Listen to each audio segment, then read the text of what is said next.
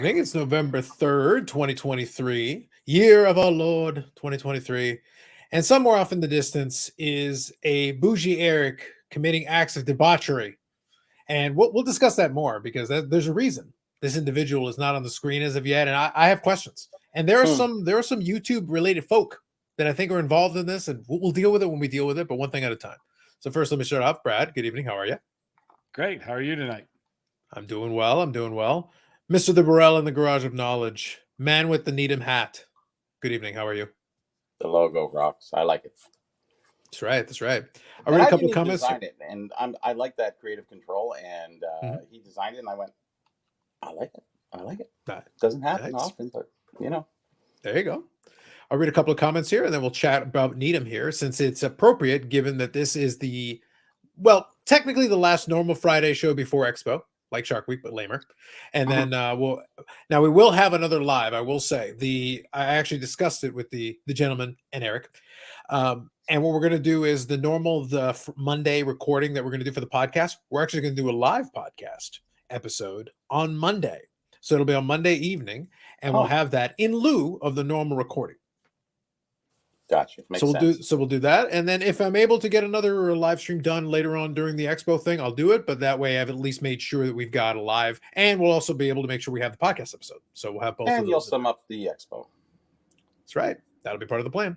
Perfect. So first, Hockey Barn was ahead of the game almost 2 hours before we went live. So thank you, Hockey Barn. That's like Bobby Barbarino. I think that's you. Your app is the golden ray of sunshine. Well done. Find myself in it several times a day. Good to know. As do not allow this technology to fall into Eric's mayo-covered hands. Facts. Yeah.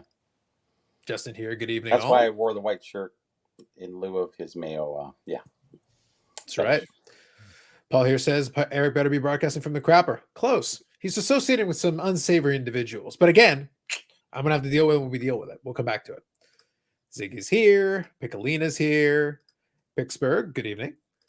Mac McNeil. Good evening from South Texas. Good evening to you. Dufex here, TGIF. Thank you, Dufex. Oh my God, I'm having Eric withdrawals. He means withdrawals, but withdrawals I think is appropriate. Sounds about right. Well, after the fact, isn't it withdrawn?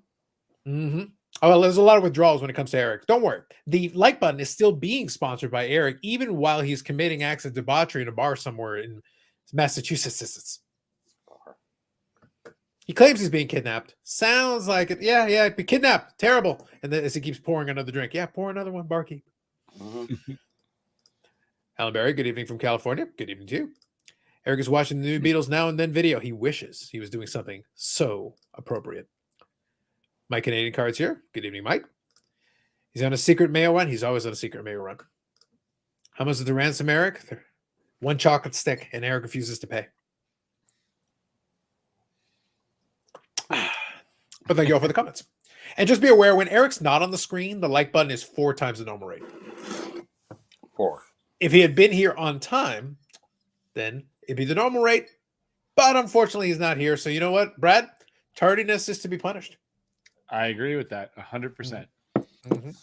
Now, fortunately, we're not just relying on Eric. We do also have our friends at AMG Collectibles. I'll quickly mention that here off the top.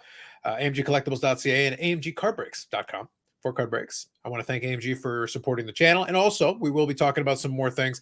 I am going to endeavor. I don't want to commit to promising anything.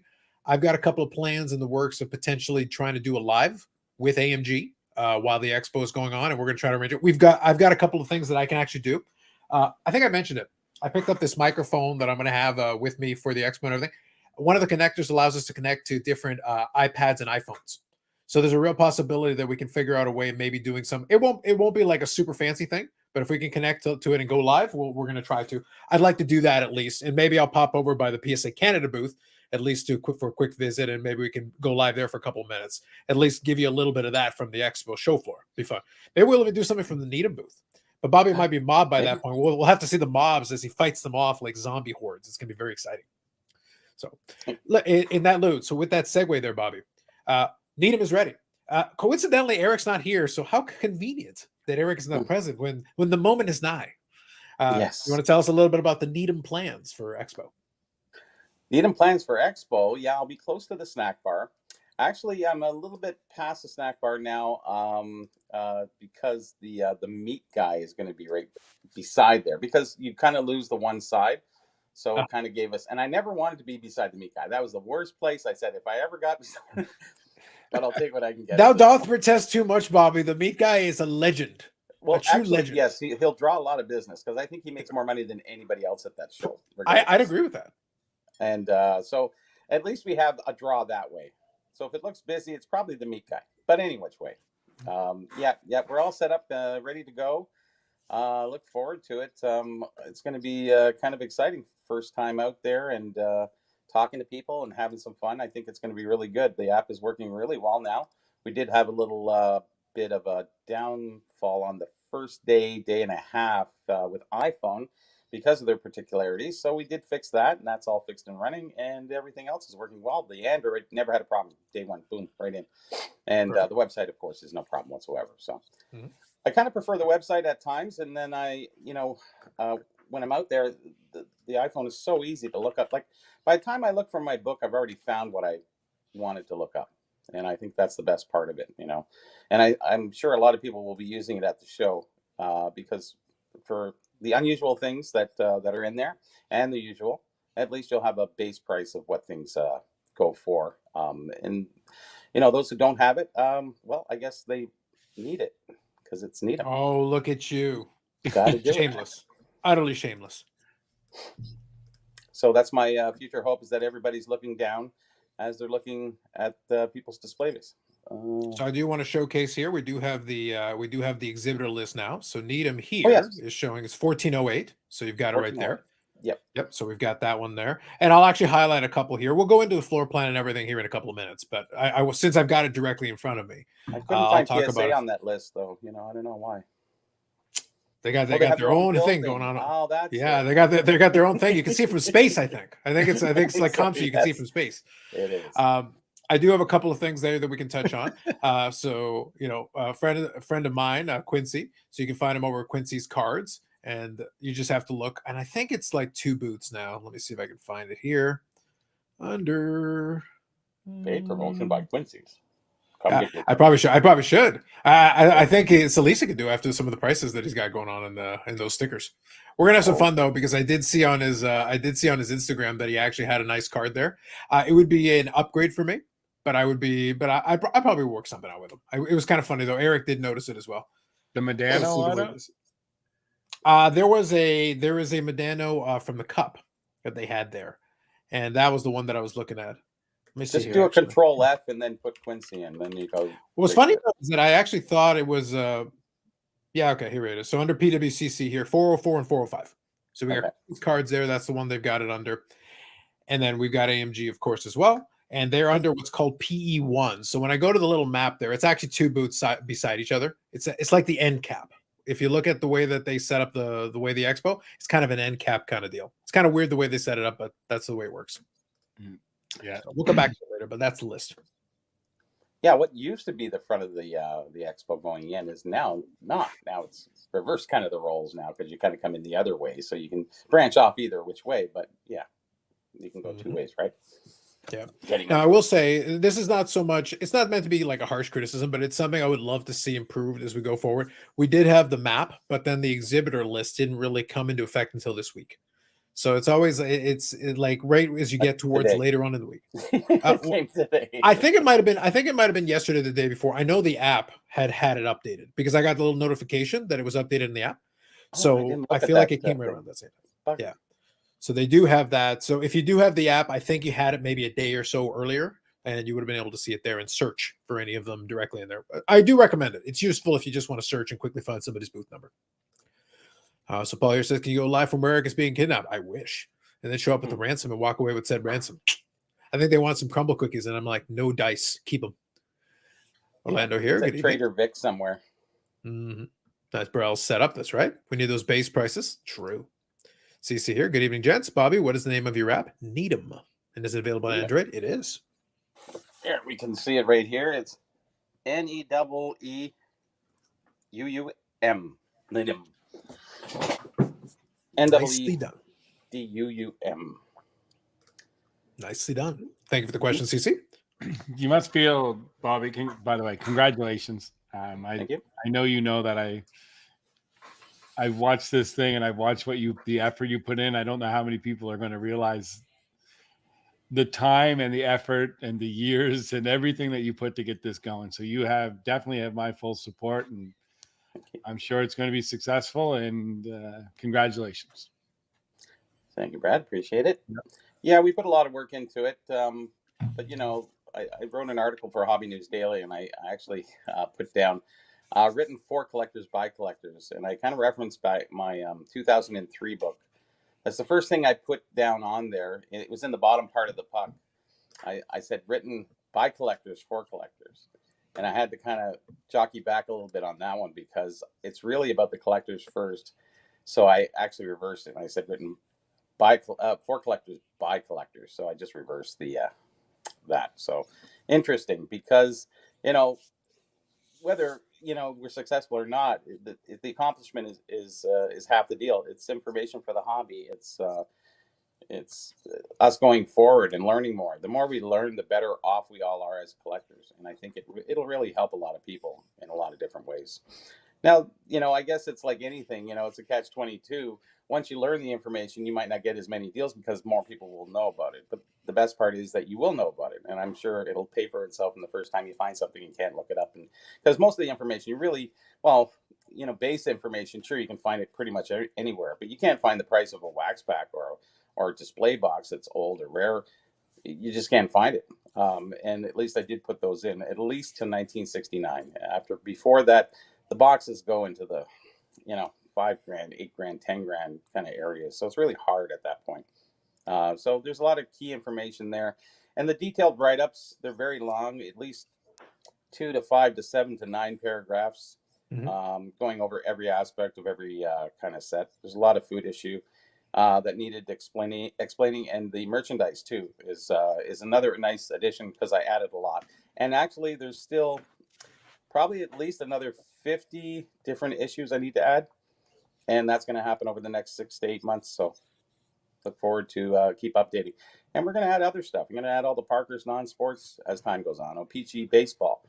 It's all going to keep morphing into better and more information because you can't find that information anywhere. So that's what it's really all about. Very nice, very nice. And Bobby and I were chatting the other day, and he's basically figured out that we can probably get Eric access in Q5. I think so. Everybody, yeah, we're all shooting for Q5. Early Q5 though. Early Q5, not late Q5. That'd be inappropriate. I'll have to give you guys something on this one. I won't wait for Eric to explain it, but he was the second person to join. Mm-hmm.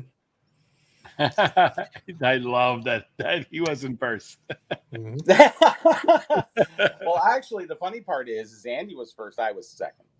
We had to pay for our own because that Google and iPhone and Stripe want to get paid. So of course. There's no freebies. There's no freebies for us. Business write-up, yes, but regardless, we still have to pay. So fair enough. Yeah, well, definitely, like I said, my intention, that's why I wanted to mention off the top. I wanted to take a few moments and talk about that because Bobby's been working on that a long time. We've talked about that in the past, and I got a chance to see an earlier iteration of it, and there was a lot of good stuff in there that has been set up, and I expect that it'll be a good resource of information for folks to be able to take advantage of and look at. So if you get a chance, check it out. What Bobby didn't show you there is that on the shirt, it actually has QR codes on the back. So if you see the Burrell, you'll be able to use the QR code. Yeah, this on their back. Exactly. You'll be able to use the QR code there to access it. So I got them on all the shirts. I got 3 shirts. Problem is that they don't fit as well as I thought they would because it seems like when you go to those shirt places, they give you less material than you would buy in a regular store. Or no, it is that because I know what size. I can get an XL, sometimes a 2XXL, just for comfort. And their 2XXL was, I don't know, large plus. It was just like, Are you kidding? I felt like a seal in a. It was like, come on. I already bought them. That's the problem. I might just have to alter them a bit. But the white one's actually perfect. These days, though, it's kind of the opposite with a lot of their clothing brands, Brad. They're like, yeah, that's a medium. That medium could be put on top of a bed as a cover. Is that a medium? What are you talking about? Dear God. Well, we used to, growing up we'll go back to the 70s. you know, a large and a small. You can even actually refer back to old jerseys. When you see the old player jerseys, you go, how the hell did they, what? You know, how did they fit in these little things? Everything was, you know, I guess it depends on the material. Some hang off you, some cling to you. You know, if you're the bigger, you don't want it really to cling to you. So we all have that preference. But yes, those shirt places don't. And this was at a flea market in Oshawa. So go figure, right? It was last minute. Either go Vistaprint or go there. And I said, Damn okay, it, right Bobby! If you can't rely on a flea market in the Schwa, Yeah. what can you rely on? Like Brad, this is the kind of disappointment. Back in the day, my weird flea market in Oshawa, quality, Brad, quality. That's what we went for, quality. Well, actually, I So we looked go up for quality because Andy ordered some from Vistaprint, and I get them, and they're basically the same. So it Okay. did work out. Fair enough. So Paul, shh, don't give away all the secrets, Paul. Paul knows too much. So yeah, I wanted to make sure we covered that. So Brad, let's talk about this since our friends didn't give us the opportunity to cover it in full. We did already address that PSA Canada is going to be set up there, receiving submissions, also on-site grading, which is the big one, but we definitely already talked about. And as I crack open this IPA that I'm going to regret already, it's a citrusy IPA. It was free. It was free 99, but still, I don't like the citrusy ones. So I'm going to drink this under protest. I'm still going to enjoy it, but I'm going to drink it under protest. But nonetheless, it has alcohol in it. Don't worry. They're standards, Bobby. This can't be. It can't be like T-shirts in the You Schwab. open We it, have you're to gonna set drink it, standards. so the standards have- can't be too high. It's free, Bobby. It's free. That helps a lot. That Yeah, covers I a lot know. of ground. Yeah. So anyway, overall though, that's going to be the big plan. There's going to be a lot of folks up there, Brad, and I expect it's going to be a full scale operation. Is there anything that we haven't already touched on that you want to add, or as we're coming up on the late planning stages here, you're pretty much ready to go? Yeah, no, I think we are. We'll have a team of just shy of 100 people. That's a big move. I know we talked. It's a lot of I'll have people. two. Yeah, it's a huge operation to make this happen, Wow. and it's a huge investment by PSA in the Canadian market. And that's I'm not saying that as a plug, but it is. It shows the Canadian market's is very important to PSA, and we want to see this grow and make it easier. So there's some days I'm very optimistic and very excited. There's other days where I'm stressed and I'm not sure what's going to happen. And when you look at it, I'm quite confident. We put in numbers. We did projections starting about a year ago to make this happen. And I think we'll hit it. We're seeing more and more people come through, and the numbers are coming through. And after today, I'm very optimistic with the amount of phone calls and people I've talked to. We've got people flying in that are dropping off cards. I'm going to meet one guy at the airport on Wednesday night. He's dropping his cards off. He's flying to the US and he's coming back. He's going to pick his cards up on Friday. So I got to sneak out and bring them back to the airport. And that's some heavy hitters. So it's very exciting to be part of that process, which I always enjoy. So yeah. Now, but I want to kind of answer Paul's question a little bit if you want to put it into context. So first, I want to make it clear. So we're doing this on a bunch of halls. So what I'm doing is I'm showing you the map here, just so you can kind of see what's going on. This is very similar to the setup last time. So you've got the main hall where the majority of the dealers are going to be. So that's one of the big the hangar, right? Yeah, exactly. It's going to be the big one there that's going to go all the way through to the end. There's a lot of stuff going on there. You can see Upper Deck's going to have it set up over there. Grosvenor, one of the big distributors, is going to have their stuff. Universal Distribution, a lot of these ones. So over here, you've got CSC, who does those card shows that I've talked about with Bobby in the past. They're going to have a booth there. Now, I will also give credit where it's due because I want to help promote where I mentioned that I'm going to try to go live and do a couple different things. That's just us kind of putting something together that I'd like to do. I will say that I believe it was CSC who announced with Coach Co, if some of you are familiar with him, they're apparently going to do some lives from that booth as well. So that's good. And I think I honestly think that's an underserved market because for us, we just don't have that many that have tried to do that. And like, in my opinion, it's a smart move. And if they're doing that at various times, I think that's great. I'm going to try to do a little bit of that myself to contribute towards it, but I just wanted to call it out since apparently they're going to be doing that. PWCC, that's their presence. Mint Inc., which obviously does a couple different things. eBay's booth. So if you look at the size, and I think they've done this pretty much to scale. So if you look at what eBay size is there, just to give you context. So you look at that, and then I'm going to go here, and this is basically the lane where there's a bunch of dealers. It's basically like a hallway that you go down and you can pass some dealers to reach this hall. And then here's the CSC marketplace. So it might even be here where they're doing that live. So I'm not sure. It's one or the other. But you've got a bunch of these different ones. Autograph pavilion, where all the autograph guests are going to be in that entire section. Again, think of the scale. And now look at PSA's box over here. So I don't know if that's operating to scale, but that looks like a pretty large operation headed over there, considering the size of some of these other things relative to it. Looks like you got a nice back door there, Brad. Yeah, no, absolutely. That's all part of the configuration. I know it took Steve Menzies a long time to accommodate everyone and make this work, and I'm very happy with the outcome. Because we were over in the other hall. Now we're moving over to the back corner of this hall, but in order to make it work, this is the only way we could configure it. So I think he did a great job, and I think the dealers are going to be happy now as well that are in this hall. Last time they said it was kind of an afterthought from the main room. So I think by having the grading companies, the autograph pavilion all over in this hall, it's not going to be an afterthought. If you have a table in that hall now, I think you're going to be in a good spot as well. So I think yeah. Do you guys agree with that? I agree. But I think the biggest, so I do think it's going to help a lot, but I think the biggest winners are the people in the hallway. Because the people in the hallway were like an intermediary last time. Like people had to go by there, but at the same time, they would just go by there. But the sheer number of people that potentially can now go by there is I think, going to force some of if those guys, my advice, if any of them can hear me wherever they are, if you price your stuff reasonably, go there like you want to make deals, you're going to have so much foot traffic going by there just out of necessity. That's an opportunity. You could basically clear your inventory. You really could, and do very well for yourselves if you are willing to price appropriately.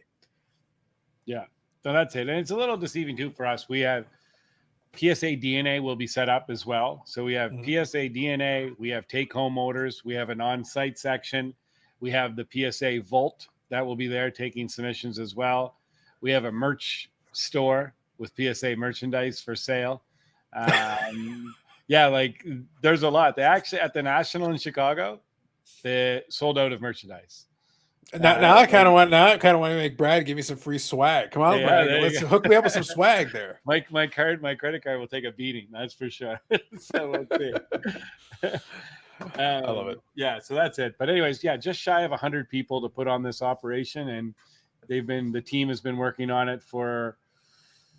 I'm going to say we started the conversation a year ago, and now we're at that point. But it's been a wild roller coaster ride. So, how many restaurants are you guys filling up? Like whatever. Yeah, I was gonna say, yeah. I was talking to Brad, and Brad, we still have to chat a little bit because I said I'm forcing you. If I have to kidnap you, Bougie Eric style, we're gonna at least grab a bite or grab a pint somewhere. But I can imagine like that's the whole operation. Here's what I'm curious about. I can't imagine. I think that there will be a large chunk of the PSA folks that will be off.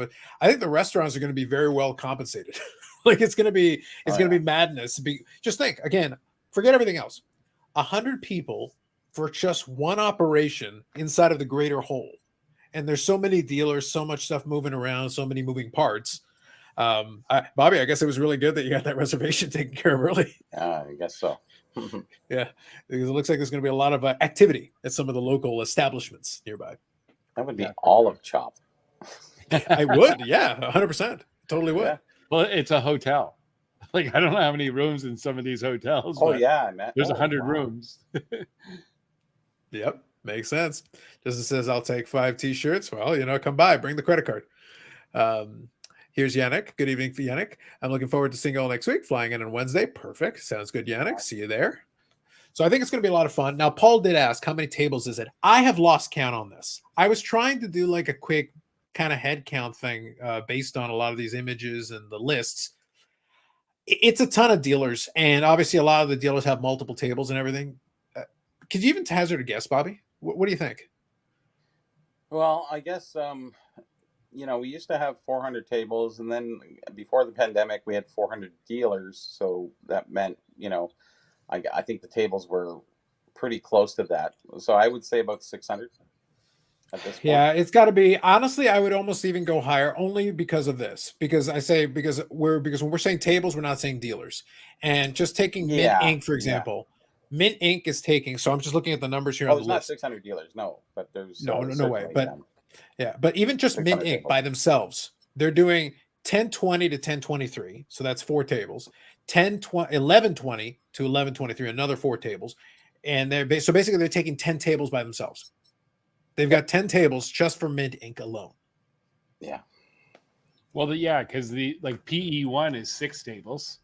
Mm-hmm. So Exactly. each of your end caps is 6, and then across Yep. the Maritime Mafia is Michelle, our friend who passed. You should have a away shirt for that. last- You should have a Michelle shirt for that. Dubois used to call us always the Maritime Mafia. Yeah, and I think just to give context, so you said it's 6, right? Yeah, 6 on an end cap. Yeah. And So if you look at that, Needum has 10 booths minus 9, so we got 1. there you go. So just looking at that, so the AMG is here. This is PE1 directly across from PWCC, and then across from PE2. So if these are 6, so you got 6 and 6, that's 12 tables right there. So I guess it's like, how do you want to count it, right? Like if you say tables, that's a heck of a lot of tables. Like we're adding up those tables real quick. Yeah, you I'm count thinking that there might first be like row on the right. 1,500 tables. Yeah, it's like that's the thing. If you use the list of dealers, it's still a lot. It's hundreds. But if you use tables, it's like it's gonna be a lot of tables. A lot of tables. Especially by traditional, like the table metric. And a lot of those tables are getting filled up by stuff, man. They're getting filled up. Do you call eBay tables? Like, I don't know. Because their setup isn't like that. And Panthers, Yeah.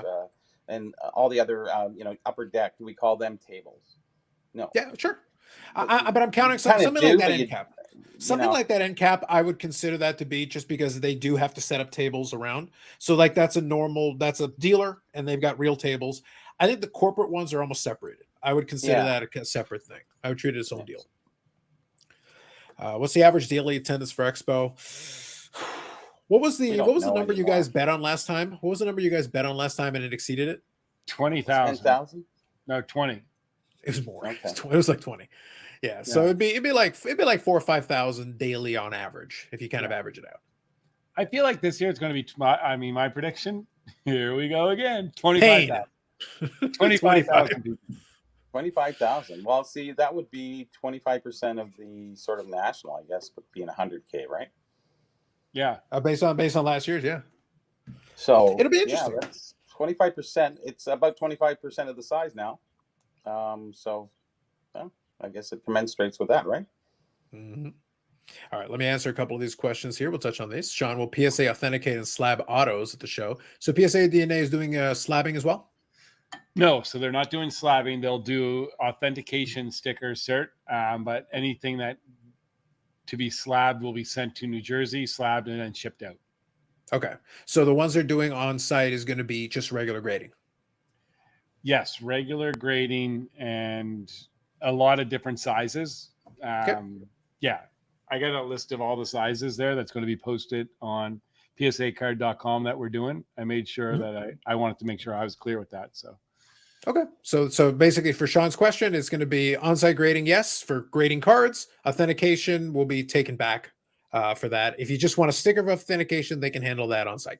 Yeah, absolutely. Stickers, certs, everything. But if you want it slabbed, that will be done for take home for all PSA DNA services. Perfect. Thank you for that. I'll say this too. There's only so much of each quantity. So I want to make sure I push that narrative. If you have something obscure, even like if someone comes in with 2 sets of tall boys and they want them all graded, not that that's going to happen, but if it did, we could run out of, that could be the only tall boys that would be graded. There's only X amount of supplies that are for each different size.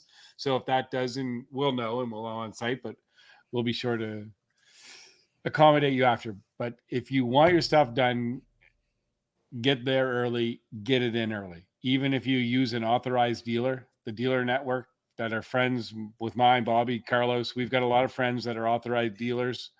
There's a lot in Ontario and in Quebec. We have Luke out that's looking after Western Canada right now, but if they're going to get the cards in Wednesday, so they're going to get them in of the very first ahead of schedule.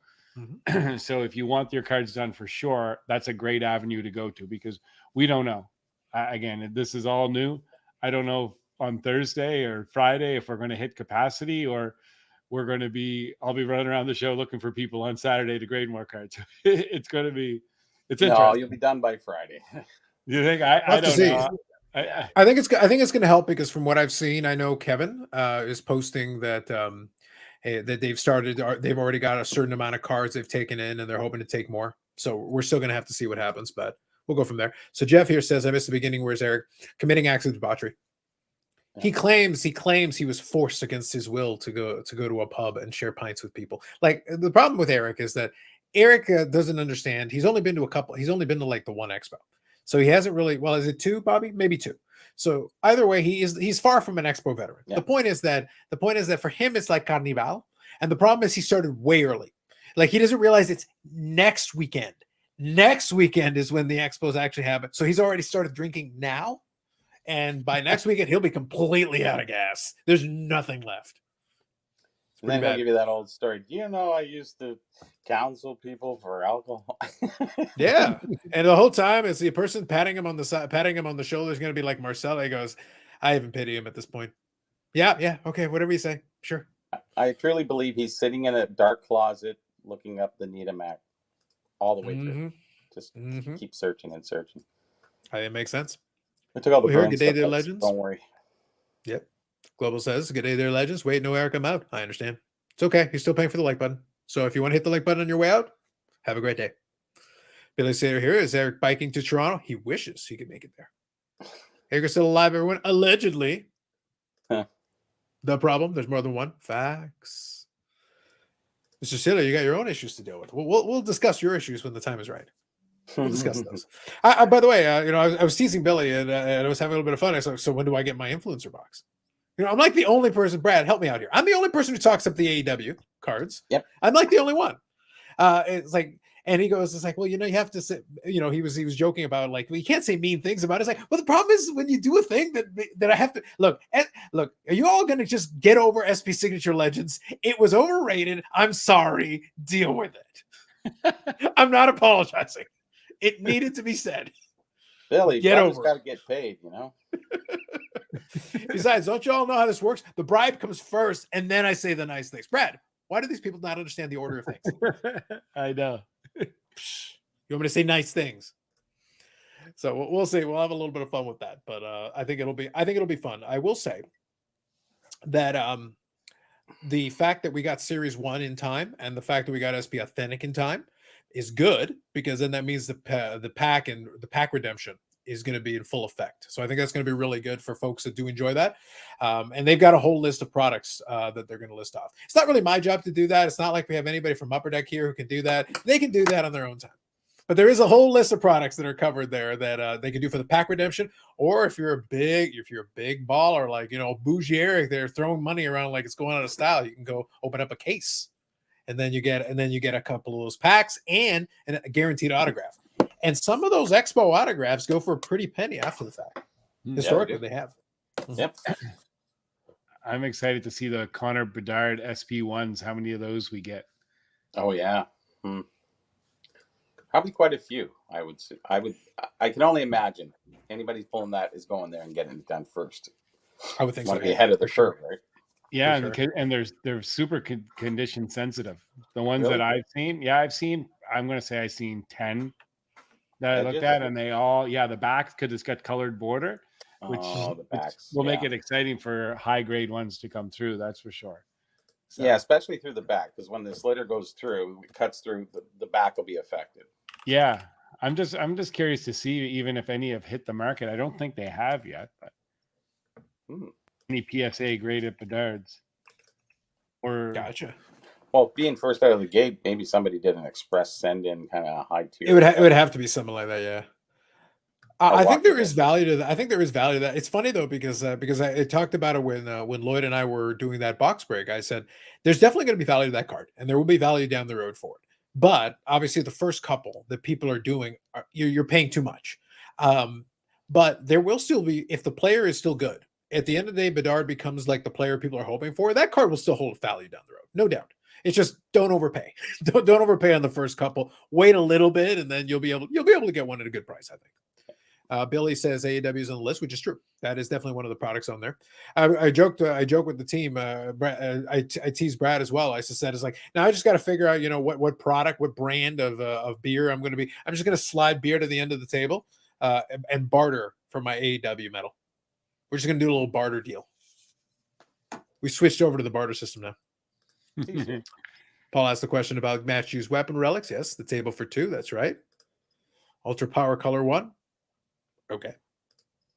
Madman is the best, and it'll hit history hard, Billy. There you go. Justin's making his pitch. Yeah, I think that's gonna be the plan. We're going to bartering. It's not my fault. I was actually, I got to be honest, Brad. It's funny because I was actually going to. I already had enough videos this week, but I was going to make a video now that AEW Allure is coming out. It's like, so Brad. He's like, let's talk to our friends at AMG. It's like, all right, y'all. You want a 6-pack or a 12? What do you want? Straight up deal. I'll make you a straight up trade. There you go. Speaking of that, I got a question. Has anyone heard anything from Brian Gray lately at all? There was some rumblings about something he responded to, but he was cursing out Tops. Does that count? That's what it was. Yeah. Oh, really? Yeah, he was taking some punch out the Tops. As far as what he's up to right now, no. I do know. I did check out friend of the channel, Wade Boggs fan, who I had on with a discussion a little while ago. Very subtle, Bobby. I like it. Where he did get his Leaf card that he was promised for the Wade Boggs Trust. One of Brian Gray's last big things that he had done when I want to say at the National, they were doing a box break with Wade Boggs. And Wade Boggs explained the whole thing about the Boggs Trust. And then Brian Gray did one of his, wouldn't it be awesome if, and he did follow through. They made a custom Wade Boggs Trust card with a Wade Boggs Trust logo that they had designed and did a whole thing and then sent it to Wade Boggs, who autographed 14 cards for that group of super collectors, including card number 1, which Wade Boggs himself owns. And the other 13 cards are for his super collectors as part of that group. It is exclusive. They made it as a Leaf metal product and put together a nice custom card for Wade Boggs. They are all hand signed by Wade Boggs himself and sent out to all the members of the super collecting group. That's it's so strange, Wade Boggs. You know what I mean? It's not like it's not like any other star. It's just Wade Boggs. So it's interesting. I think it worked out because it happened to be that they are the Boggs Trust for Wade Boggs. Listen, that man was once playing baseball with Mr. Perfect Kurt Hennig. There you go. Yeah, it's a fact. It's a fact. What are you gonna do? No Cal Ripken. No, it's just it's gotta be Wade Boggs, my man. Listen, Wade Boggs ate fried chicken before games. He's the chicken man. And he had a cookbook on chicken. Ate a steak. And how many of them had a cookbook on chicken? Very few. There you go. It's hard to do a cookbook on chicken. CC says, which line will be longer? Entrance to get into the show or PSA on-site grading line? Entrance to get to the show will be longer, but the PSA on-site grading line, potentially. I like hearing that, CCC. That just makes me smile. Keep that coming. Keep those positive vibes. Yeah, and then there'll be a time when Brad goes, okay, that's enough. Well, what's gonna happen? What's gonna happen is you're gonna see. What's gonna happen is you're gonna see like video from that line, and Bobby and I are gonna be there, and then we finally get to the front of the line. It's like, no, we were just here to support you. Good job. Good luck, Brad. Take it easy. You know what? I will take that. See you at the pub, bro. See you at the pub, bro. That's awesome. That'll be Saturday. Kurt Hennig make the first NBA 3-pointer. Maybe. Without Eric, we are serious and hobby changing. Possibly true. The Always Sunny in Philadelphia episode, guest starring Wade Boggs as the gang tries to beat his beer record, is hilarious. Nice. See? But see, Wade Boggs has some currency in popular culture. What do you want, Bobby? See, I remember him. I'm just saying, it's just rather strange. Look, the man has a trust. The man has a trust. You can't question it at that point. And now the trust has a logo. Listen, I'm a big fan. Once you got the logo, it's legit at that point. True. I sort of make the argument for the Hockey Hall of Fame and Eddie Shack. Who's the best entertainer in all of hockey? It was Eddie Shack, who had a lunch pail that almost nobody else did. Eddie Shack, who'd made there's so much about him, and he gets no nod for the Hall of Fame. So, anyways, just interesting. Do you know a guy that? Oh, sorry. Yeah, you finish up. No, just the price of his cards are actually higher than any other common, even when he's 10 years in. So Yeah. So maybe you should have it's founded the Shack Trust, and we would have more we would have than had most special of cards. the even more than most of the other Hall of Famers, which is just I don't know. Just saying. Hey, sometimes there's something to be said though for a passionate group of passionate niche. If sometimes that Yeah. works really well. I think. Look, to be fair, I think part of the appeal is the fact it is a legitimate Hall of Famer, 3,000 hits, like a legit multi-time Sure. batting title champion. He wasn't just some random dude. Like a great player in his day. But the fact is, he is a little bit more obscure. But the fact is, those super fans are passionate enough to have built like a little group out of it that Wade Boggs over the years has come to know and appreciate and chat with. That he basically talked them up prior to Brian Gray deciding to do that. If it had been 300 people, I don't think this set would have been made. But the fact it was this group of 13 like really passionate ones who were part of this group it made it possibly like, yeah, we can do a 14 card run special for you guys. And there you go. And it'll be one of a kind, a piece unique. Nobody else gets these cards. Just the 13 people plus Wade Boggs. What cult followings happen, right? That's right. Like the Hanson brothers. Billy says higher number PSA submissions or number of meat sticks sold. Meat sticks. The meat. I'll The let meat, you the know. meat I'll guy. be counting. I'll be counting. Yeah, the meat guy's a goat. Legend. True legend. I heard he sold 10,000 meat sticks every year. So that is It's got to be awesome. something. Listen, it's got to be something crazy. I don't even know. What's gonna happen is everybody else is there's gonna be some people that are gonna be griping. Oh man, I didn't make enough sales and blah blah blah. It's like I couldn't move any of these cars. And then the meat guy's gonna be like counting his money, just walking behind. It's like what is that? Wait, you have an armored truck to grab the money for it? Oh, this is just from today, bro. It's just from today. Just Hey, you got bags of sports money. cars, guys who drink beer, like meat sticks. That's like hand in hand. How can you go wrong? He probably does about 30K. Clear profit. It's like hear it out, Brian Gray. It's like, what about the meat? It's like there's gonna be a meat guy trust. At some point, there's gonna be a fan club for the meat guy. Oh, hey, we got to start something, eh? I was gonna say, yeah, we got to talk him up some more. We need a group, a small clique. Yeah, like Wade Boggs, but meat. Yeah. There's so many directions this joke could go. I'm gonna put a I pause took it on in all that of it. direction. I'm putting a pause on all of it right now. Orlando says, imagine a Medano trust card. It would be interesting. I think though a lot of them, I will admit that the Medano collectors today are a lot friendlier than back when I started. No, we were trying to kill each other. We were trying to bludgeon each other as much as humanly possible. Interesting. Those are the good old days. Yeah. Single tier. Name says, hey guys, happy Friday. Good evening, Name. One of these years, Name, we got to get you out to the friggin' expo. Get on your friggin' Learjet. Let's go. We talking smoked meats? Are these warm or just a giant beef jerky and a stick? I think there's a variety of stuff, Bob. Everything. There's a lot of stuff. Yeah. Every Look, Paul. If I get a moment, I'll take a friggin' picture of his booth, and you'll get the gist.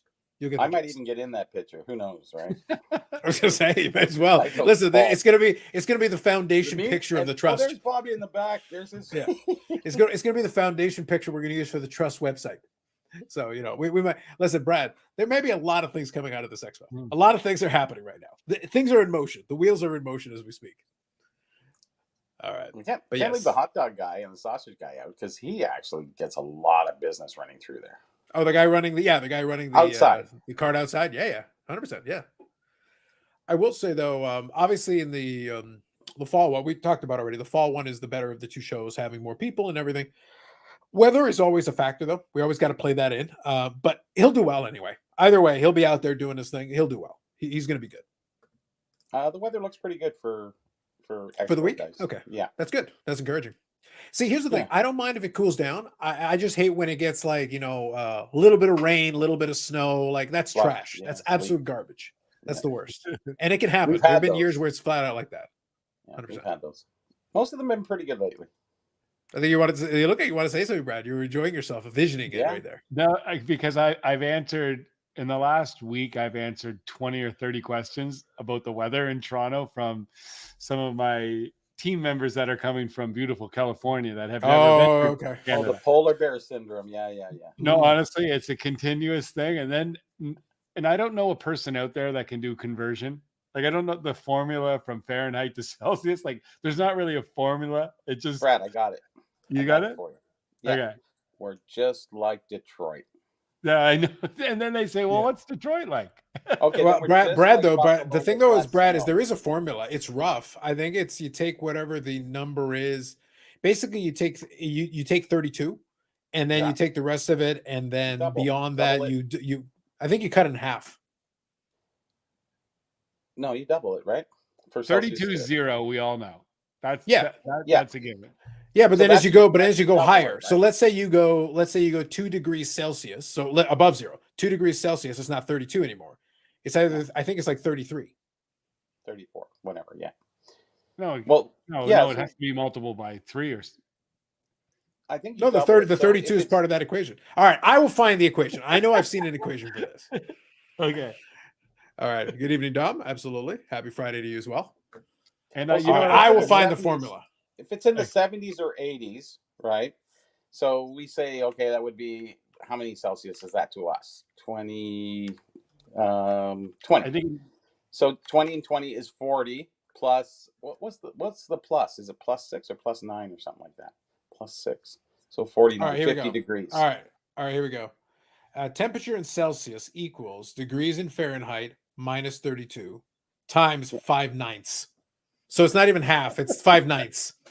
That's our problem. The problem is like it's not precisely half. It's like It's almost weird, there, but weird yeah. fraction. Can It's a you weird do that fraction. in metric? Yeah, exactly. Look, the point is that when it comes to that, I will do sometimes the conversion just for Eric's benefit. Like when it'll be really hot or really cold, I'll be like, it's 85, it's 95, 105. There you go. It's hot. yeah. You can figure that out.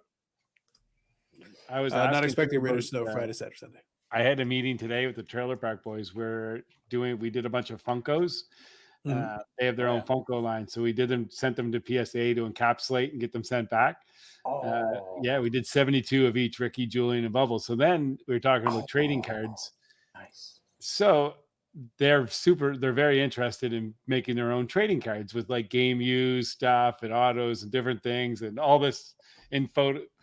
Anyways, very excited. So I said, well, Sitcom used. Yeah. I've done a lot of business over the last 20 years of my life with Brian Gray. Mhm. I don't know. I said, I think this might be something like it's a niche thing that they could produce and do if, so anyways, that was my question. Oh, okay. What are we up to now? So here's to kind of bring it back around to what we're talking about. The problem is that I don't think outside of whoever he's decided to confide in, nobody really knows what he's doing, and we're not even completely clear if he's out at Leaf. We just know that anything like so. Even in the example with John Wade Boggs fan that I gave, Brian Gray came up with the idea at the National. He did a whole thing, but it was the team that executed the communication point after the ball got rolling. The communication point was the other gentleman who right now is kind of running Leaf. So he was the point man at that point. It was no longer really Brian Gray. It was them, and they carried it through to the end. So that doesn't mean that it's obviously but at the same time, Brian Gray is still like somewhere in the ether, like plotting in his secret underwater base or something. Like we don't even know. Like dude's doing something, but we don't even know what he's doing. You have to assume he's scheming and coming up with something. He doesn't just step away. Whatever he says, he doesn't just step away. He's planning something. He could be ill too. It's possible. But Well, I think it's one of those things where like it would be easy enough for him to just say, hey, you know what? I'm literally just taking care of my health, guys. Like I'm literally just taking care of my health. I'll see you when I see you. Yeah. That'd be easy enough. So I don't know. I think he's being The intentionally cagey. embellishment after that, right? Yeah, I think he's being intentionally he's cagey. dying. He's that everyone's gonna say that stuff. So he's just letting it go wherever it's going. So yeah. Just reverse the numbers, average temperature. There you go. I think yeah, we'll have to see. But I agree with you. Like if somebody was going to make that kind of a small batch production product, Leaf would be a perfect candidate for it. What I would say, Brad, is I don't know if you have a contact with Brian Gray, you could always try him. But the folks at Leaf right now, we're working with them, and they're still doing small batch stuff. So I still think they would totally be interested in something potential like that. Whoever owns the rights, it basically is a good contact point for them always for stuff like that. Yeah. That's my opinion. So they're doing Zachary, good evening. bobbleheads signed, or I mean, Funko Pops signed? Yeah, so we did 72 of each character, and we inscribed the first 10. Still a little bit of upper decks. Inscribed the first 9. So we actually ended up doing hand number them to 69. Mm-hmm. And yeah, Insert and laugh track. and the first 10 were inscribed. I didn't even look to see what they inscribed on them. I'm not even sure. So they all inscribed on each of theirs, or yeah, so they got each individual one. So each, yeah. And we're getting the auto graded and the pop itself graded. So dual service encapsulated. Encapsulated too. Okay. Yeah, so they looked super cool. So nice. So Zach here, good evening, and also is mentioning here went to Dallas Card Show. Brian Gray was walking around the show, not sure what he's up to. So yeah, it's kind of what I figured. Like I feel like it's going to be a situation where Brian Gray is very comfortable letting people speculate about what he's doing, and he'll just like appear randomly at different places. It would make sense for him, but right now it allows him to kind of operate. I stepped down from Leaf, so as far as Leaf is concerned, I wouldn't surprise me if Brian Gray is like, "Hey, talk to these guys, reach out to them, they're there." But at the same time, he never said he doesn't still own Leaf. He never said he doesn't still have equity and like some interest in the thing going on. He just likes people talking about him when he's not there. So I think that works out. Yeah. Because otherwise, why would we talk about him? No reason. Not right now. Yeah. I will say though, I think that's interesting. The potential that I think the Trailer Park Boys thing would be interesting. It would work out. Look, at this point, all we got to do, Brad, is we just got to keep raising your profile, and eventually we'll have a special custom set, the Brad Hartland Association, because at this show would have been perfect. You would have the Trailer Park Boys thing. We have an association there, and Ric Flair is going to be there. All we needed was Josie, and right there, the Brad Hartland stories, that have already been chronicled on this live, could literally become their own card set as we just keep going. We'll go find Matthew Good. We'll go find Dale Earnhardt Jr. Like we're one after another. We'll just fill in all the gaps. The intro will be Mr. October throwing the ball. There you go. Look at you. I like it. The other one is I think your buddy Kenny Reed is going to be out and about promoting the book, I believe, as well. No? Yeah, absolutely. So I've got two. Oh, yeah, you sent me a message. I haven't read it yet, but that's another one of my. I find there's time after the show. I have some downtime, and I can do all these things that I haven't been able to do next week. So I'll start reading. You all want to see Sasquatch? You want to see something funny? Sure. Oh no! See, look at this. I told you he's literally hanging out. He's literally hanging out right now with Aaron Rodgers in the darkness. Right. Do you believe in a thing called love? Apparently, we have to. We have no choice. Who's he talking to? What kind of debauchery? Eric, were you up to? You're going to try to blame Filmington and Cardi C. Don't try to do that. I kept their names out of it until now, but now I'm going to say, listen, is it Eric, or as I should call you, Steve? Yeah, that was funny. So Filmington reached out to me. He goes, I think I called your buddy Eric Steve. And I go, that's probably the nicest thing anybody said to him. Good night. Yeah. It was much. Answer me, Steve. He treats me much nicer than you guys do. I can tell you that. Listen, I know more about Filmington in the background than you do. And trust me, he's not that nice. He's probably trash talking you right now as we speak. Are you on your mountain bike? And how would that be different from what you guys do? Well, I'll badmouth you to your face. I give you credit for that. I'll call you Steve like Wonder Woman does. Hey, stiff. Stiff. Wow. Really. Listen, if Gail Godot wanted to call me stiff, I would let her. We won't go there. Okay, next. I was going to say, pause again. Again with the pausing. Duvek says, hello, Darkest Metal fan. Facts. Zach says, not sure I saw him from way across the show. Other people told me he was there. It's all about the Brian Gray sightings. This is how it works now. He's like Sasquatch. Pretty close, yeah. They're varied reports. There's a little height difference. So, Eric, explain yourself. What happened? How did you end up in a land of debauchery hanging out with Filmington and Cardi C? I kind of stumbled into it. We know a lot of the same people. I mean, I've known Chris for a while, and I was with some other guys that I know. Phil I've met in the past, and I've had dinner with them in the past. So we're all at the Shriner show. Bobby knows that one. It's the largest show in New England, and it's 3 days, hundreds and hundreds of tables, and it closed down at 7, and the guys wanted to go out and invited me, and I was like, what the hell. I did have three drinks tonight. I had 2 Cokes and a root beer. So I'm driving very carefully. So if my mother is watching, I want her to know that I am driving very carefully, although I had 3 drinks. Amazing. It happens. Odds we see the Boston Strangler's 14th murder here, Eric. Pretty high. This lighting really brings out Eric's devil eyes. True. He's like a raccoon. I feel like it sells it really well. So we'll just make sure everybody refers to him properly here. So I'll just help out, Brad, just so that everybody's on the same page. There we go. We'll refer to our good buddy Steve there. That's right. My name is Steve. That's right. Kathy says you better be. That's right, Kathy. You tell him. Yes, ma'am. That's right. So yeah, we were talking a little bit about Expo. So aside from you hanging out with your new buddy there, Filmington, at least until he trash talks you later, and by that I mean like now probably. So tell me. Blame him. No one would blame him at all. So we were already talking with Brad about what's going to be happening over there. So Brad says there's like 5,000 people at the PSA booth going to be working there. So we might need you to like get a lot of snacks. We might need you to do a lot of snack runs. Well, as you know, I am not a fan of Brad, and I will do nothing of the sort to help him or assist him in any way. However, if there are complete strangers that are in need of help, I will lay my life down for them, and I will do whatever I can to assist them, as long as none of that assistance helps Brad at all.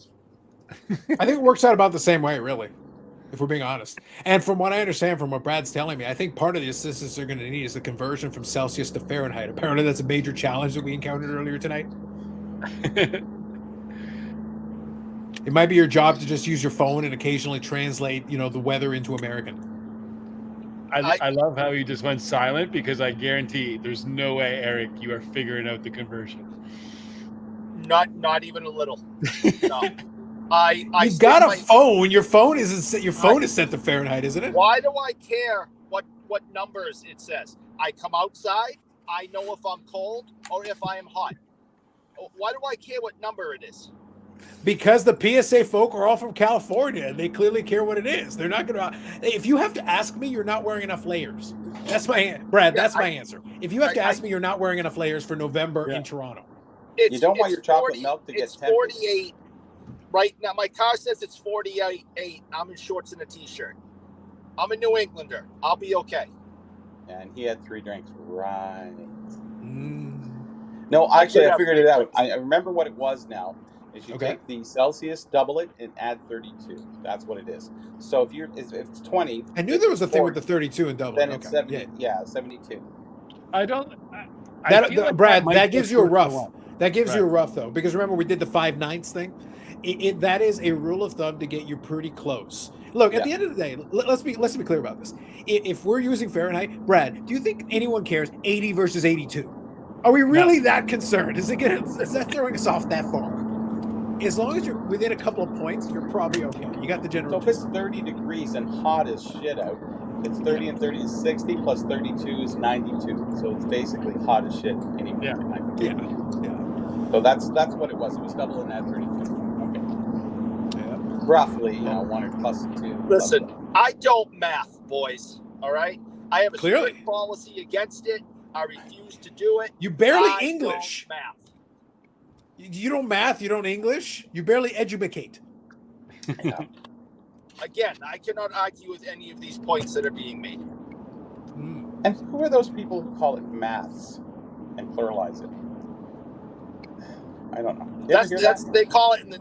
Those are the really uneducated ones down south that calls it the maths. I just say I don't math, singular. Yeah. We're more sophisticated up here in the north. Yes. See, now he's part of the North. Who knew? Hey, Brian, it just occurred to me, like in the spirit of like what I was saying with poking fun at Billy earlier, I think what would be really funny, and it would be a video that I would love to make, would be I come to some kind of a deal with you guys for the AW metal thing. And what I do is I'll do a box battle with one of you guys or yourself or somebody from AMG. And just as you're opening it, you just like burst into tears thinking about how much money was lost on this product while Billy's just over there shaking his head disapprovingly. Yeah. I think that'd be a phenomenal piece of content. Value. Hashtag value. Value. You're muted, Brad. I'll have a box of don't tell AEW him waiting that. for you at the PSA booth. There you go. That's right. There you Well, Brad, like confidence is me. I appreciate it. But here's the thing: I will make a deal. I will make some kind of a deal with the boys, and I'll grab a couple of boxes from them. But I literally could wait. Like I tease and I poke fun. But here's the reason I tease and poke fun. It's not because I don't like the set. This is why I have fun with Billy and I poke fun at him a little bit. It's like I actually think the set is fine. I actually think there's a lot of parts of it that I really like, and there's a lot of good stuff. And it's the fundamental problem we're encountering right now. But the problem is, and this has nothing to do with them, AEW is a much colder product than it was back then, and that is a reflection. It hurts the product, and the time delay in releasing the product hurt any hype they would have had at the time. So I knew even before we started, because when you guys sent me over the information, so I knew what the cost basis was on the box. I go, oh, it's going to fall below that, and this is the cost. And I knew, so I'm like, well, even as a fan, I would be costing myself money for no reason when I know it's going to go lower. And this, you guys don't need any inside info for this. You can just look it up yourselves. The AEW metal went in pre-sale in Canada for $199. That's what the pre-sale was. And I said, well, that's going to fall below the pre-sale. I can go right now and hit buy it now on a local shop here, shop online. It's $149. That is already $50 below the pre-sale, and it hasn't been out that long. What does that tell you? That's it. Like those are objective facts. That isn't me like bullshitting or talking down on the product. No, I like the product, but it's like I knew this was going to happen. So like as a consumer, and Brad understands this in business, but as a consumer, why would I cost myself money? Even the pre-order would have made no sense for me because it's like, yeah, I literally am going to get a $50 discount and I can go buy it right now for $149 all day long, and it's available. I know they're losing money on those boxes. I know they are. And they've decided, like, look, I'd rather sell these boxes than something and just get some money back and move on with my life. Yeah. And you got to make that decision on something like that's business. You make the decision and roll with it. I was over taking submissions tonight at AMG, and Steve and Sherry and Blair were there working, and they were getting all the wax ready to take to the expo. Mm-hmm. And then Sherry was working on a spreadsheet just to say, and she's like, well, what are we going to lose on this? And there's like 25 products that they're going to lose money on. And you can either make the decision to lose a little bit of money now and use the money to reinvest into product that you're going to make some money back, or you can sit on it longer, maybe lose more. You got to make that decision. So I was watching them go tonight, and they were doing a great job, and great job at losing money, but you got to make that decision, right? But by contrast, like we talked about how Series 1 was very successful. That's the other end of the spectrum. Like Series 1 sold extremely well, and you probably could have charged more and made the money. Like it sold really fast and really well. So it's a mixed bag. We've talked about it in the past. Like that's part of the game. So there's going to be products like that. You don't even have to sell the product. The product sells itself. You don't have to do anything crazy. But then there's other ones that are like, nope, you're going to have to think of a clever way. And then hopefully, if everything goes well, I've already talked with Sherry when we did the episode on the AMG podcast. Like, I feel like on the strength of the Cheese String-A-Mon alone, the Pokemon product is going to sell like hotcakes. Guys, Cheese String-A-Mon. The Cheese String-A-Mon is in the set. It's live. Absolutely. Isn't that what box breaks are all about? It is. Yeah. That's part of but I'm saying for like the Series 1, Bobby, the boxes themselves sold in and of themselves, even without box breaks, even without anything special. But then there's other products where it's like, yeah, it just sits because in Atlantic Canada is not an AEW hotbed. I tease them, but it's like it has nothing to do with whether their desire to sell it or not. It's like it's just who is the audience there that's going to buy it. Yeah. And now they're going to release Allure, and Allure unfortunately is a week after because I told Billy she should have just smuggled it up. She just gone to the warehouse and smuggled it up, man. Let's go. It's true, and it makes it harder because you buy everything, as we talked about before. You have to buy all the product, And if you don't have a marketplace and you're not an air dealer, an authorized internet retailer, you can't sell the product online. You can't advertise your prices from Upper Deck. So what are your options to do with product that you have that just, you got to take it to a show and you got to move it. And So Eric, I'm muting you for now, but if you do want to say anything, you can just signal us in the darkness. So I just want to make sure you know that, because otherwise we hear the set background noise from the car. All right. So Zach says, so I got an orange shirt that I thought was Brian, but it looked different. Darker hair, had maybe glasses on. Maybe it was him in disguise, perhaps.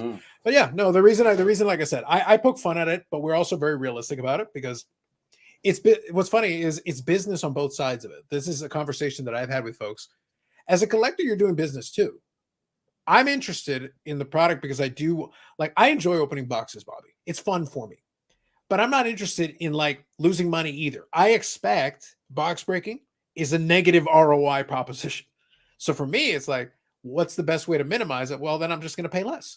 And if I know it's not going to fly off the shelf and it's going to collect dust for a little bit, well, then it becomes increasingly, I joke with Steve, from AMG and everything. I said, maybe I just slide a 12-pack of beer down to the end of the table and those boxes disappear. You get something, I get something. Everybody wins, Everybody wins. Just trying to help out, Bobby, Trying to help out. I like that carny appeal. Listen, it works out. What are we going to do? What if the man is thirsty? Those people are going to be working hard at that booth, Bobby. They might get thirsty. That's so ignorant of me not to think of it that way. You got to quench that thirst. Quench that thirst. I just got an update. There's approximately 400 dealers, okay, 950 booths, and 1,600 tables. That sounds about right. That's strong. That's pretty good. From a very reliable source. Yeah. Bobby, like, remember last week when we talked about a couple of potential things and everything. It's like this week went by so fast for me. And I was sitting there, I literally wanted to reach out and be like, but I knew you'd be busy. But at the same time, I reached, and suddenly I looked at it and it was already like Thursday. And I'm like, well, I'm not going to try to arrange something now. It's last minute. But I'd still like to have a conversation with, say, Brian Price. I think that'd still be a great conversation to have. We don't need to do it right away. Monday, but he never even got back to me, so he's busy doing something. Could be down. There's no hurry right now. Yeah, I don't think there's any hurry, but I still think it would be a good conversation to have, and I'd like to have it. Yeah. So sure. Steve agrees. But I think show anyways. Good. I think that'd be good. Yeah. So we'll definitely see if we can arrange that. Yeah. That'd be awesome. The only one that I wanted to reach out to, again, I just ran out of time, is that I wanted to reach out to Menzie, although maybe I'll try on the weekend, and I am doing that special live stream. So if there's something in the week of, if he wants to come on for 15, 20 minutes and talk up the show, that'd be completely fine. That might be okay. Yeah. He's so busy. Totally. I'm not expecting it. It doesn't mean I can't. It doesn't mean I can't reach out and try. His last message a few hours ago was, he goes, "Yeah, I'm trying to get everything together if I live through this." Well, that's it. That was the only. So I'll be honest, I don't have a lot of questions that we didn't already address the last time we spoke. But there is one thing that I would love to know. Once you're at this stage, you're promoting one of these shows. You've got the dealers, you've got the map, you've got everything. Theoretically, everything is in motion now. It's most of the way there. But I always wonder what is going on in those last hours and days before like the week starts, because then you got to start moving in, get dealers set up and get everybody in there. There's that last phase where like it's kind of done, but it's not done. You still got to set up and get everybody in there. I think at that time, everything's allocated. Everybody has their jobs to do. And I think it's kind of divvying them out at that point and seeing who's going to take care of what. Yeah. Because Steve can't do anything. He's just, going out, putting out fires in certain places. So, yeah. And that's kind of what I figured would be where he's at this point. It's like, this is the final phases. It's like the planning is done. Now it's all right. This is the plan, guys. Execute the plan. And then if something happens, then we got to deal with it. It used to be funny when the other owner was, Al St. Clair. He would just go, "I don't care. Do what you want." He would just walk away. He was so funny. Makes sense. Makes sense. Things have changed. Yeah. So I think I know Brad and Sherry are going to be heading in pretty early. Part of the reason I wanted to do the Monday live was because I know Steve is going to be heading down on Wednesday, early Wednesday. So I figured I'd give him a break. Plus Tuesday's already busy. My plan is still tentatively for folks that are interested. My plan tentatively is to do an AMG podcast this week. We'll do one kind of quick, a short one, and talk a couple of things, last minute stuff. But then some of the team is going to be heading over later. Some of the team is going to be heading over. I think Lloyd is going to be in the truck or something. He's going to be carting down stuff. So that's going to be kind of interesting. Yeah, Lloyd and his wife are driving the Cube van from Halifax to Toronto, and then a friend of mine, Bobby Weber, is flying up on Saturday, and he's going to drive the Cube van back. So we try to split it up all the time and change drivers. And That's good. And, yeah, It's I drove it. I did it twice. It's a 20-hour drive in a Cube Not that van, bad. and yeah.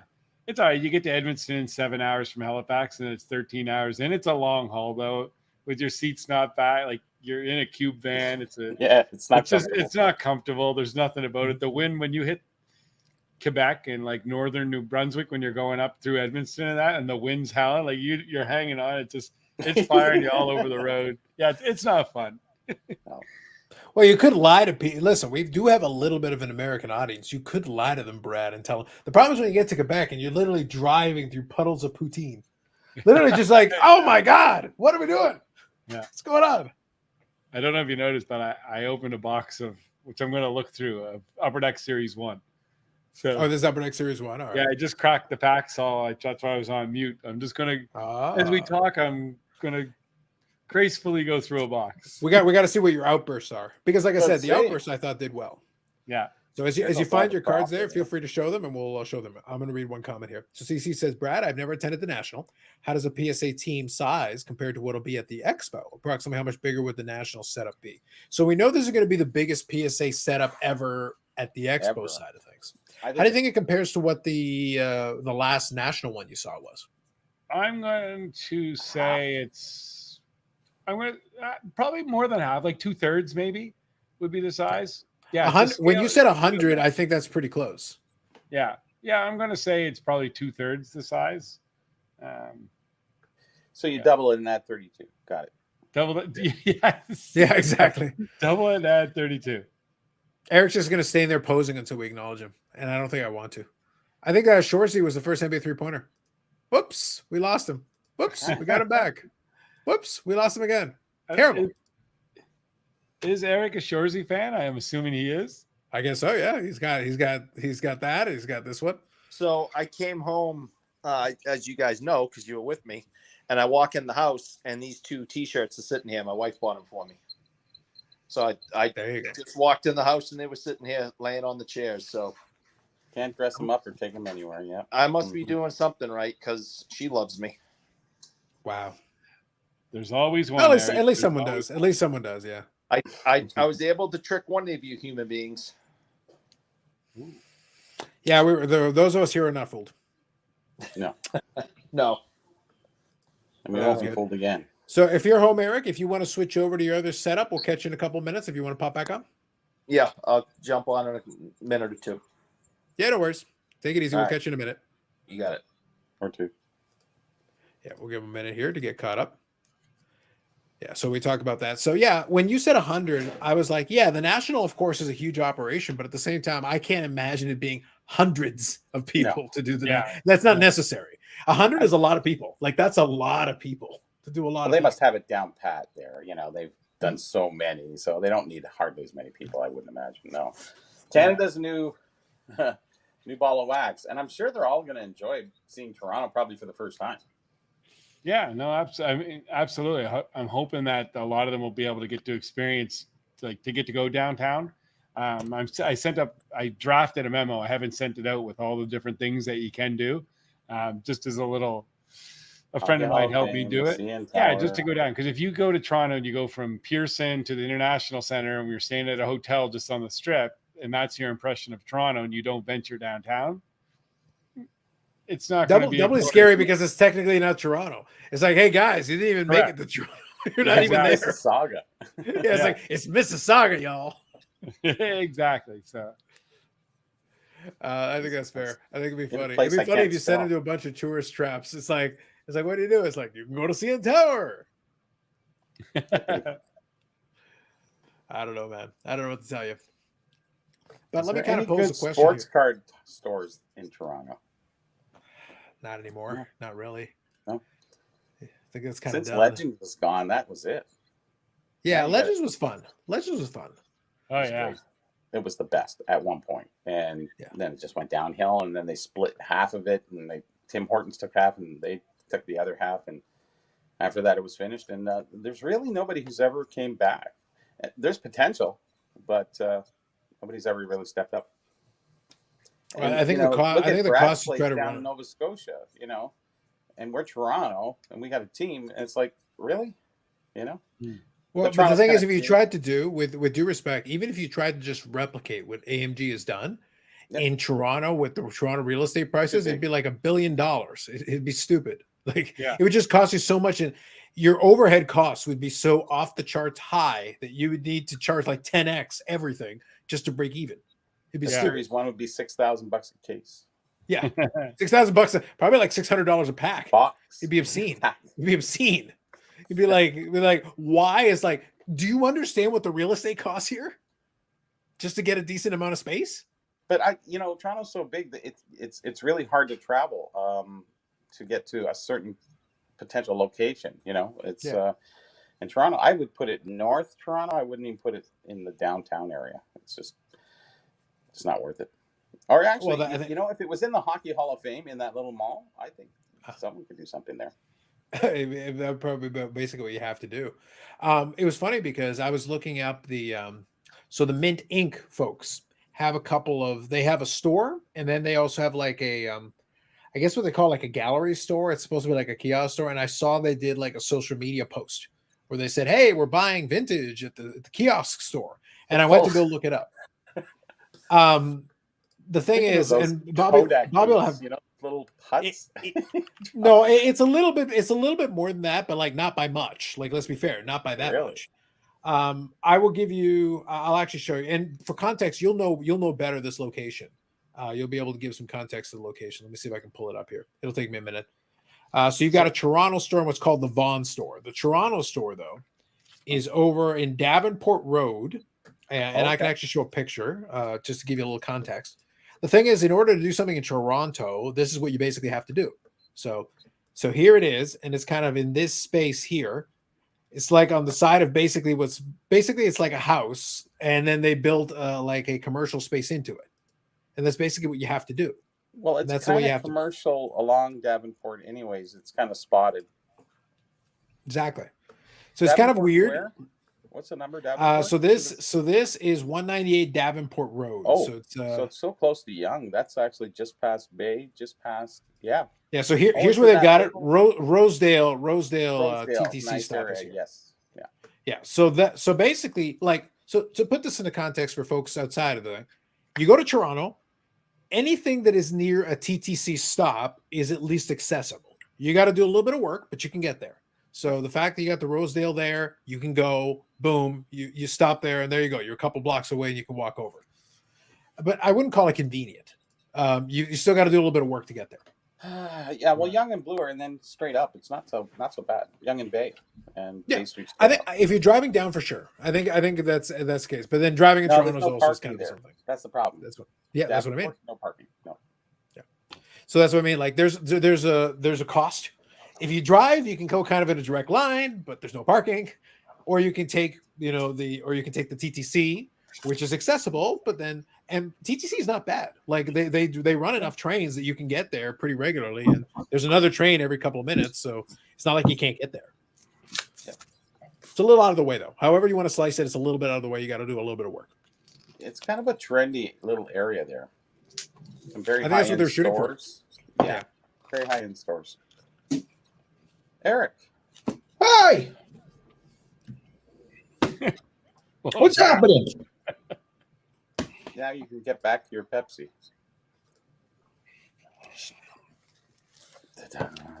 It's gonna be hard for Eric to match the contributions of Steve. I heard you did a great job in my absence. Oh, Steve was phenomenal. Everybody loves Steve. But then again, is it really that hard to be better than me? Oh, low bar. Yes. That store is on Davenport by Avenue Road. Yep, sounds about right. So I think it's one of those things where I understand it, but you also have to think. So they call it the Mint Ink Gallery. So AK, like I don't want to undersell it. There is a little bit of space there, but again, it's not like a big sprawling retail space. You're not going to be able to fit a ton of. Look, what Brad and Sherry and the team, what AMG has done is they've built like a destination store, but the fact that they were able to get the arrangement with the space in that mall and they were able to get that set up and have all those individualized spaces, I think they've done a phenomenal job. The fact that they're out in Atlantic, Canada, I think made it possible. If you try to do that in a lot of the metropolitan centers, in a lot of these other, the commercial space is just too expensive. It's not that you don't want to do it. It's just like, oh, how much money do you have?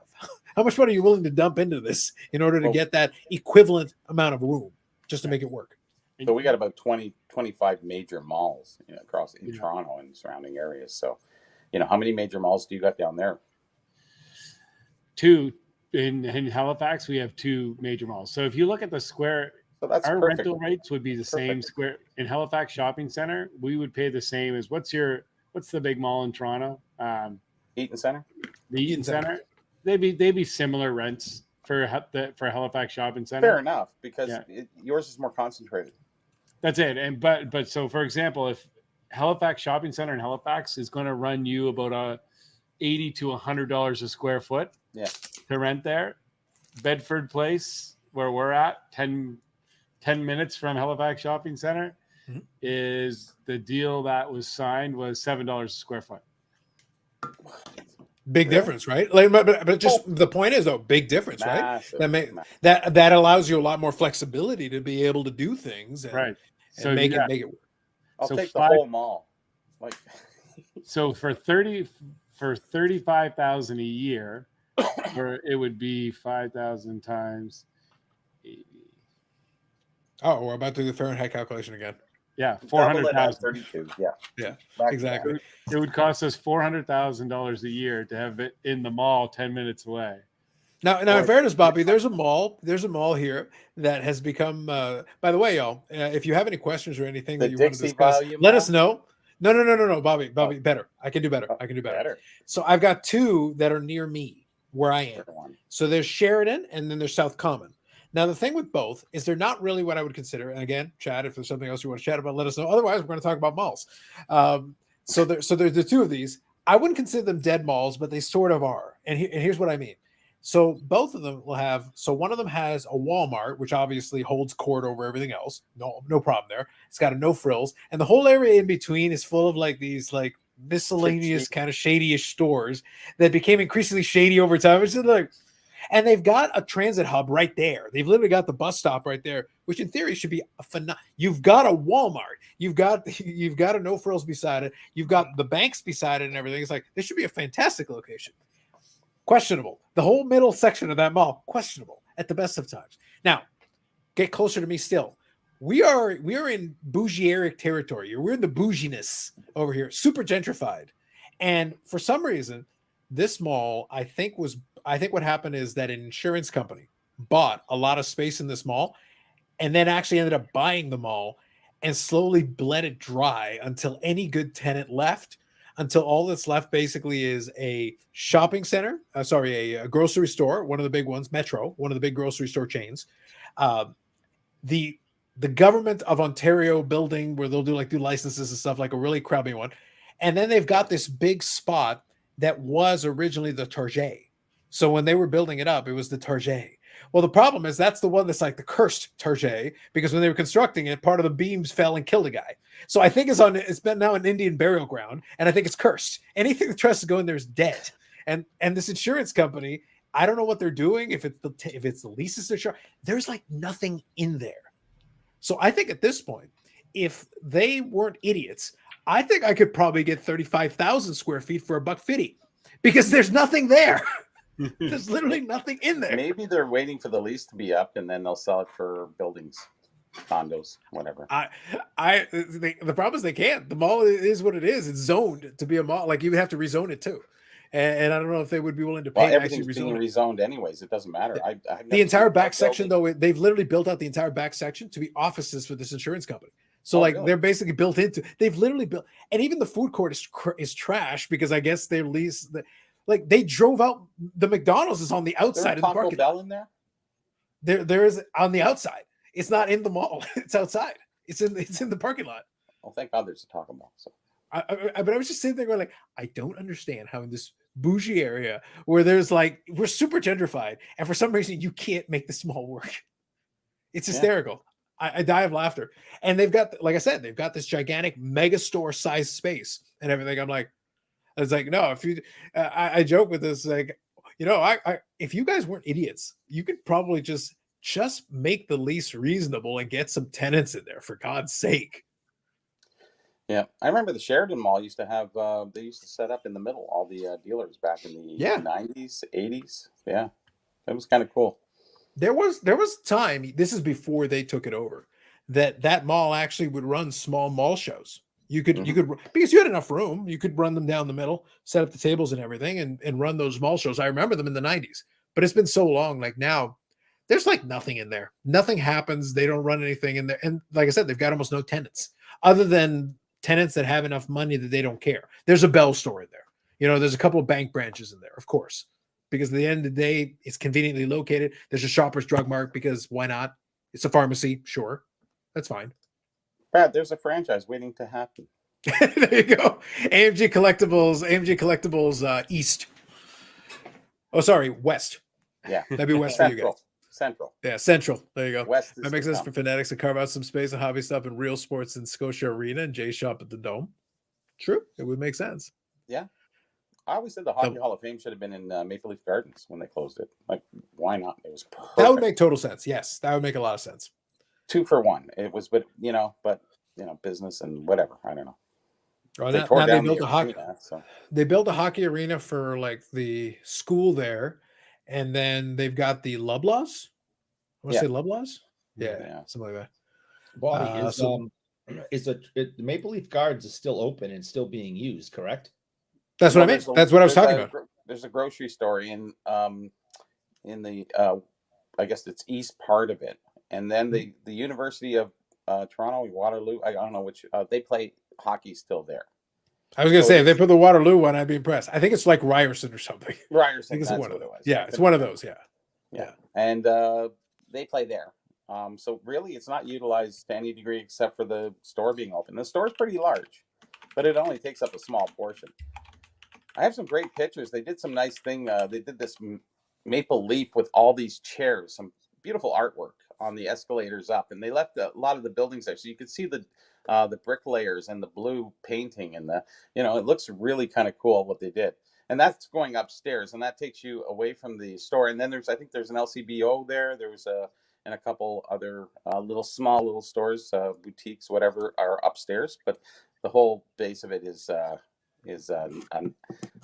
Loblaws store, which is, Loblaws owned by Weston. Weston owns everything too.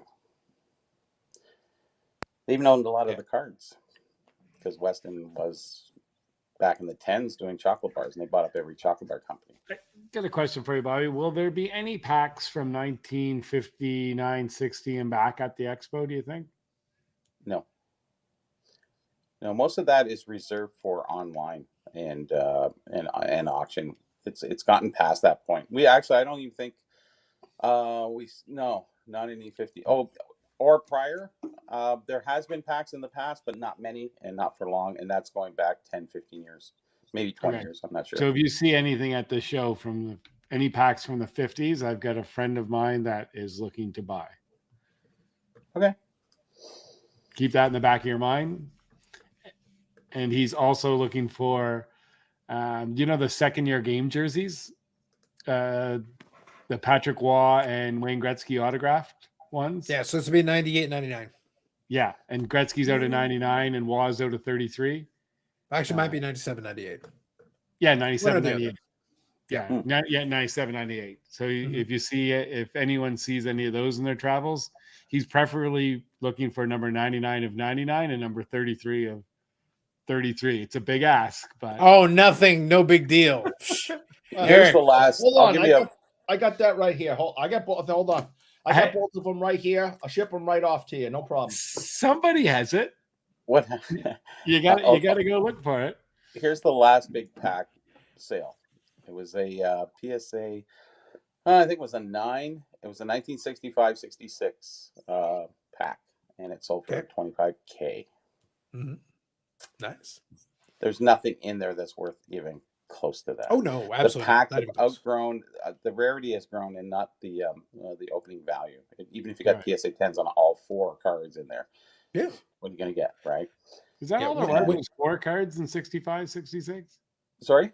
There was only 4 cards in a pack? You In know, actually, I 65? was doing some more research, and I kind of figured this out. I realized that in 1969, it is mentioned on the side of the box. It says now 8 cards. That's when the price went from 5 cents, because traditionally from 1955, let's just say, or even going back to the 54 tops is 6 cards. We opened a pack, we confirmed it, we knew it was 6 because it came from the U.S. That was the basis, of what they should have been packed. So everything up from there was 4 cards plus gum, 5 cents. And it goes right up. And we kind of lost sight of that right around 1967, 68. We didn't really know. We thought they went up to 6 cards. But if traditionally they sold 4 cards in gum for 5 cents, what's making them change without increasing the price? Nothing. They're not going to give you 6 cards. So in 1969, on the second series box and on the wrappers only, not the first series, it was stated there's 8 cards because the price doubled. And then I think they dropped the ball and they went, shoot, we didn't tell the people the price doubled, but we're giving them twice as many cards now. And that's how I assumed that prior to that, it was 4 cards, any 5-cent pack. So yeah, there's not much in there. With tops in the USA for baseball or any other sport, you're looking at 5 to 6 cards, depending on the issue. And same thing with non-sport, same thing. Pretty standard.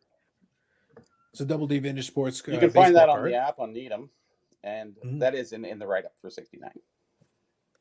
Look at you. Double D Vintage baseball cards. Good evening. Mall shows were better than Toys R Us as a kid. I think I agree with that. There was a lot of good stuff in those mall shows at the time. Yeah. This one's for Brad here. Speaking of arenas, Brad from CC, did you ever play any historic arenas during your playing days? Any stories? Yeah, I'm trying to think. What would be? Let me think about that for a second, then come back. All right. Not so historic, but historic. Eric, you remember? Nova So in the Scotia meantime, type I'm going to of get a way. refill. But while Brad is thinking about that, did you ever get thrown out of any historic arenas? Any stories? I didn't get thrown out of any. I snuck into a few. But Is it really historic? Go on. But I didn't get thrown out of any. Is there what historic arenas other than Maple Leaf Gardens and a few other? I don't know. There's not really many Like historic. I never skated at the Montreal Forum. I've never skated at Maple Leaf Gardens. Neither did I, and I had opportunities in a Yeah. weird way. I could have, been on the All-Star team, but just, and then other people who were lousy players, they said, "Oh yeah, we got a chance to go play," and I went, "So one regret, right? Yeah, Just never playing at the Gardens." but I think I'd say the Halifax Forum. I mean, just because of the history on it, it's been there forever, and there's been so many events. Like my father used to sell Christmas trees when he was a youngster just out of school in the Halifax Forum parking lot, and then my brother and me played at the Halifax Forum. Now my nephew Jacob, who's first round projected in the Quebec Major Junior Draft this year, so it's pretty exciting to watch him, and he's playing at the Forum. So to me, I'd say the Halifax Forum is so much history for me. So, but have you got thrown out of one? Yeah, probably, yeah. They don't serve alcohol there, do they? Well, not with that attitude, Bobby. Who needs to serve? Look, if you've got spirit, then these are but mere hurdles on the path to success. Yeah, you got to believe. You got to believe. But thank you for the question, CC. I think that was fun. I snuck into Air Canada, and I snuck in and watched hockey, and I snuck into Sky Dome to watch football. There's no football. Come on. Really? All right. They were playing, and I walked right in. The only 2 times I've been to the Air Canada Center, and I will call it Air Canada Center. I refuse to change the name. I was in Maple Leaf. Well, I was in Maple Leaf Gardens for a wrestling card in '92, So that's the only time I visited Maple Leaf Gardens. It was a great card too. It was a Macho Man and Ric Flair in the main event. That was a classic old school main event. Really good card actually. If I've looked it up, I think I've gone through the card in the past. It was actually really good. It's full of Hall of Famers and all time great. $1 Million Man was on the card. I'm not going to play the clip. I'm not going to play it, but he was on the card. But then Air Canada Center, I did take in one of those I think it's the World Cup of Hockey. It's the ones where they did.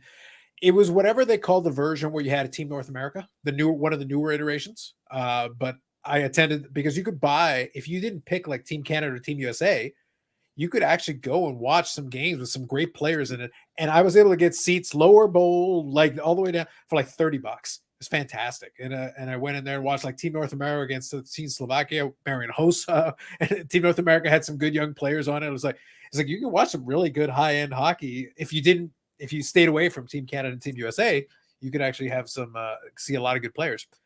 And then the only other time I was in the Air Canada Center was for a Raptors game when I was at the bank, and they had extra tickets to the MasterCard Visa box, and I was in the luxury suite. Well, let me tell you, after going to that, it's like I'm never attending another Raptor game. It's like, wow, why do it after? We were at the luxury suite, man. And they had a cake tray. They had a cake cart, man. Okay. They had a cake cart. All right, there's a new bougie leader in this clubhouse. Unbelievable. Listen, Eric, I cannot be subjected to have to sit in the seats with the commoners. Cannot be done. I'm sorry. There are levels to this. I don't want to be called bougie again. You're 100% right. You're totally bougie with your stupid jacket. You're totally bougie with your stupid jacket. You have out bougieed me. Well, like everything else, you're thinking else. You're second best at best. But I appreciate your attempt. Mm-hmm. John Red says Cops Coliseum. There you go. Well, that is an arena that's been around for a while. I think you could call it that. It was look. They probably should have gotten that if they had gotten that NHL team in like 1990 when they originally thought they were going to. I think history would have been very interesting if they had gotten it. But it was like did not work out. 69 PG Hockey also doubled the prints, Bobby, from 132 to 231. Second series. Okay. They doubled the what? Sorry. It says doubled the prints. Well, the second series they added 99 cards. So there was the double prints were 132 and 130. So there was 34 double prints, I think. There you go. No, 99 cards. They added 99 new cards. Yeah. So some did get double printed. Sure. Yep. So that's from 132 to 231. I went to a card show at Maple Leaf Gardens in the early 90s on the rink minus the ice. Nice. Early 90s would make sense for that. I believe McDavid played for Team North America. That might be right. Yeah, so that might have been early McDavid there. I forget now. It's been a while, but like that Team North America team had some good young players on it. So it was a good opportunity to see a lot of good young players play against some other teams with some NHL talent. And you, like I said, if you stayed away from the main name teams that everybody was running out to buy the tickets for, you could get good seats really cheap. If you just enjoyed watching some good quality hockey with some great players in it, I felt like it was a bargain. It was a great opportunity. And it's like, all right, well, I'm never going to get in here for a Leafs game because it would cost me too much damn money. So it's like, yeah, $30, sure. I'm in a lower bowl, done. Piece of cake on there. Good evening, Paul. But I think you look for those opportunities. I think that there is stuff like that. If you're willing to, if you don't need to have the fanciest or be seen or whatever nonsense people use as an excuse to spend, like the top dollar. I'm sorry, most of those Leafs tickets are way overpriced for what they actually are in the product you're getting. Like, come on now. I'm not paying that much to see that. It's different when you get to go to the box, though. When you get to go to the box, though, you have to do with the commoners. Yeah. Cake cart, Eric. Cake cart. It's a cart with cakes. Bougie. Hashtag envy, Eric. Hashtag envy. If they had crumble cookies on that cart, you'd be like, I'm never leaving. Then you become like the Phantom of Air Canada Center. Just saying. Just think about it. So, Brad, I think I might have. Jesus Christ. I'm just telling you. So, Brad, I was thinking about this. So, first of all, from the box you opened, did you pull anything good? No. It was really? It was a dead box, yeah. 2 card. Well, I shouldn't say that for. Yeah, actually, it was a dud box. Really? I don't know who the. I got a clear cut young gun of Vincent Desharnais. Wow. Oiler. Okay. Nice looking. Again, love the card. Nice looking card. Just don't know who the player is. Okay. And I got the goalie for Nashville, which has Okay. some And potential. So I assume the outburst was just one of the regular players. yeah, regular one. Yeah, nothing good came out of that one tonight. That's rough, dude. That's rough. So stick it over there with my Manoas. Have you gotten any of the new, was it SP or SPX or something that came out? SP Authentic. Yeah. Yeah. How does that looking? You know what? Honestly, I asked them today. I said how it was selling, and I think it's a lot slower, which you could expect. Why though? Like there's so much product coming out. Yeah, Like it's also more expensive. To be fair, it's also more expensive. Yeah, and I think it's the rookie class. It's 22, 23. So you're looking at Boldy, Beniers. Like it's not that strong of a rookie class per se from a hobby standpoint. So sure. Have you guys at your shop been selling much of it? No, I haven't seen any of it yet. We're still, people are still coming in and buying Series 1, but same thing, yeah.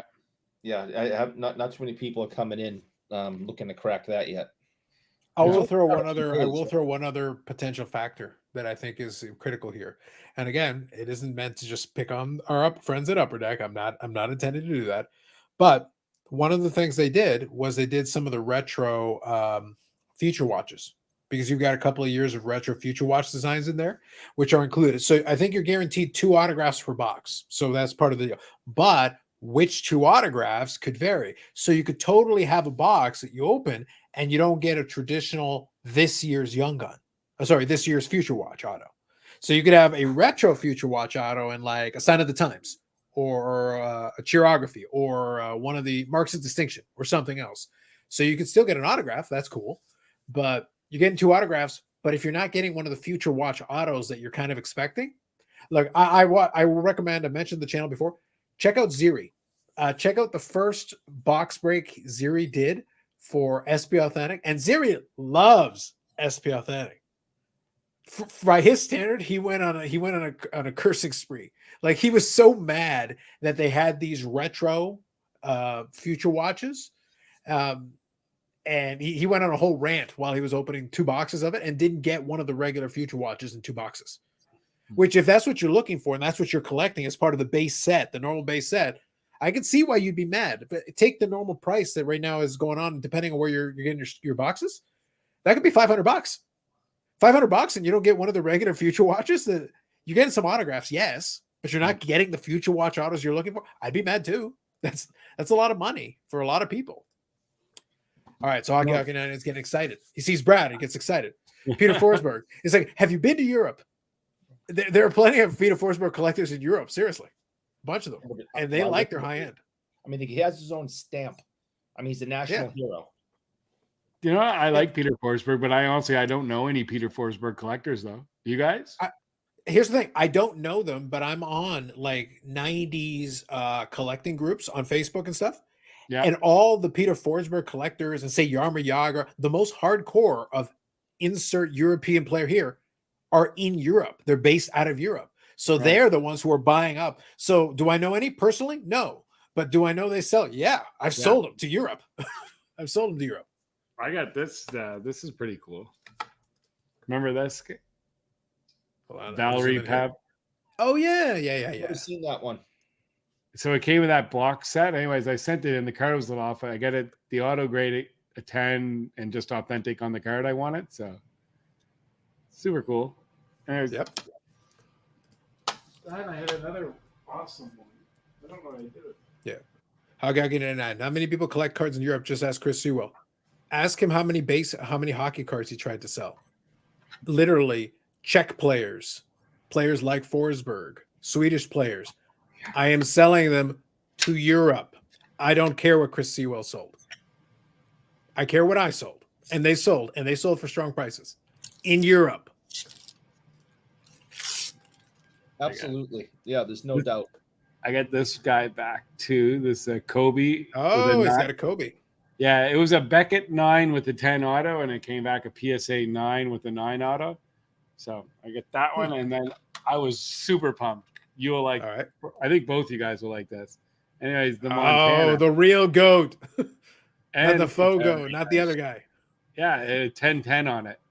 Nice. Awesome. All right. Yeah, That's a good one. that's just a beautiful looking. I wish I could get a better. Yeah, there we go. I There just you go. love that. Awesome. That's a great card with an on-card auto. So Yep. Nice. I like it. But yeah, I think it's one of those things where I can understand you with a lot of these players, you have to look for the right demographic. But I that's why I say like there's some hardcore. Now, to be honest, I laugh because one of the old time Medano collectors, one of the big hardcore ones, he was actually based out of, I want to say, Slovakia. There was one that was like, there were a couple of Europe based like Medano collectors and some of the other players. Again, the European players, that makes sense to me. But no, they would collect players like Medano and some of these guys, and they would have amazing collections, really good stuff. And I was very impressed. The junk whack hockey selling Europe, no idea. I'm just talking about like quality cards. If you have quality singles of some of these players, again, Yager is a really good example of one. Forsberg is a good one. I know for a fact I have sold nice quality 90s and early 2000 pieces, especially low numbered stuff, serial numbered stuff, some of the nice parallels, some of the ones that people chase. Europe. They collect it and they will pay strong money for it. And they've ended up with a bunch of the good cards. And I don't know how, I don't know why, I don't ask. But they've got them. The players over there, it's hard to compare North American fan bases, to our sports heroes and these European nations. They're Canada, United States, very large countries, and He knows about the company, Brad. yeah, You got to take him out. and then and to North America, and following these sports in general. There are countries in Europe that are producing athletes that the country is smaller than some of the states or provinces in North America. If an athlete comes out of one of these small European countries and Eastern Bloc countries and becomes a superstar in their sport, they are a national treasure, and they have fanfare that we cannot even understand over here. Maybe Michael Jordan type fanfare. Someone like Forsberg goes home. It's like Michael Jordan. I don't know who else in North America gets that kind of love. I know Gretzky did, probably still does at some level, but it's incredible what some of these players that we don't maybe put on as high of a pedestal or appreciate as much, when they go home to these small countries, they're gods. Well, at a smaller level, just so we're clear, Yager is still playing professional hockey for the team he owns because he literally moves ticket sales. He knows that if he's on the ice at age 50, if he's on the ice, he can move tickets. If he's not on the ice, as the owner, he cannot move tickets.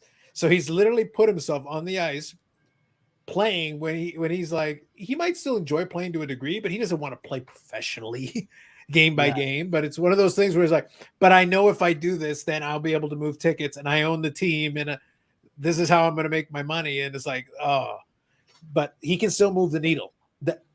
In his 50s, they'd rather see him skate on the ice and do something in his 50s. So Brad, I saw you get all excited. What did you get all excited about?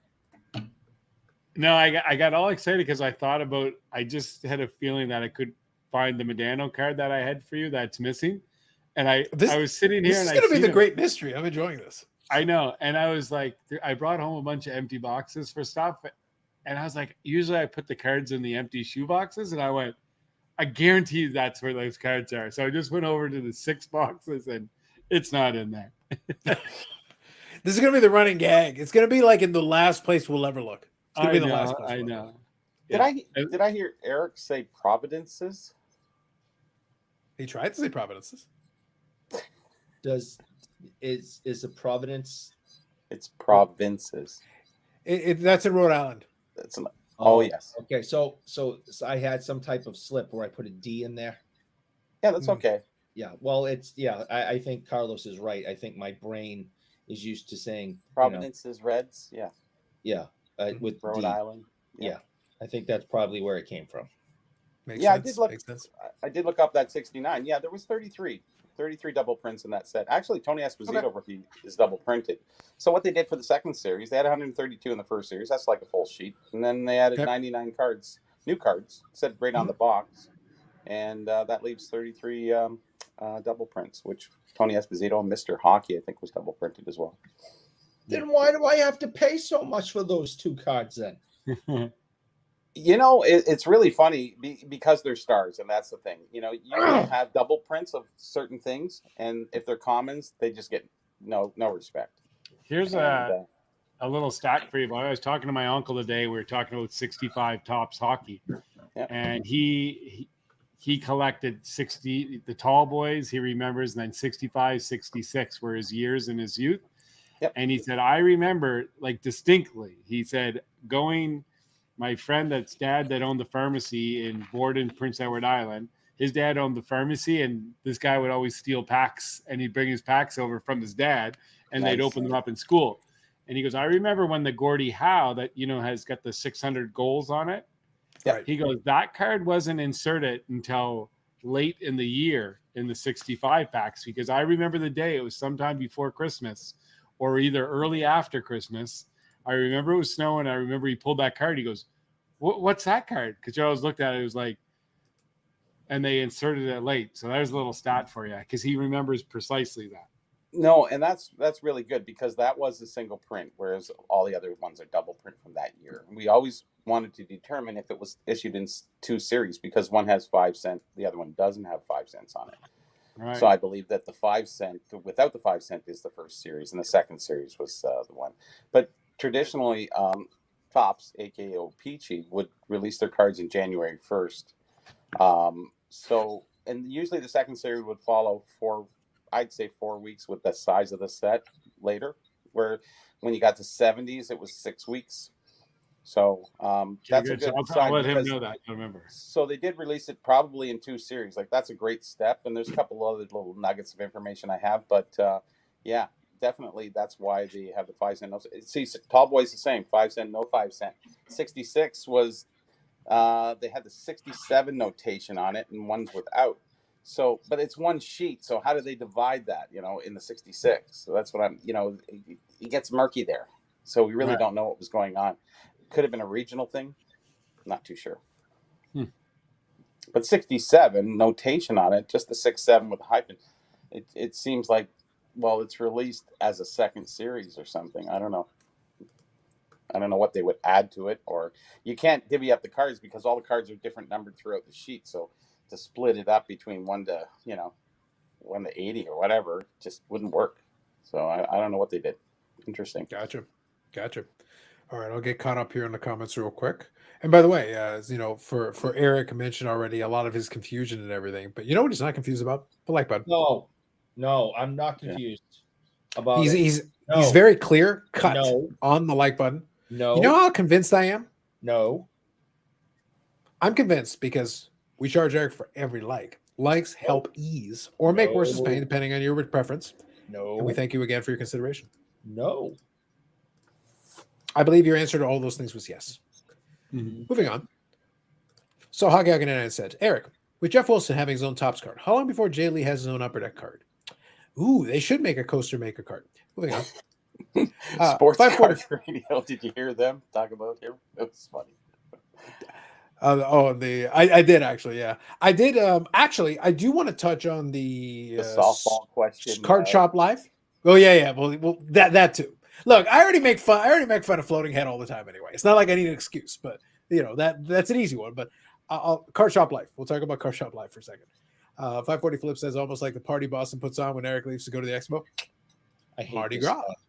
I don't It's know who he is, Carnival. but I hate that guy. It's okay. He'll be celebrating Carnival like everybody else. Has anybody watched the Beatles Now and Then video today? And opinions? 7 million views in 12 hours. I have not. Meh. Listen, if it was any good, it would have come out in 1978 when it was done. The idea of it, the romance of the Beatles. This is a very long way of saying no. The question was if you watched it. Yes, and I've seen it and I've heard it, and You were clearly not impressed? no, No, not really. No. If it was any You know, good, not every it would have song come out. was great. John Lennon but would have released it in 78. It's not that great. at that Well- time, Lennon wasn't really putting out his greatest stuff. You know, Imagine and stuff like that came earlier. But I mean, at that point, I don't know. Him and Yoko were doing some funny stuff. So And that's the thing. I can't get over the fact that he's clearly singing this song to her. yeah, And then I'm just like, no. yeah. There you go. I remember that day he got shot. I was in high school, hanging out in the back of the stores. That's where we hung out. And then somebody said he got shot. And this guy was smoking a joint. I never smoked dope, but at least I didn't inhale. But anyways, he goes, He's basically describing the Did you hear plot to Lennon Clerks was before shot? years before Clerks came out. We're gonna It's play, like, hockey. it's like, We're gonna play hockey up on the roof, right? yeah, we could do that. That's where the ball went all the time. Do you ever go out, get on the roof and then there's like 16 balls? It's like, no. Yeah. Schoolyard stuff. Hockey 99 has a question for Brad, but I'm going to remind Hockey 99 that unless it pertains to the specific conversation, you can literally email Brad. I know Hockey 99 is Brad's biggest fan, but you can email the dude. Brad, be emailable. So Hockey 99 can read. Yeah, I'm not going to read the question. It's like, look, if you got a question that specifically for Brad, email the man. And don't wait for the show because you can't find them out of 100 people that are going to be there. I was going to say, just literally email the guy. Sometimes I think Hockey 99 thinks that Brad only exists. I conjure him up, and he doesn't exist outside of the show. Does Eric know the providence of that Esposito rookie he owns? Do you know the providence? I'm not talking to anybody. You bunch of 257. Hey, Carlos and everyone. R.I.P. Matthew Perry. True. I never realized he was Canadian. Now you know. He was born in Massachusetts. Matthew Perry? Matthew Perry was born in Massachusetts. There's a lot of Massachusetts, though. We I'm not talking gonna like dispute Peabody? We talking Worcestershire? No. We talking He Salem? seems pretty confident. I feel like he's got that right. I can't even go at him. Eric though is pretty confident the Boston Bruins are an actual franchise, so I'm completely unconvinced. But I'm 95% confident about the Bruins. I'm 100% confident about Matthew Perry. Oh, all right, the Google has backed you up on this. It says Williamstown, Massachusetts, which sounds made up to me. Sounds AI generated, because that isn't one of the ones on the list.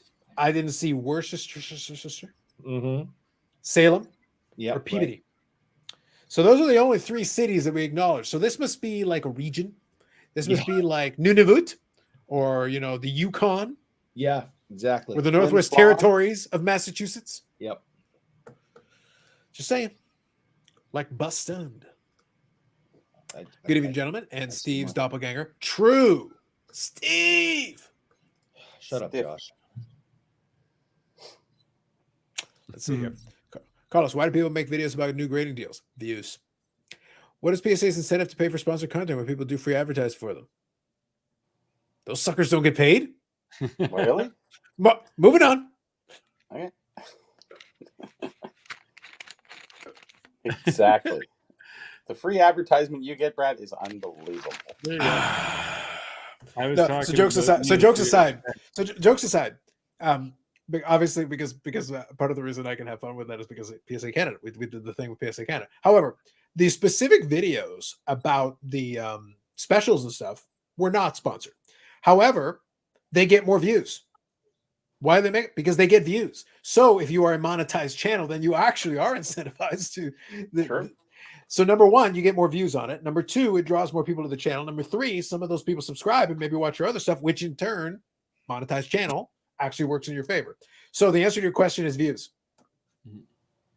I had to That's try to explain tonight. I was questioned at dinner about our sponsorship, and someone said, "Oh yeah, you're sponsored by PSA Canada," and I had to go into a 25-minute diatribe with diagrams and and pictures. Yeah, but Filmington gets confused often. He didn't actually realize. So Brad, true story. Filmington actually wasn't like, even though he had heard it, he literally asked me to clarify. He goes, "But you were actually getting paid by PSA Canada." And I go, "Yes, that's why I say I'm host the show." I could not be any more clear on this issue. Yeah. Like, in what way have I left any ambiguity about the situation? Trying to explain to a group of people that PSA can't now, in the past, of course, At the time we had that, we'd have to explain the PSA separation with the had nothing to do with PSA and collectibles and what collectors and at the whatever. time. And and this and that, but now, but Brad's over here, and then the diagrams had to come out, and then the pictures and it. I know the situation, and I was confused explaining it. What did you eat, by the way? That's a good question. What is your dine out pleasure? So back in the ye old 2019, PSA Canada Promotions, a division of Platinum Promotions, as run at the time by Len Potty. See, Absolutely. that's from 2019. That was not 100 years ago. That was 4 years ago. Yep. So that was part of the confusion of the era, because Platinum Promotions, which by the way, Platinum Promotions still exists, they'll still have a booth. So if you go to help everybody out, if you go to the Expo and you find Platinum Promotions, they still have a booth. They sell cards at said booth, and you will see Len Potty. And if you see him, say, "Hey, Len, hey, have you seen Eric? Hey, should we direct you to Eric? They should hang out. They should hug it out. Bro hugs for all. All right." Anyway, so the point is, but at the time, the PSA Canada promotions made it very confusing. So that's a legitimate thing. That was really legitimately confusing.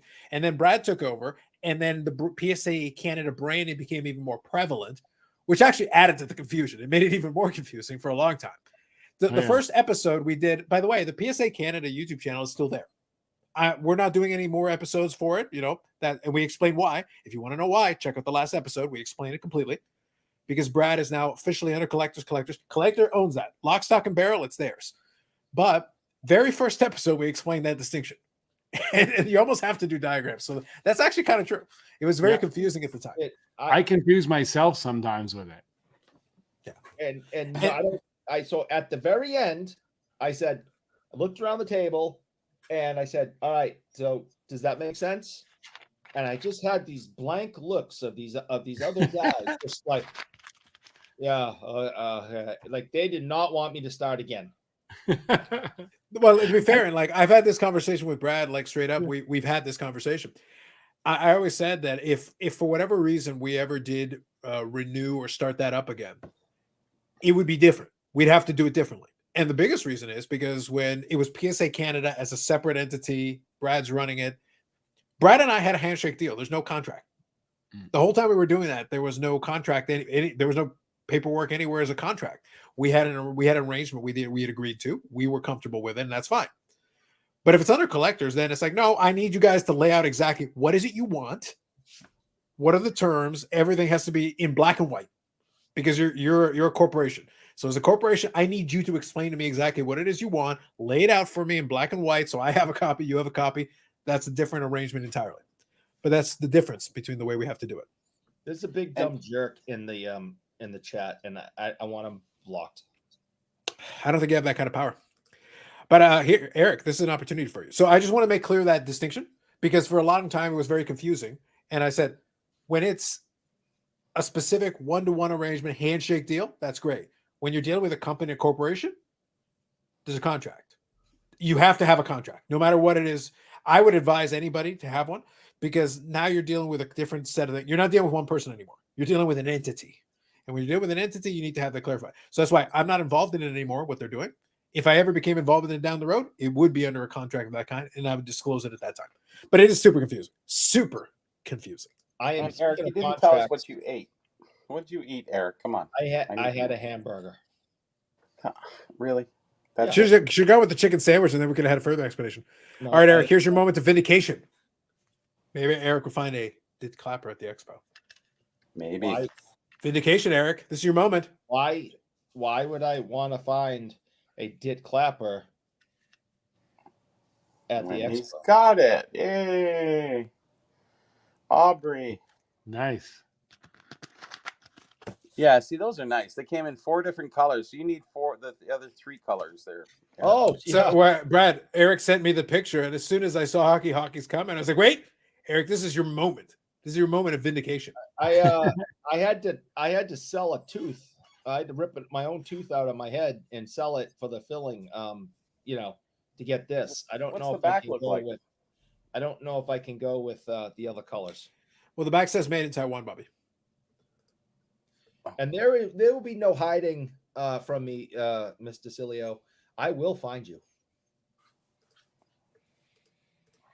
I'll take it. Brad is an entity. Ah, Brad, There he you've been is. elevated to an entity. Look Are at you you. submitting that for grading, Eric, at the show?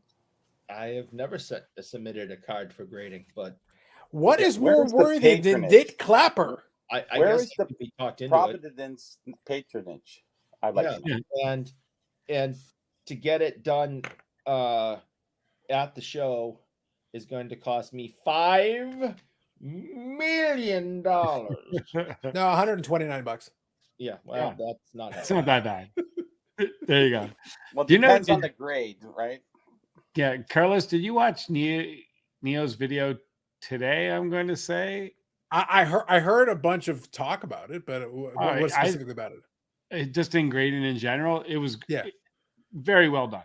Like, great job. I thought it was one of his best videos yet. He just explained the whole grading process and the different companies, the reasons why, and it was very, very well done. I really enjoyed it today. I think it was funny though. Part of my favorite thing was that I'm gonna get around to watching at some point, but I knew even before, as soon as I saw the title and the thumbnail, I'm like, "Oh, you're gonna get engagement for this. You're gonna get a lot of engagement for it." Yeah. I just thought it was very funny. I was like, "Yep, sounds about right. Makes sense. I get it." Did he get a lot too on that? I'm sure he did. Oh, he did. Oh, he did. Brad, the unending joke is that grading is the hobby's third rail. For the way the hobby works at this point, if you take a really strong stance on grading for against certain company, I don't care what it is, I don't care which company it is, you may as well be talking politics or religion. You may as well, because people lose their minds. It's hysterical. And I'm like, all right then. Yeah. All right. Good to know. It's very entertaining. But I did want to touch on this real quick. So let me kind of bring it back around to before we mention all that. So Bobby mentioned that on Sports Card Radio, they had a lot of fun with the Card Shop Live and Geo. And what happened was he actually came on the tail end of it. So I was kind of listening to it in the background, kind of playing through it. And then he agreed to basically come on. And I did listen to the podcast they were on, the Sports Card Nonsense one. So I was talking about the Card Shop Live, which was a breaking platform. And it was funded in part by SGC because SGC was part of that round of funding. So they had a piece in it. And then they ended up having to kind of close up shop on it and the whole bit related to that. And what was interesting was he came on kind of to defend himself and explain his side of things, which, good. It also obviously leads for more content, going forward from that. I don't feel the need to make a video on it, but you certainly could. You 100% could make a whole, you could make a couple of videos on it if you really wanted to. At this point, I just don't care because for me, the Card Shop Live thing was like a dead idea from the get-go. I was like, there's so many other companies that can do this better than you, some rando company trying to do it. I have no problem with it, but the whatnots of the world with all the money they're throwing at it may not survive either. And they've been throwing a ton of money at this. So it's like, it's a dangerous game to get into because you've got the eBays and you've got all these other things that could totally take over, and they've got enough funding to be able to lose a lot of money for a while and be able to do this and take the market share. But apparently, yeah, he blew through the better part of 1.5 million running that, and apparently spent like $600,000-$700,000 building the app. Bobby, I know it's not a streaming platform, but that seems like a lot of money for an app. But it's Android and Android and Apple. So does that help? Yeah, it does help.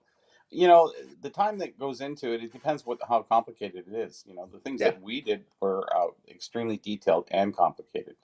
Sure. Whereas most apps are kind of an overview. So you just have to do certain things and make it, you know, there's a lot of coordinating things, but the way we did it, we had to itemize everything. So ours was so much more labor intensive in that sense. So the cost of somebody spending 7 years, and you do the multiplier at $125 an hour for an IT guy, it's a lot of money.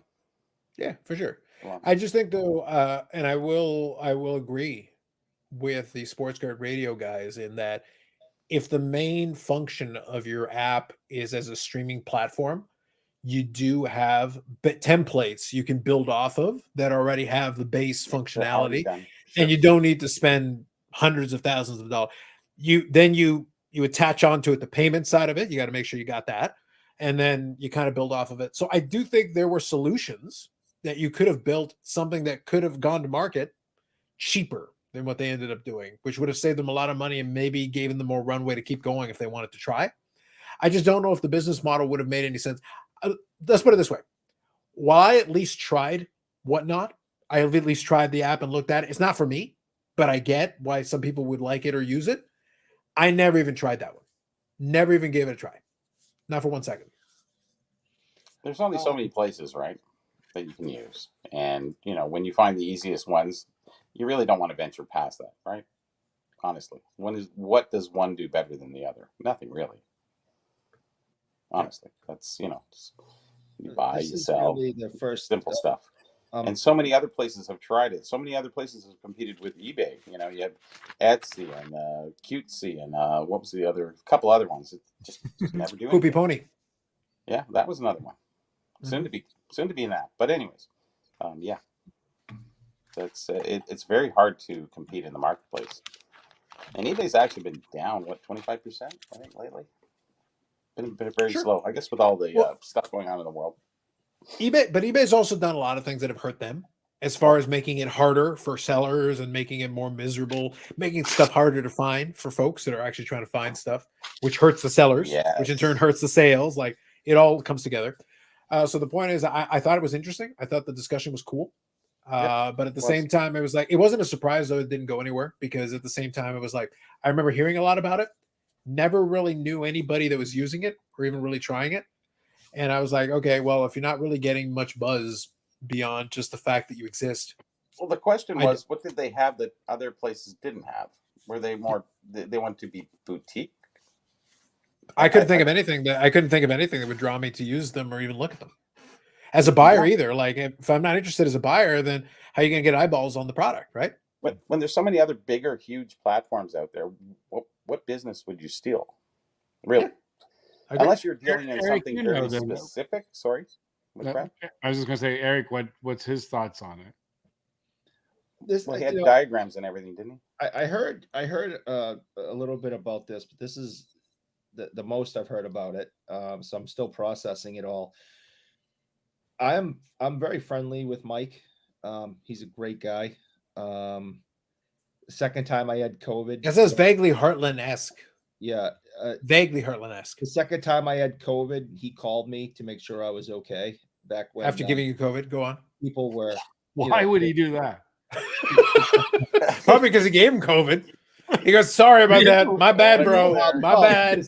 My bad. Sorry. Coughing on you might have been a little rude." Had a bet or something, that he was going to make a lot of money if I passed. So I think he was calling to check in to see, how his future betting was going to pay off. But it can go so many ways. Anyways, this is back when, the whole world thought if you got COVID, you were going to die.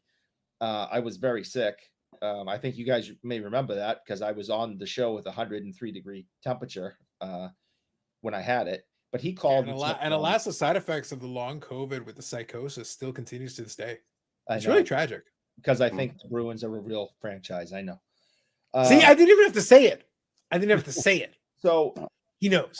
hearing that things aren't going well with him saddens me. I obviously did not partake in his company, because I don't collect modern, I don't do breaks, I don't do any of that stuff. I listen to him and Jesse do their podcast at times. But I feel bad. I know he put so much work into this. Plus, he just had a baby. I mean, this guy. I don't think this guy slept in the last 2 years. So, he's put his money where his mouth was. He backed this thing up, and worked his rear end off for the last couple of years. So I'm kind of a little saddened to hear that it's not working out for him. And Timmy Two Hats came into the conversation as well, which was interesting too. I tend not to listen to sports card radio. I don't have anything It's nice the to say. best news. It's like listening to CNN. I don't It's listen.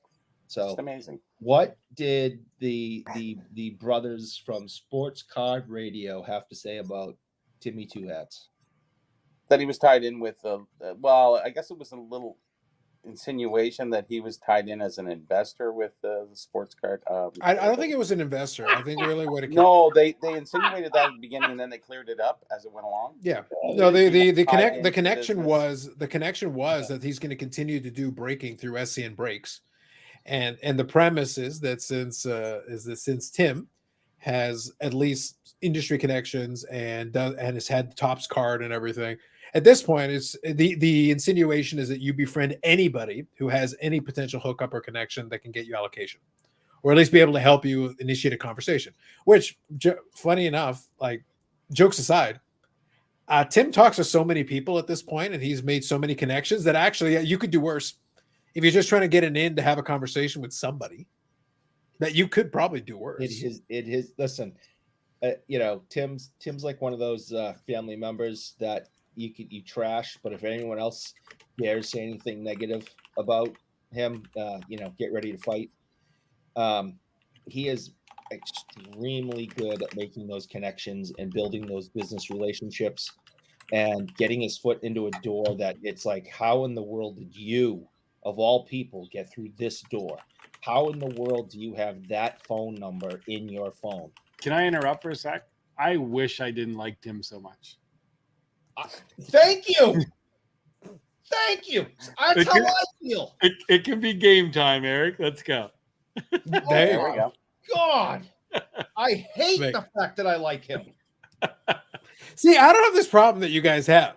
I listen, whether I like you or don't like you, I'm still going to ridicule you without mercy. So it makes no difference whatsoever, like none at all. But it's like, all right, whatever works. Let me read a couple of comments here real quick. But in that, I actually podcast, don't know what they this did comment mention pertains to. It's 25 minutes from my house. That's about it. Yeah, like out of context, it didn't make any sense. Like I don't know. Dave, good evening. Dave, good evening. But outside of that, I don't know what this comment comes up. 20 minutes. I could be right there from the hill that the first shot was fired and be like, here I am. I don't know. There you go. Makes sense. Bobby, what were you going to say about Tim? No, I was just saying when they first started talking about him, they flashed his card up there. He's so popular, they got a card on, but they did insinuate that, he's tied into the business somehow. And they didn't know exactly what. He was an employee. He was collecting a paycheck, like a lot of us collect paychecks when we go. Plus, somebody's got to provide the BCW top loaders. Yeah, exactly. There you go. That's all new. He moved down to Tennessee to be closer to Geo and the company, and be a country music singer, and to Grand Ole Opry, and and to be backup for Garth Brooks. Go on. I don't know. My mother, I got to remember, my mother told me if I don't have anything nice to say, don't say anything at all. Eric, wild horses couldn't drag him away. Ooh. Don't question these things. Just letting you know. Moving on. Okay, like I says, Bobby, what are your thoughts on loading boxes? Sorry, he meant loaded boxes theory. Are you accusing the Burrell of loading boxes? I think that's what he's doing. don't I know will what not he means by accept such loading. scandalous takes. Loading or loaded? What? He said loaded. Loaded boxes. Vintage, new? I don't know what he's talking about. Sorry. Yeah, gotta specify. Sorry. Sean Rad said when you search for a card on Google, they mainly send you on eBay. Someone needs to make an app that searches the other big auction sites. I think somebody made a site that did that. It just never took off. But I know for a fact there's at least one site that tried to do that. It might still be around. I don't remember the name of it off the top of my head, but there's definitely at least one or two that have tried to do that. I think a lot of it comes down to the APIs not being compatible, but I'm sure somebody else could try. It would be an aggregator. It would be like you search something and it searches multiple like auction sites and stuff like that. But I know that at least a few sites have tried to do that. Yeah.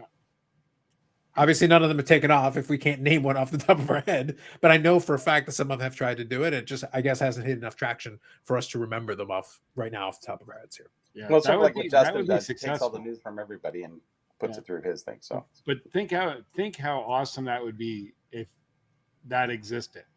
yeah, When a card that you're looking for just checked it all the sites. Mhm. That would be incredible. That'd be Yeah. pretty. There nice. are a lot of sites on a lot of platforms, but it would be good. Honestly, it would be. Yeah. Thank you, Orlando. Guys, I gotta Bobby. take off. I'm gonna finish up listening tomorrow, but it's always been a pleasure, Bobby, Carlos. see ya. Yeah, See you next week. whatever. Other guy.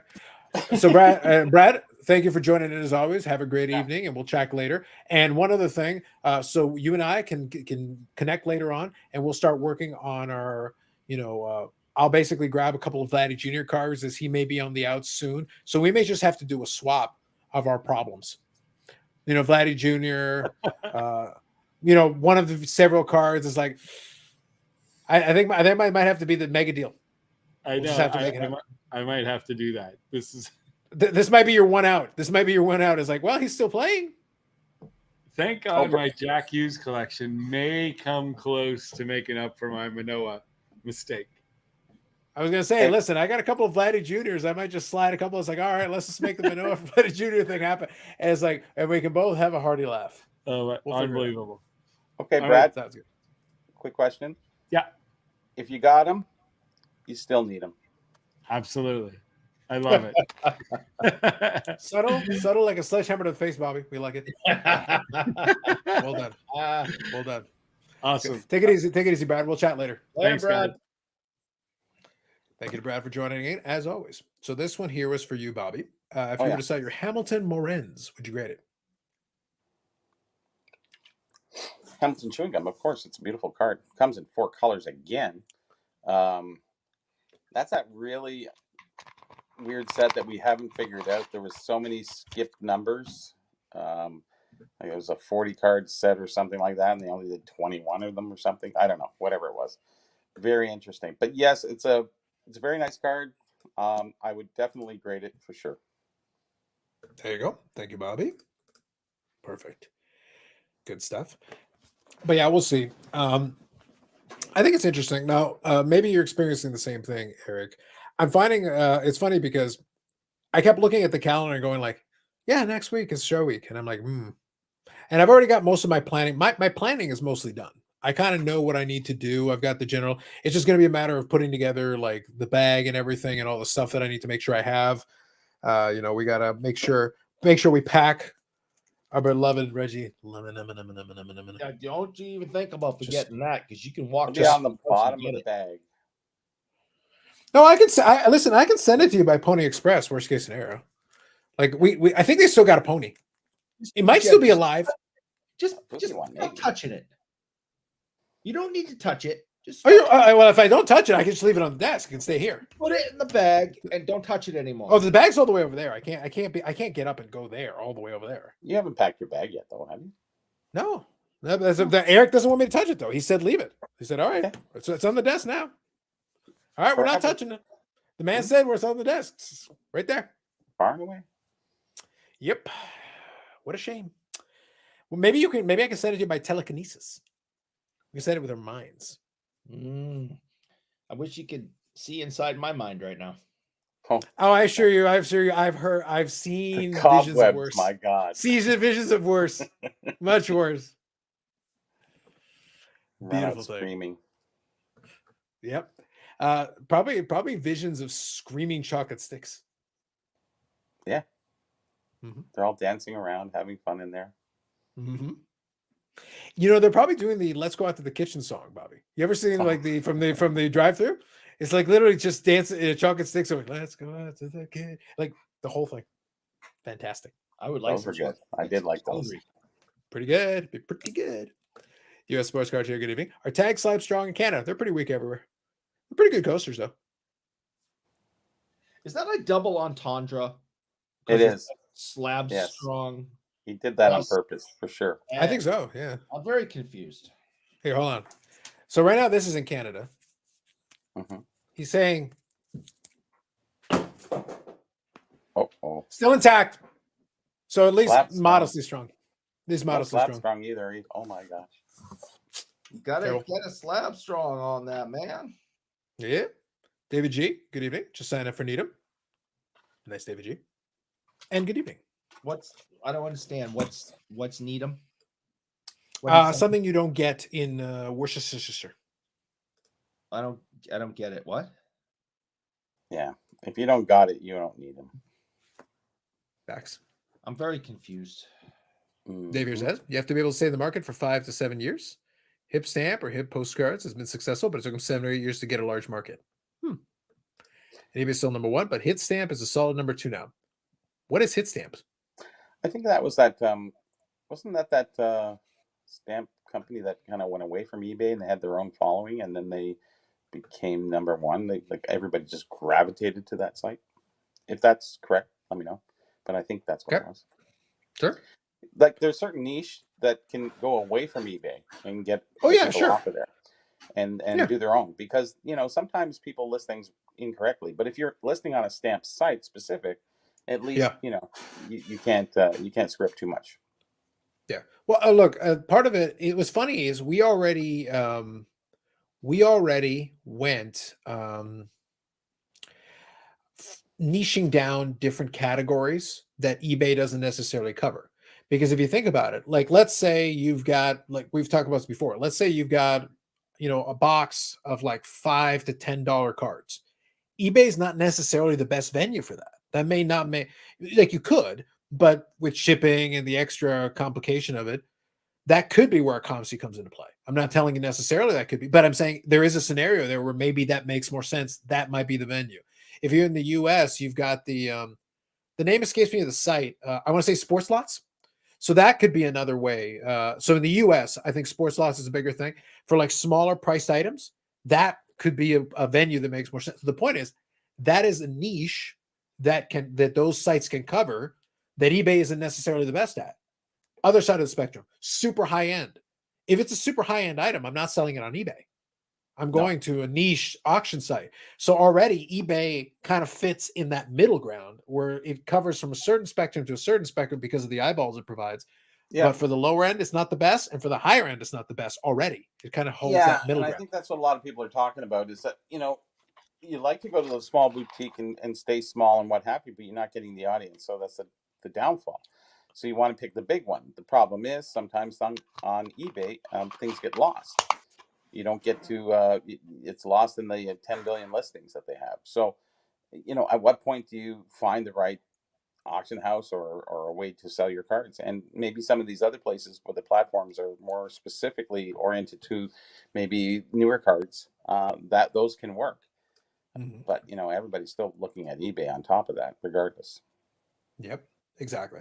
So I think that's the key. So I think Dave's point is fair. And I think there are niches within niches. Yeah. Same vein. I think Dave has talked about this before also. If you do like coins, well, in coins, on eBay, you can buy and sell coins totally.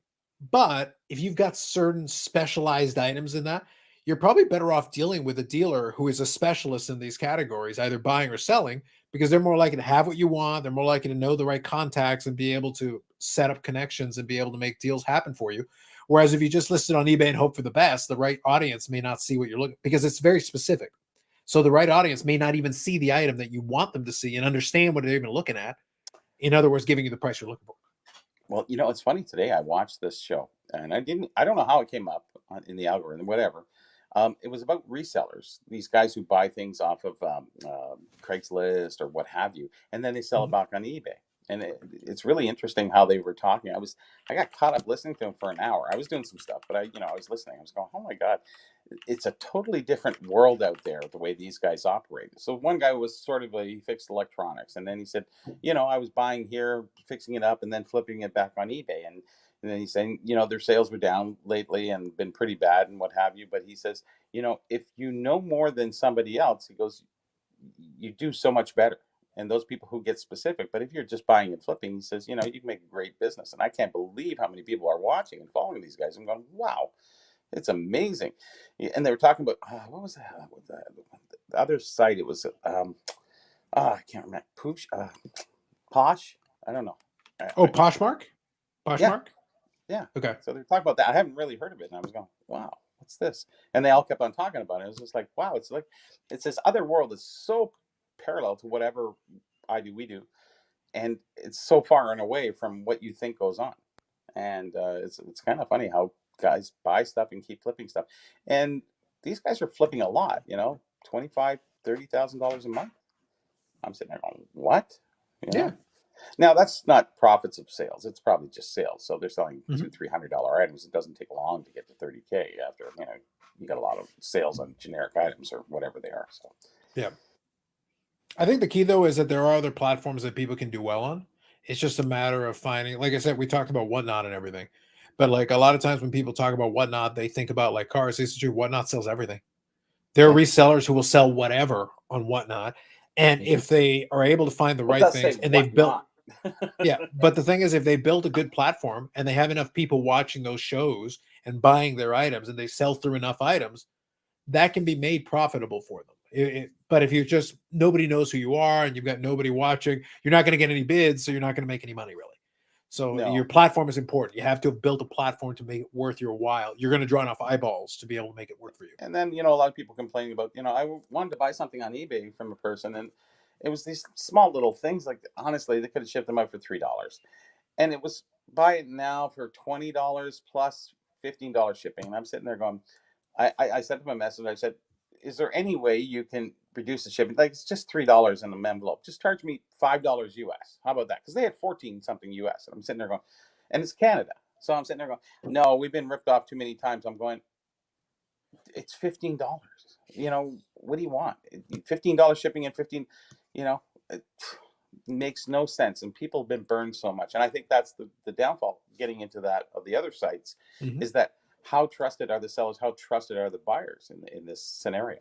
And this is why eBay got into that program of the sports cards having to be sent to a third party and then off to the person, And I can see that, but at a certain point I'm willing to sacrifice up to $75 and not insuring an item. After that, I kind of get a little bit, okay, But I most of the stuff I deal with, it's basically a small group of people that been there for 5, 10, 15, 20 years, so because it's very specific kind of collectibles. But then you get randoms all the time. Makes sense. Interesting. Sometimes I wonder if sometimes I'll read a comment and I'll wonder if it's either the past, if it's further back, because it doesn't make any sense in context. So you owed him money. Yes, I did. Do you know how like sometimes like when you're on your phone and you have different text threads going? Oh God, different people, and sometimes you get confused and you send the wrong text thread. That's what it seems like he's doing. Like he's in different chats on different shows. You'll know later when it says, so seriously, how much to bury the body? Like, what are we talking about? And what kind of payment terms are you taking? Yeah. And I'm not your honey. Something like that. A little awkward. Gets a little awkward. Gets weird. Yep. Yeah. It's just, it's just kind of weird. It's really kind of jumping around tonight. Look, as long as he hits the like button, I'm good. Zach says, I sell cell phones for a living. I spend $15K a month easy, and I'm not bragging. I don't make crazy money if just flip fast. Fair enough. Fair enough. Well, I think that goes without saying. A lot of guys at the Expo used to say, oh, we did 15K today. And I went, yeah, you're selling Gretzky's, man. How much? Sure. Yeah, exactly. Like, but what was your profit? Exactly. What was your profit? That's so sort of like, yeah, I did maybe 2,500, It was funny. It's funny that you mentioned about like a random rabbit hole or something you saw. I actually was I was watching some stuff on YouTube as I generally do, but sometimes you get the recommendations, and occasionally it'll go a little off the beaten path. But I came across a documentary from about 10 years ago, and it was funny in the context of what Beckett and some of these companies are doing now. It was talking about like VHS collectors, and it was from 2013. This documentary, Oh, and I'll see if I really? can find a link to it. But it was funny, but like they did it in a style that like was grainy footage, and they interviewed all these guys talking about all this stuff and talking about rating old video stores as they started to close and Oh, that would be Blockbuster and the rise. cool. Yeah, Yeah, neat. so there's a little bit. If I can find it, I'll send you the link. You can check it out. But they were talking about one of the movies that was apparently one of the biggest, one of the most expensive VHS because apparently it was rarity. It was a movie called Tales from the Quad-Dead Zone. It was a bad blaxploitation film from 1987, and they literally show clips of it. I'm like, this is trash. This is complete garbage. Oh, there's Like, been a lot of crappy movies I went to. That but were the even the totally point was they use that as an example of the point of why they as collectors like VHS. They go, some of these movies never made it over to DVD. I go, deservedly so. This is trash. Like it's true trash. But from a collector's perspective, that would make them rare because like, well, this movie is garbage, and whatever studio released it obviously didn't make a lot of them. So Yeah. it would have been a situation where there just wouldn't be a lot. But this was talking at the time. It goes, yeah, and we were on eBay and they were talking. Now I swear it says 2013, but the way they shot it is like it looks like maybe 10 years before that, but whatever. The point was, so they're doing it, but they're showing like the old eBay and people bidding on it. And the Huh. one guy says, is like, yeah, I found it for like $3. And then I put it up on eBay. And then people were sending me offers like, I'll pay you $100. I'll pay you $200 for this Tales from the Quad-Ed Zone. And they were doing it. It's like, and then he goes, no, man, just bid on it. And then ended up for like $660. And it was like, and the guy who won it was in the documentary. He goes, yeah, you know what? I just figured I put a bid. What the hell? But it's like, yeah, I put 666. And then I figured somebody would bid like 800 for it. And then it's like, yeah, I ended up winning for $660. And he goes, well, I got a piece of VHS history. And I'm sitting there like, yep, you sure did. And every Apparently, once in though, a since while, then, it's sold somebody- for multiples of that, though. Apparently, since then, it's sold for multiples of that. So Really? the dude Yeah. obviously could have made his money. I think like $1,700 or $1,800 was this article I skimmed through. I wanted to find the name because I couldn't remember the name. So in the Money Inc., which is the magazine, I was Yep. able to find the 12 most expensive and valuable VHS tapes. So updated as of 2023, and Tales from the Quad-Dead Zone was still in the top 12. Wow. So and I It's think the amazing it sale would last here. that long because, in hobbies, those things definitely shift and change constantly. A find of them, maybe a box full that never really got shipped, that can ruin it, right? So Well, it's nice to thankfully, know that it's Bobby, still- that we never got a big horde of movies that would have ruined a classic. Tales from you Quad-Dead know what I Zone. mean. Oh no, I get you. I just thought it was hilarious, and I'm just sitting there like, really? And I was like, all right. And so here is the let me see if I can pull up the cover art here. See if I can zoom in on it. So there you go. Oh. If you see this somewhere for a couple of bucks, apparently it holds value. So there you go. If you find it somewhere. So Like here. watching So this Storage Wars and everybody talking about the Harmon organ or something, Oh, Yeah. wow. Yeah. so yeah, Well, here you it is. can't Tales. mistake in that one. No, it's pretty clear cut. If you see that out in the wild somewhere for a couple of bucks, might be Yeah. worth a shot. Might be worth a go. Yep. So now you know. Tales from the Quad-Ed Zone. It reminded me very much of the way it was shot. It reminded me very much of Manos: The Hands of Fate, but without the riff track. The riff track is what makes it funny. Without the riff track, whoo, not good. Really? But number 12 it's is the Flesh Eaters. Come on, Bobby, the Flesh Eaters. Yeah, there's some pretty bad stuff out there for sure. Yeah, that was a 1964 horror film, The Flesh Eaters. Oh, was it really?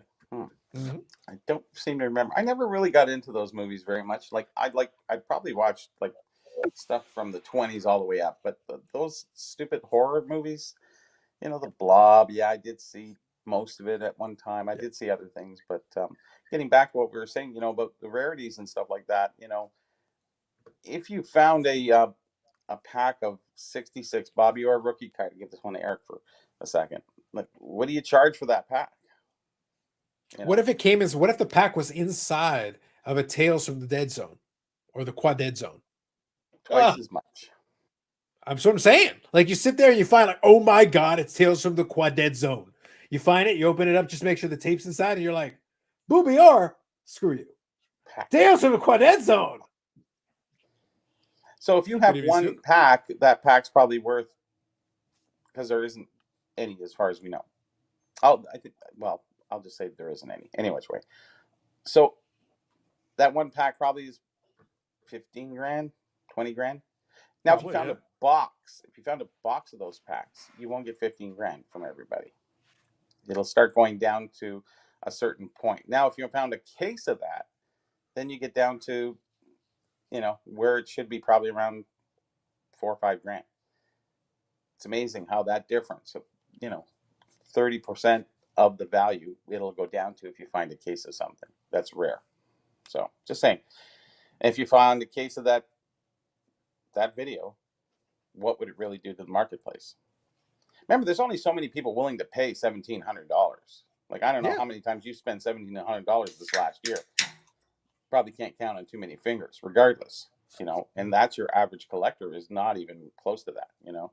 Anything over a $500 to $700 purchase is pretty much major for a lot of the guys. Well, that's a theme though we've hit on this year, especially quite a bit the last several months. We've hit on the idea that whenever we talk about these numbers, we got to remember that the average rank and file collector, any purchase over, $100 and change, $200, whatever, most normal collectors, normal rank and file collectors, that's not an impulse buy necessarily. They might have to think about it a little bit, especially if they're collecting other stuff or if they're trying to build a collection or something. Most people don't have thousands and thousands and thousands of dollars to just randomly blow on cards. That's not a normal person. Well, Eric's a different problem. Plus, he has the money for the like button. Yo, No, On it top of all that, goes to cards. are you sure about that?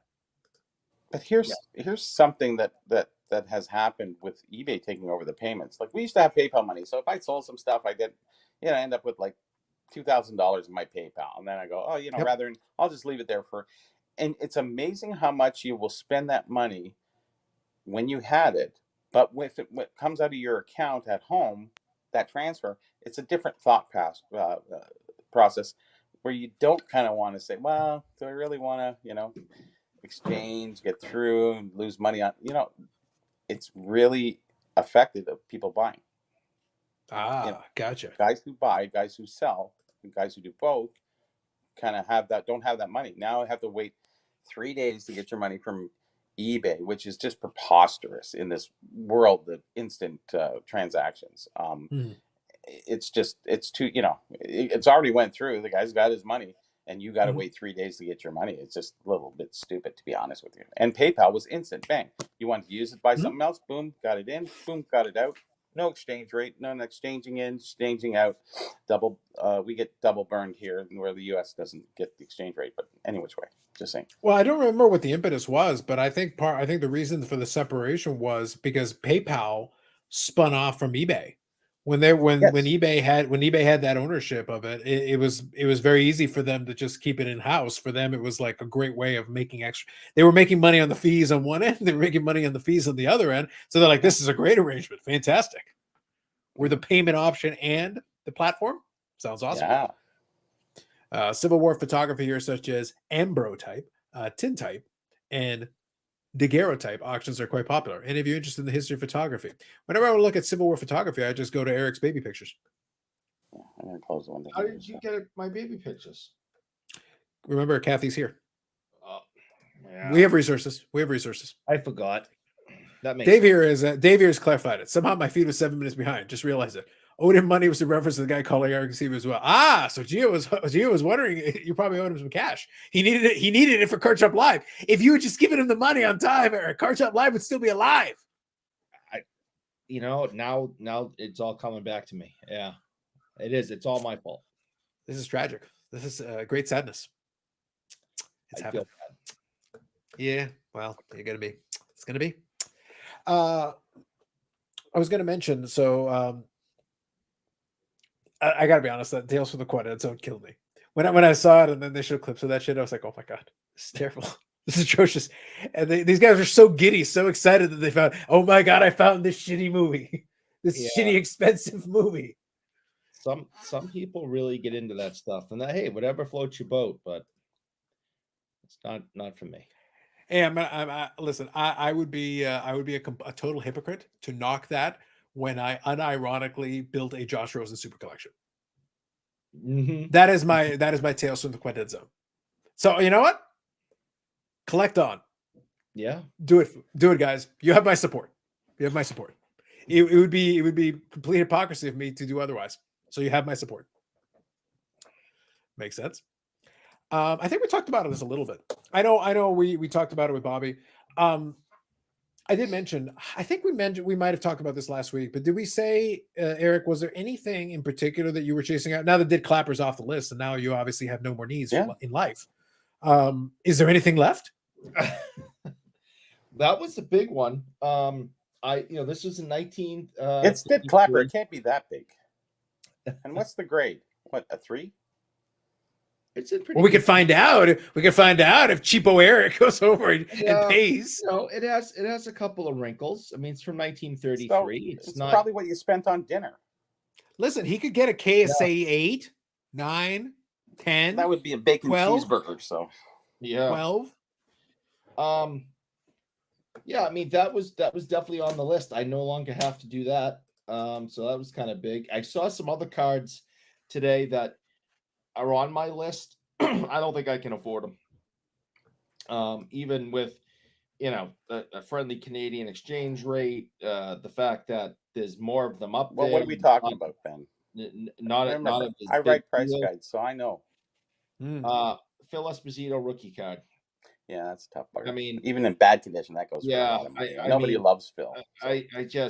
I saw a couple today. I mean, I think the lowest price I saw was like $700. Now, obviously, he's going to get full retail here in Boston. He's the legend, like everything.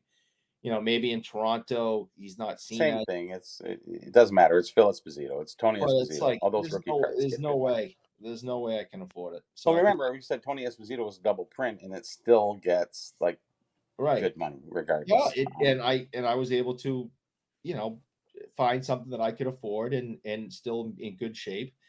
I mean, you'd have to bend it in half and put it through the washing machine for me to be able to afford a Phil Esposito, I think. So yeah. Well, that's actually a big purchase, but it doesn't have to be top grade condition, like Carlos did with his mantles and pinhole, whatever. Yeah, those things are still nice, and you can get a really nice card with paper loss on the back or something, and that's a little bit, and you could pay like next to nothing. Well, comparatively, yeah. It's still going to cost you over $100, even if it went through the washing machine. Fair enough. I think maybe the strategy, Eric, would be you already mentioned the difficulty you had explaining the PSA Canada thing. So, and that's with charts and graphs and everything. So maybe what you do is you lead off the discussion by saying, before we commence the negotiation on this card, I am interested in this card, but before we commence the negotiation, can I explain to you Tales from the Quintet Zone? And then first they start off looking at you going, what the hell? And then you try to explain the plot. 3 hours later, they're like, just take the fucking card. Just get out. Yeah. Okay. Done. I will work on that. You showed me a card today, didn't you, or something? Didn't you? Who are you asking? Eric. I sent you that Gordie Howe picture yesterday. Oh yeah, so there was JD McCarthy. I didn't do the JD McCarthy's yet. That one there, that Howe. Let's see the back of it. Oh yeah, so that's the autograph. Yeah, okay. See, the problem with JD McCarthy, I didn't do them, and I haven't done them. I don't think I'm going to do them for a long time, because he issued them from the 40s, late 40s, up through, and he kept printing and reprinting, and there's like 7 different backs. The split pose card, the little name on the bottom. There's so many, and he did this right up until the 80s. So as he kept printing and printing and printing, it's the clarity left the picture, and he kept selling them. He was going to shows and setting up and kept selling them for like decades. And I think that's the one thing, is that nobody knows which version, which variation, and it's really mostly just baseball and hockey players from Detroit. There's a few other different ones, but it's such a huge checklist. And but you did find it. You find it on the trading card database. Now that's great, that they did have it there, but you went there and it just went, oh, there it is. Well, then I saw it on eBay and I went, there it is. So I didn't. And trading card database said what? Didn't have prices, didn't have write up, didn't have nothing. And I think that was thing that somebody said to me recently is that, well, Trading Card Database has that. And I'm going, what's it say about it? And they go, well, no, they have a picture of it. I said, yeah, so does eBay. So what are you saying? At least, getting back to Needum is, at least I'm doing write-ups and referring some information about the set or a checklist or, with prices or what have you. And whereas the Trading Card Database doesn't have anything. And that's a group sourced website where people add the information. Their information's quite wrong a lot of times. And but they do have a lot, and they've built over the last 15 years when you have everybody adding stuff to them. So any which way, with Needum app, you're able to track every set and see what you want, what you don't want, print PDFs, do whatever you want with it. There's I think the key to what you're talking about, though, Bobby, is that because you have already done the research, it is vetted information as opposed to the crowdsource. Yeah. So basically, that's what you're referring to. You're referring to vetted information that, as opposed to anybody can put whatever. I will say Trading Card Database does well with certain things, like say a 90 set, and I want the odds of a specific insert. There's a good chance that somebody took it straight off the box and just copied it over. 99 times out of 100, that's fine. And it's probably accurate. The odds, yeah, I'd say I've never really looked up anything like that because there is no odds for pre-90. So no, I get it. But what I'm saying is, for those sets, I'm using a very specific example. The odds would be on the side of the box. So somebody could literally take the information from a pack or from the side of the box and transfer it over and be able to give that information and be able to post it. So it's really handy in a pinch to be able to quickly go, is this, how many per pack? Well, this is 1 in 180 packs. Okay, great. And I can always verify that by looking at the box art myself. True. But most of the time, it's accurate. Most of the time, if they posted it there, they probably took it from the side of the box and it's accurate. Yeah, things like that are factual, but very little research goes in. But the collectors do know a lot, and that's a good thing. But they don't know everything. And I noticed that they don't have write-ups on a lot of their items. So it's sort of like, what do you can tell me the measurements, but that's about it. And it's and I think that's where that lacks in a lot of places. But they've been. I think we lost him. Oh, there he is. What, me? And on my computer, you froze. Carlos didn't, so I didn't know what anyone else. I saw Bobby the whole time. I was good. Oh, okay. Yeah, so I don't know. So it's you. I will say though, I did laugh though. I actually got a chance to try this for the first time. I don't know if you guys have seen or played around with it. I listed some stuff on eBay last night, and when I was doing it, I was doing my usual thing. I have templates and stuff just to make my life easy, and I go, great, just to streamline it. Yeah, let's just make it easy. It's pain otherwise. Oh, 100%. But I did see that they had the AI description writer button, and I decided to press it. I pressed it once just to try it, just because I thought it'd be hilarious. I go, let me try it. Just let me try it. I got to try it. I got to be honest. It was a paragraph of fluff. The information on it was not wrong. It's just meaningless. There was no details. Add anything. Yeah, it doesn't add anything. I did the same thing. I sat there and I went, okay, yeah. Oh, great special season. He was a perfect. It's like, what does this have to do with the card? It wasn't even a card I was listening. I was doing something else, but I clicked that AI because it was there, and I said, okay, let's see what you got to say. And I went, what? It's like that extra information that nobody reads. Yeah, no. It was just random trivia pertaining to the individual pictured on it. It was like, good to know, but not really helpful. My biggest pet peeve on eBay is people will sell a crest, and you go, okay, where's description says, nice condition as pictured. That's it. It's like, what size is the crest? Is it 3 inches? Is it 8 inches? Is it 15 inches? Is it 2 feet tall? Like, no scale, no nothing. It's just like, and I'm tired of asking people. Honestly, you just sit there and go, next. People lose so much in business because they just don't want to laziness put a size. Yeah. And, even like those other cards, the wrestling ones from 87, the Stewarts, nobody puts the size. Nobody. They assume it's a tough set. That's not a lot of people know about it. Why wouldn't you put the size on it? Makes sense. I agree. Just Skip says saw 52 Gordie Howe at the Dallas show today. 11,000 for a PSA 3. Really? Gordie's getting up there. It's such a poor card. I saw a couple of things from him today. Some autographed items that they weren't pack pulled autographs. It was just things that he had autographed over the years, which a bazillion. And, it's not a lot of stuff. There was a couple of things I really wanted because I collect Gordy autos. You know, I mean, I don't have the world's largest collection, but I mean, there's there's one of my newer ones right there. That's that, and I got another one right there, and I mean, I collect them, so I know what they relatively go for, depending on what they're on and things like that. And They've come I down was, dramatically. I thought so. Not at Shriners today. They freaking weren't. They were through the roof. Shriners is like that. It's like those eBay guys. They only do the Shriners, and they only know what they've known for the last 15, 20 years. This is worth that. And I don't care if you saw it on eBay, go buy it there. I got this price on it. And it's usually twice the price. $350 For what? For Gordy's autograph on a Howie beehive. Moran's autograph? I don't know. What? No, on a beehive. 350. Now there is something to that. Now there is a rare Gordie Howe. He's in a white jersey. I think it's in Group 2, and so that's a tough one. So that might be the cost of the rarity, and the rarity of Gordie Howe signing that rarity might bring it to 350. So that might be justified.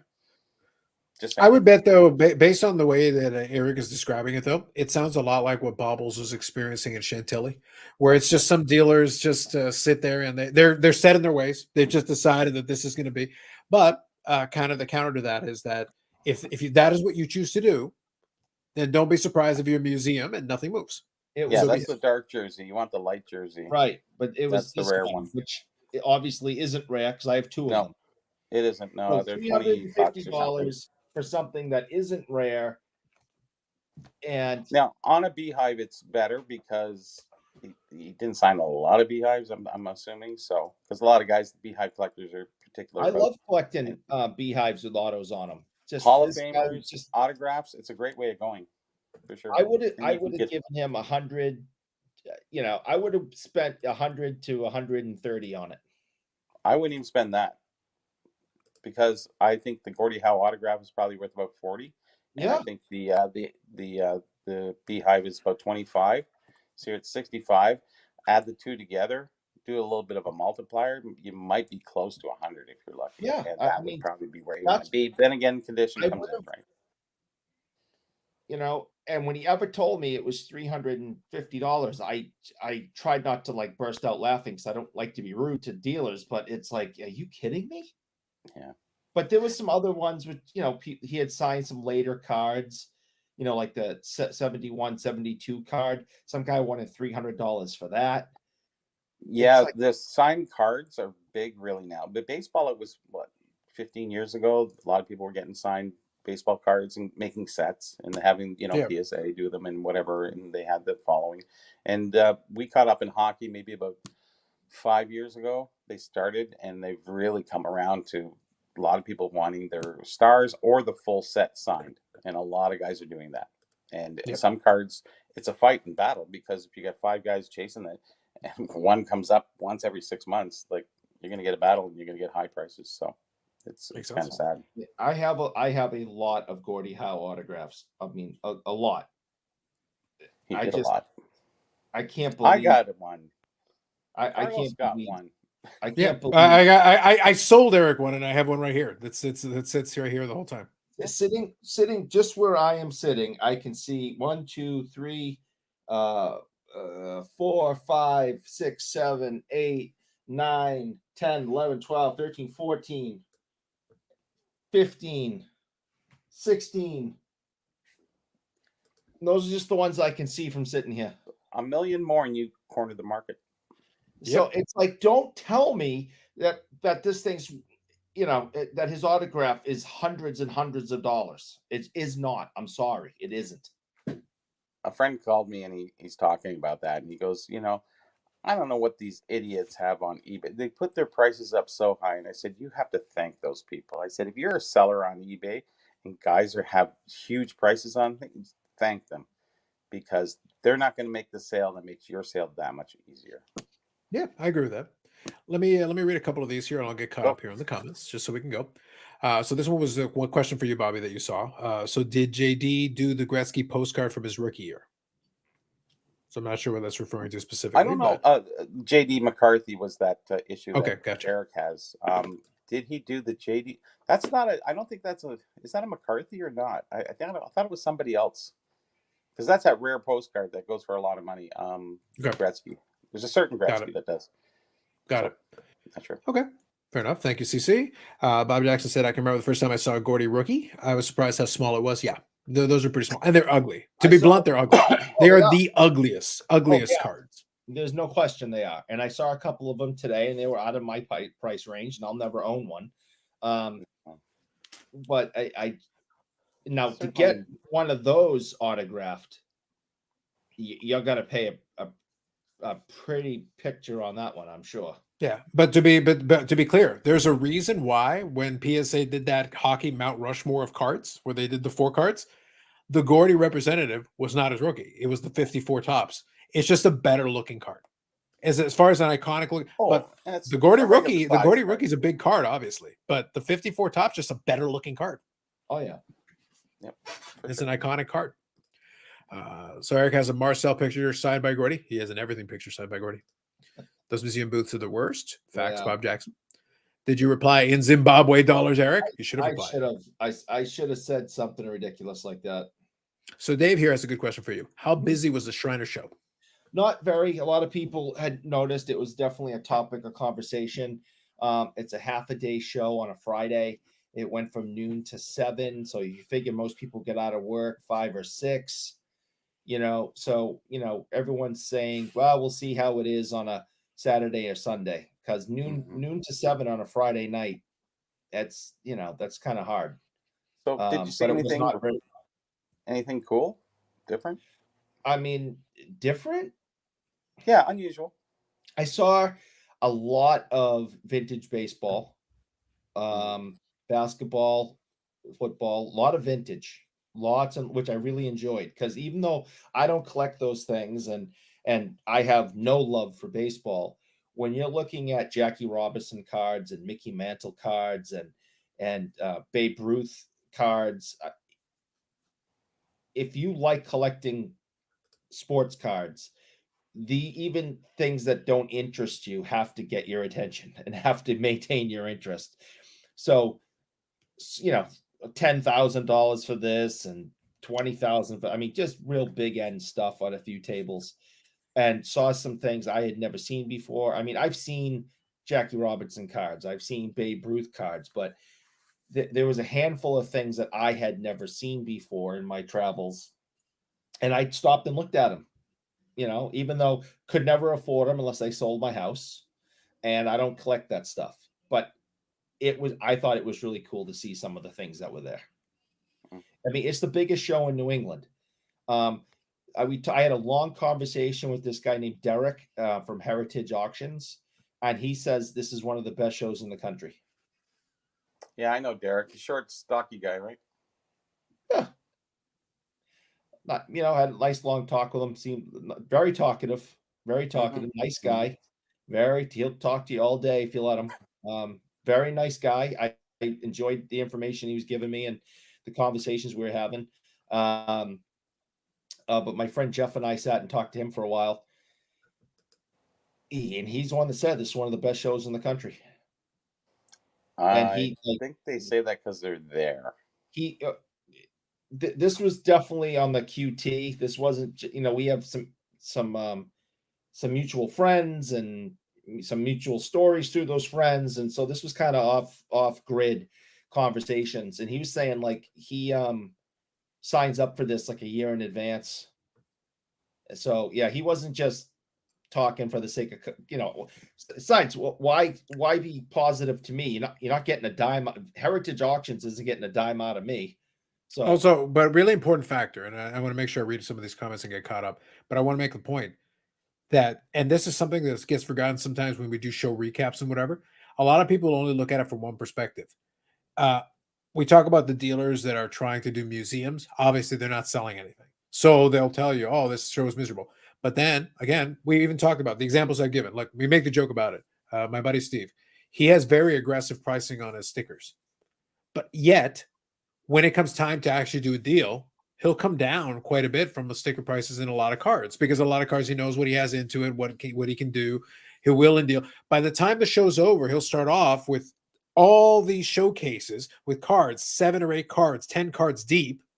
And by the time the show is proceeding by into Saturday and into Saturday, really, he'll have to move cards around to fill spaces, because he's moved cards all the way down the list, even 5, 6, 7 cards deep. He's filled in all those, sold all that stuff. And now he's got to move stuff around to keep shuffling around. He's picked up some other stuff and then moving.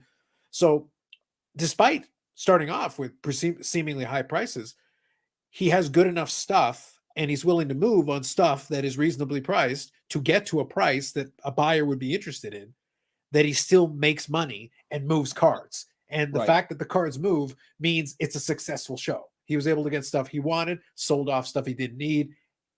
Life goes on. The dealers right beside him may be struggling at the exact same time in the same show. Well, you're all in the same lane. How is that possible? Well, how did you price it? What is your price relative to what the market will bear? And that will say a lot about what's going to happen for you. Well, yeah, if anybody has, 10 Gretzky's at their table, you're going to make the sales. But if you have 10 Mitch Marner cards and 1 Gretzky and this and that, it's random. You come in, if you buy the good stuff, you should be able to sell the good stuff. And it depends on your margins too, on top of that. That's another part. You might not make some on 1 card or 2 cards, but some of them, you kill it. So that's the way it goes. And you have to take the up, and keep money circulating. It's all just commerce. If you just keep moving with commerce forward, you will end up better in the long run. But so many guys sit on the stuff, like, the Shriner show. They just sit on it time after time after time, and they say it's a shitty show. Well, it's a shitty show because you're not willing to move the stuff. So, enough said. I agree. Yeah. Bob Jackson says, Go ahead. yeah, let me just finish getting caught up here.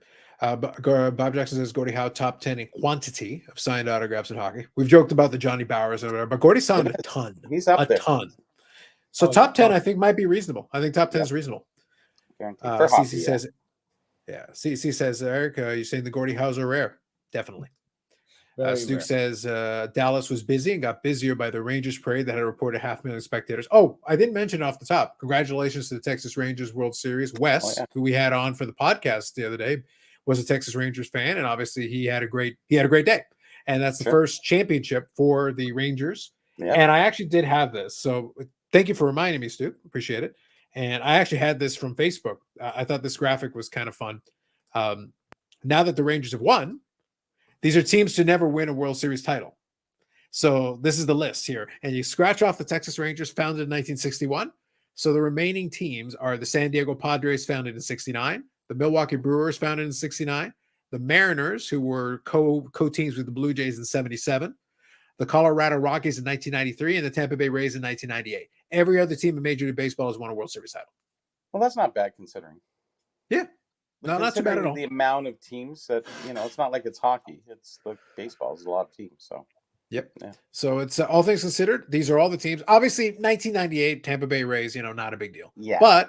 But even Colorado Rockies 93, but their cousins that started the same year, because those expansion years kind of come in twos.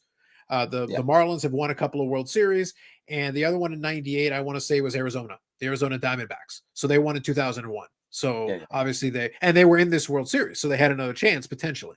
But the Rangers were able to get off this list, and now the Padres, Brewers, and the Mariners are on the clock for longest tenured teams that have not won a World Series. Mm-hmm. So congratulations to the Rangers and their fans. Let me scroll through here quick. What Stu said, I was talking to some people in Clubhouse today that are down there at the Dallas show. Mm-hmm. We're having that exact same conversation as it was happening, that the show is dead.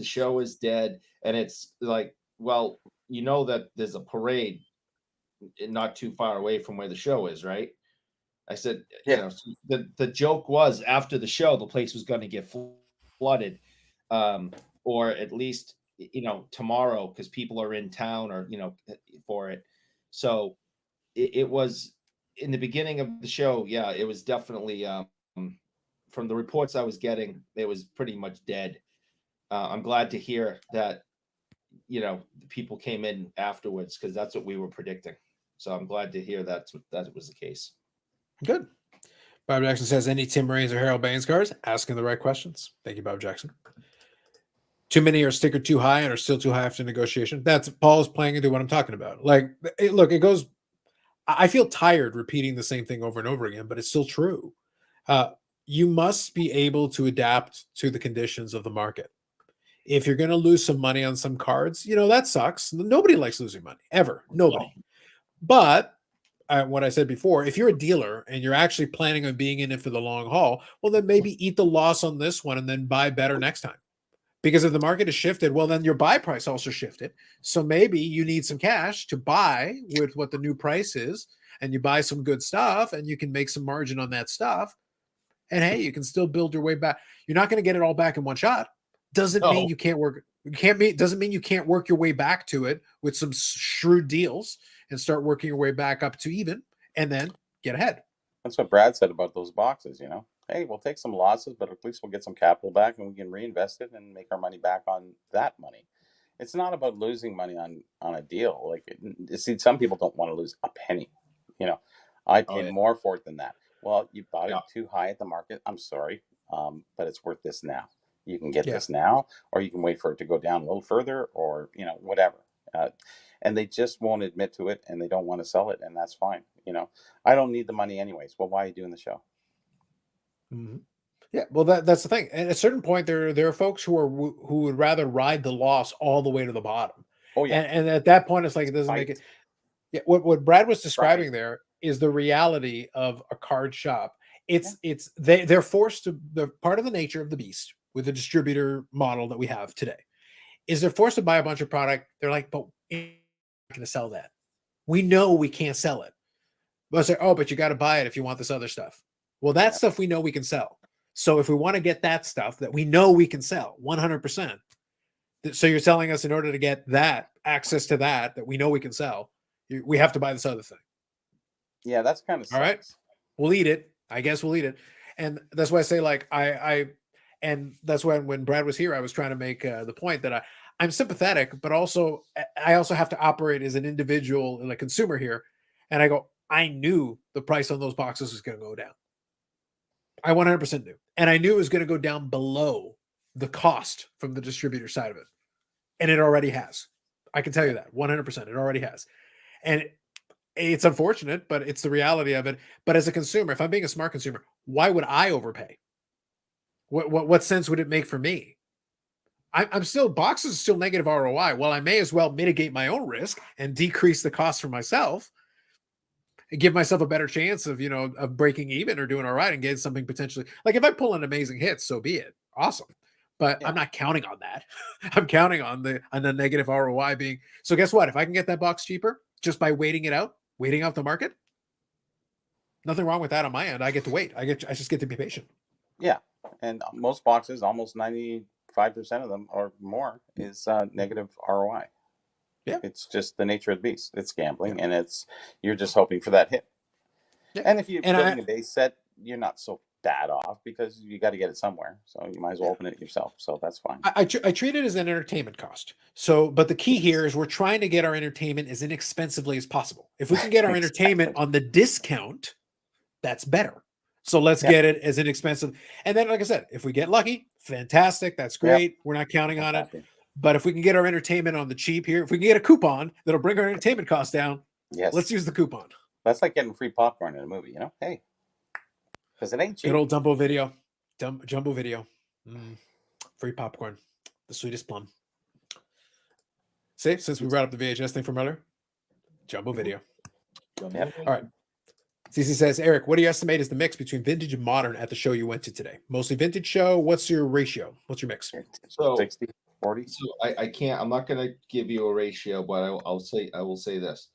It was like very vintage. It was very vintage heavy.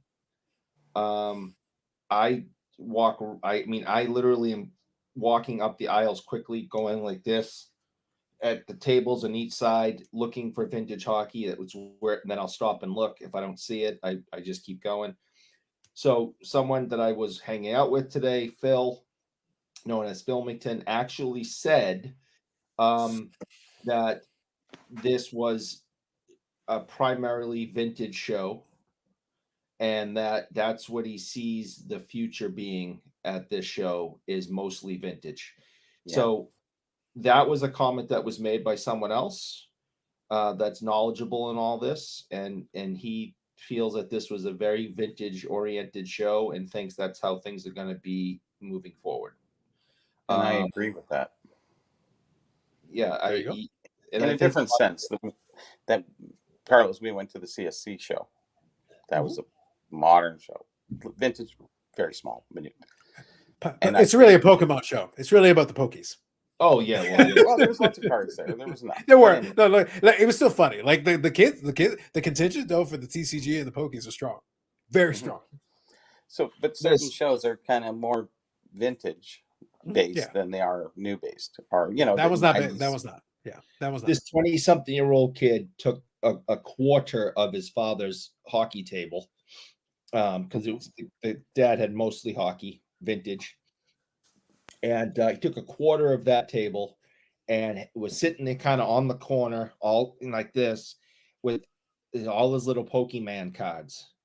And I was there for a while looking through his dad's stuff. Now this is a 20-something-year-old man. This isn't a 10-year-old. Picture a 20-something-year-old man sitting there on the corner of this table, like with little to no room, sitting there very uncomfortable with this little tiny square of Pokemon cards, and nobody is even making eye contact with him. I was probably standing there for a good 10 minutes looking at the stuff his dad had, and people would come to the table and people would not even make eye contact with this man. And he just sat there kind of like this, hunched over with his little Pokemons and nothing. So dismissive of the Pokemans.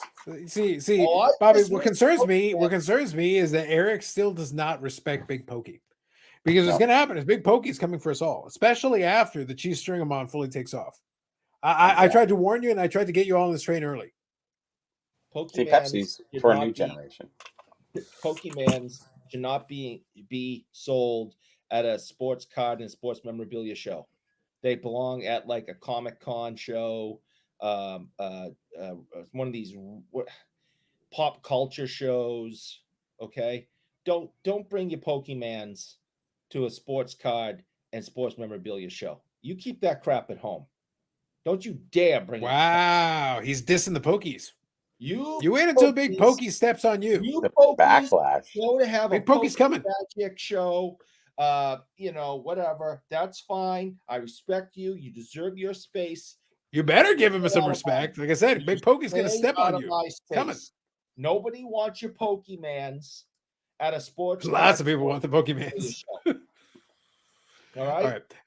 I'm gonna finish reading while Eric's trying to get Big Pokey mad at him. All right, Colin Murray here. Good evening, Colin. I was thinking of doing that show. Is there more hockey there? A Philly show in September was not good for hockey. Thank you, Colin. No. Carlisle here says, how crazy is that Will Smith has won 3 consecutive World Series with 3 different teams? Yeah, and he was great at Men in Black. By the way, I know who Carlisle is talking about. But it is fun when you get these quirky players who randomly happen upon teams that get to multiple championships. So in this case, 3 consecutive World Series, 3 different teams. And then he gets on the Hall of Fame. What happened? Well, it's similar to what happened with Hossa, except Hossa didn't win all of them. Like for the first, I think it was like 3 where he lost, and then he started winning when he got to Chicago. But he had the 3 years where I don't remember the order, but it was Pittsburgh, and it was the Detroit, and it was one other one. There was like 3 that Hossa was on 3 consecutive teams and got to the Stanley Cup and lost. And then one year he was on one side of this same matchup, and then he was on the other side of the matchup and was on the losing side both times. And then he got to Chicago and won 3 something, or wasn't he with one of those expansion teams in the 90s? I'm trying to remember, like, who was it? Like, but he got to like 3 consecutive. Marian Hossa. I'll see if I can find it. Yeah. The teams escaped me, but he definitely got the 3 in a row or something like that. Milwaukee Braves had a World Series in 57, however. I guess the Braves were the only franchise to win a World Series in 3 different cities. True. You got Boston Braves, Milwaukee Braves, and Atlanta. Yeah, it's true. Yep. That is true. Real problem is a few are willing to take a loss on too many cards, and it's killing the customer experience. Yeah, They bought too many cards at too high a price. That's fair. Yeah. Colin here says they may be seeing on. And second. I'm not even going to try to negotiate with someone when the price is so astronomically high to begin with. It isn't even worth discussing bringing it down to where I feel it's appropriate, because no one's going to drop hundreds of dollars. No, and that's another point where you say thank you very much and you move on. And Yeah, other like, dealers should say thank you because they're just not going to make the sale. Yeah, you Just want commerce. 350. Simple I want stuff. to pay 100 to 130. It's not even worth having a discussion with you. Have a nice day. Look at you. I put that money in another Dick Clapper. Different color though. There you go. I like it. All right, so it was 3 in a row, and the third one was actually Chicago. So it's Pittsburgh, Detroit, and then Chicago, where he did win the Stanley Cup, and then he won 2 more Stanley Cups in Chicago after that. So it was 3 in a row. Colin says they may be sitting on inventory. Not all of them are looking to sell. When I do smaller shows, I just want to buy cards, not sell cards. Generally, a small one-day show, you will make more money buying. That's fair. Yeah. But I don't think that's what some of these guys are doing. Paul here. Now, I think Paul's trying to make a point that he thinks is insulting. But my question is, how would you know about all the different discounting pricings? This speaks to a lot of inside information. And what time to show up for these things? Paul knows a lot of things, is what I'm saying. Paul knows. So I'm saying Paul knows a lot of things. He knows Paul knows a lot of things. He should. That's for damn sure. Dave here says, small one-day shows where we can find lifetime customers, people that actually collect and have no issue paying for service. I don't mind paying for service. I just don't like overpaying. So it's kind of what I alluded to a little earlier. Paul C says, picturing Eric with his Bruins man cards. I know. Wait until the Pokemans. Wait until they realize the Bruins are not even a hockey team and they become Pokemans. And then he has to change his tune. Colin says, guys, it's still a hobby whether you're a dealer or a buyer. Ange Savelli didn't do the expo to sell cars or Cohen tiles. It was to show off his stuff and get phone numbers. If you want to show off, then you got to museum. Cowen tiles and Angelo, the king of cards. Yeah, he did. He was showing off his cards, but he also made sales, but he was top price. He was right up there. Who has that kind of money and time to buy a table at a major show like the National, like the Expo, like maybe one of the other biggies that are around, and not sell anything? Sometimes it's bravado. Who the hell who has the money? How much is a table? Like a full table, just one full table to sell cards on. I know, Bobby, you got your thing going, but it's different. How much is one full table to sell cards on at the Expo? $800 plus. Okay. If you have a corner booth, it's $900. If you add electricity, it's $1,000. If you add anything else, it keeps going up. So I'd say the average is $800 to $1,000. Yeah. One table. And you're not going to sell anything. What a jackass. Yeah, it's a lot of money. So what you're saying is you should get a table, Eric. If you have to come in from out of town and you have to get a hotel and then you're eating out and you add those expenses, like even for Carlos to go there, it's costing him quite a bit of money just to be, but convenient, I know how much it costs me, and I don't like to think about it. Well, we've talked about it though. We talked about that when we talked about the whole national thing. But even like I said, Expo isn't as crazy as that. It's not as expensive as that. However, like what Bobby's alluding to is, I'm within driving distance. I could totally do that, but then I'm losing the time that I'm going back and forth every single one of those days if that's what I chose to do. I choose to go and get a hotel nearby because then when I'm hanging out a little bit later, then I can just pop in the hotel, go to bed, not a problem. Makes it more convenient for me. But you're paying for that. Like there is a cost to be incurred for that, and then add in the rest of it. Going to the restaurants. You're having any drinks? Well, include that in the cost. The actual day-to-day. Going to and from the show. If you're going to eat, if you're not going to die of starvation while you're on the show floor, heaven forbid you actually eat something, well, add that to the cost. Now imagine you're doing this kind of thing and you're actually from out of town and you're a dealer. So you still have to travel. You still have to pay for the hotel. You still have to eat. You still have to do all of those things. And you got to pay for the booth. We're adding cost on cost on cost before you even sell anything. Before you even start. Yeah, and you can't keep doing that. You can do it a few times, but it just won't work for you. You can't keep dumping $3,000 out every time, at least $3,000. And then you It have adds your up. stock, your cost of your card to begin with. Yeah. So your profit margin is really gearing your whole thing. Funny thing is, I always say, how'd you do this weekend? I said, you're going to go home with 95% of your stuff anyways. Most people do. It's that 5% you sell that makes your whole weekend. And some guys have a great weekend and they only sell 3% because they had a couple of major sales and they made good margins. So that's what happens. Yeah. But I think the key, though, is that you're talking about starting so far behind the 8 ball that Yeah. being someone who is not priced to move material is Mhm. very dangerous. Like It you do you. And that's assuming you're running your booth. Well, what if you have help? These people also need to eat. They need an accommodation, like whatever the case is going to be. Like when Brad was talking about 100 PSA people. is flipping the bill, but imagine know. 100 people. That's a battalion. Like you got this group of 100 people. people times They how got to many stay meals? somewhere. They got to eat. All these, there are costs being incurred the fly entire How many time. in. meals? How many Think hotels? about How 100 many? people that had to fly in. Your Yeah. encapsulation machines did. I don't know exactly how large they are. You're paying. They're not You that either had big. to bring them in. You had to send them in by truck, or you had or you had to pay a shitload to have them on the airplane. So, I mean, just it's mind-boggling how much they must be paying to have to come to Canada. All right, I'm about 10 minutes behind, so I'm going to get caught up here. Oh, yeah. Eric prefers the hokey pokey. Facts. Screw you, Bob. Big Elena never understood the Pokemans either. You'll all understand when Big Pokey takes over. But Eric, there'll be Pokemon and Sausage Guy at the Expo next week. The Facts. sausage CC. guy can Facts. stay. Pokemon out. Sadly, there was a ton of Pokey at the last Expo, and now I need to bring my 7-year-old to the show next week. Sacrifices must be made. Jeff says Hoso was in Ottawa in 2097. No, he He wasn't. corrected Ottawa, himself. that's what He it was. corrected himself. He corrected himself, but I appreciate it. Nope. I have neighbors, knee-high 4-year-olds interested in Pokemans. There you go. And they have no money. That's where your money comes in. Ex-girlfriend is how I know. As long as we got the hours, Paul. As long as we get the hours.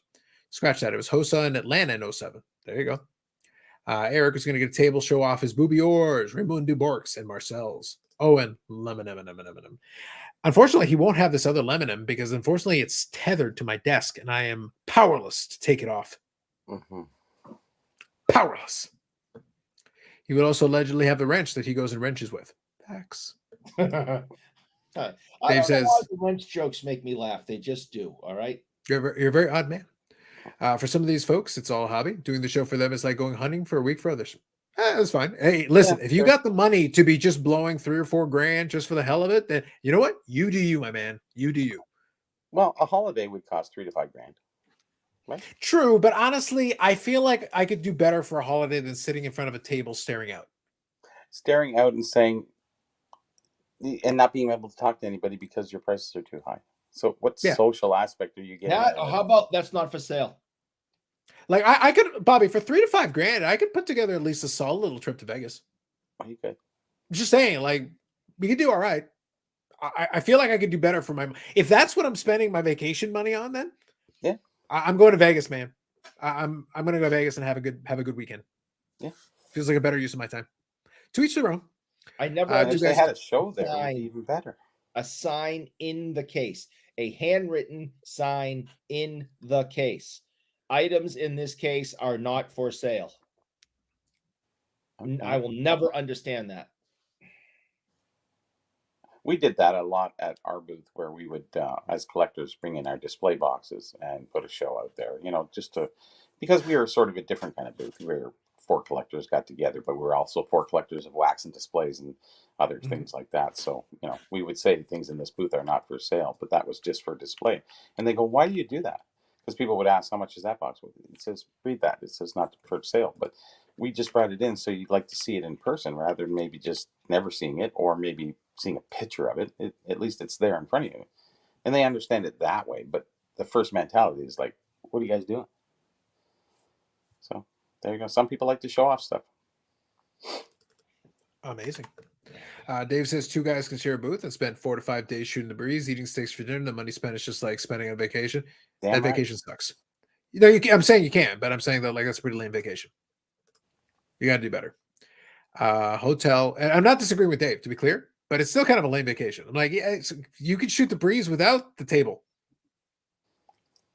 You can literally go anywhere and shoot the breeze and just hang out and have some drinks or something. Like, you don't need to be sitting at a card show Well, for that. if they're from out of town. Bobby, you want to come out of town to go hang out at the International Center in a booth? We did that. That's what my friends came from. What you have Chicago, you have Detroit, you have Connecticut, and Sudbury, and we all came together, and we were just kind of hanging our hats up and having some fun together. If we bought something great, if we sold something great, that's it. We were just there for the experience, and it's like a guy's weekend without booze for the most part. That it was just kind of hanging out, talking shop, seeing what comes when in. we seeing go what out, goes out. I am drinking when we go out. I may have one, maybe 2 beers when we go out. Watch out. Maybe. Watch out. You're Eric. You watch out. If they have the correct beers, it's like, don't worry about it. It won't matter. It's like, why? It's like 12%. Yes. Go get that man a stout. Let's go. An imperial stout. I want one of the Russian imperial stouts. I'll just have my regular Guinness. It's like, what happens? Like that, I may have 2. It's like, what happened? That's pure alcohol. Colin says hotel, food, staff, 10 booths, and rent 25 display cases. Do the math before the show starts. I'm out 5 figures. Yeah, sounds about right. I think I've seen showcases at the expo with just $100 bills on it. Yes, they're just to buy. Yeah, that's fine. Yep. That's usually here you go. Dave and Adams. I Adams saw sets a up like guy, that all the time. $2,000 in hundreds today. He dropped on a table and bought cards from a guy. I'm like, that guy's having a good show. The place is empty. It's a Friday afternoon. It's the first day of a 3-day show, and he's got all those $100 bills just dropping on front of him. I was just like, wow. I wish I had $1,900 for the card. He made $100. No, the guy bought multiple stuff, but just $2,000 in hundreds. He just kept multiple stuff, singular, multiple stuffs. So it wasn't for something. So it wasn't for like a big Grail card like this one. No. No. That would be like 3,000 stuffs. Yeah, cheese string them on. Woo. Yeah. Eric, thoughts on the new Pepsi logo as a resident Pepsi expert? Is this it? I don't know. Is that? I guess so. I don't know.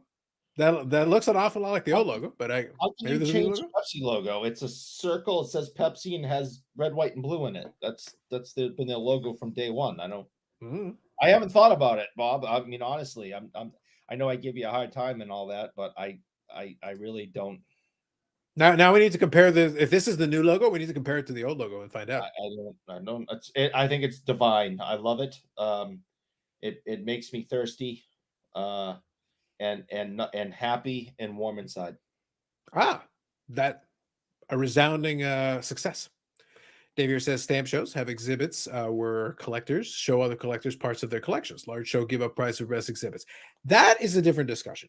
If you are basically, because I've seen stuff like what you're talking about, that's almost an educational piece. That's like a hashtag scholarship thing. You're taking a space to basically educate you. At that point, it is more museum-like, but it's museum with a purpose. You're actually conveying information. And if that's what you're out there to do, hey, I'm for it. That's great. I just think it's weird when you got a booth that looks like a booth that's trying to sell something, where it very clearly doesn't appear to be the case. You're not displaying things in a certain way to be able to tell a story or to be able to convey information. It doesn't have the same connotation. It's like literally you just showed up to put stuff here and nothing's going to move in or out except when you're done and you're taking home. So the auction houses, Heritage was one of them that were there, and Four Sharp Corners, which is a Massachusetts company anyway, and Leland's, and there was any number of the high-end popular auction houses there today. They all had items that were there and not for sale. They were showing you examples of what's going to be in their upcoming auction. That I understand. It's like, hey, on the 19th, the auction's going to start, and here's some examples of the nicer things we're going to have. That makes sense because I still have the ability to go and buy them starting on the 19th, but I get to look at them up close and personal instead of looking through a computer screen. That's different than saying, no, that you can just, those aren't even ever going to be for sale. You're just here to look. I like museums. I love going to the Hockey Hall of Fame. I like going to all different types of museums. And I like going to card shows and sports memorabilia shows where things are there that I can't afford to buy. I just have never been able to wrap my head around why someone would spend $1,000 on a table and not sell anything on purpose. That's my only, like, that just blows my mind. I don't have money to burn, and $1,000 on a table plus the hotels plus the travel and plus the food plus the blah blah blah blah, and your whole goal is not to sell something. I don't think that's their whole goal, but So Eric, you said you're a big fan of museums. Oh yes. So you know where you need to go. If you go to Tokyo, there is a Tokyo. mayonnaise museum. I don't want to talk to you. Mm-hmm. The Japanese. What do they call that Japanese mayonnaise? There's a certain word Gross. for it. It's called gross. It's different. I actually don't know what the name is. I know what you're talking about. I don't know what the name is. It is. I see the chefs use it every once in a while, and they go, "Oh, this is Japanese mayonnaise." I'm like, Yeah, but the point is they've got a Really? museum, Eric. They got a museum. So not only do they have mayonnaise museum, they are the epicenter of the pokies. So after Big Pokey gets you, it's going to force you to go hang out at the mayonnaise museum. oh, it's Bob called Jackson Wade. saying Q pie. That's what it is. It's called Wade. Hmm. There you Wade go. Mail. Mm. So Dave here says, Carlos, after you're married 30 to 40 plus years, hanging out at a card show with a buddy or two will seem much more appealing. Carlos Sr. Damn had a right. motorcycle and a garage. There you go. Yeah, hey, Like the motorcycle took care of that job, buddy. And he's been married, I think, I want to say 42 years. It might be 43. Why motorcycle. do you Yep. guys everybody think, has their outlet, right? why do you guys think that Bobby and I are doing these shows on Friday nights? Damn Yeah. right. Eric's like, it was like, if I just lock enough of these locks on this door, this is the only way I can escape. You know, my daughter's in college now, but for the longest time, I've been here alone with my mother, my daughter, and my wife. It's like, oh, I need an outlet. You know, and that's Eric, the why real are you thing always so about it. grumpy? Why are you always so?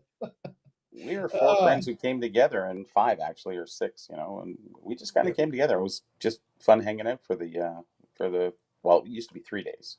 Now it's 5 days. But before it was just Friday, Saturday, Sunday, gone. And you didn't have much time really. It was gone in a second. So now at least you get a little bit more time, but it does cost you more.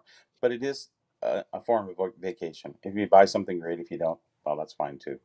If you sell something and you're setting up, you do kind of have to sell some stuff. And I used to sell a lot of stuff. I'd sell my books, but I'd also bring some extra stuff and turn it into... So maybe I need to clarify something. I'm not disagreeing with the premise because look, at the end of the day, I'm going to the expo not because I need to go to the expo.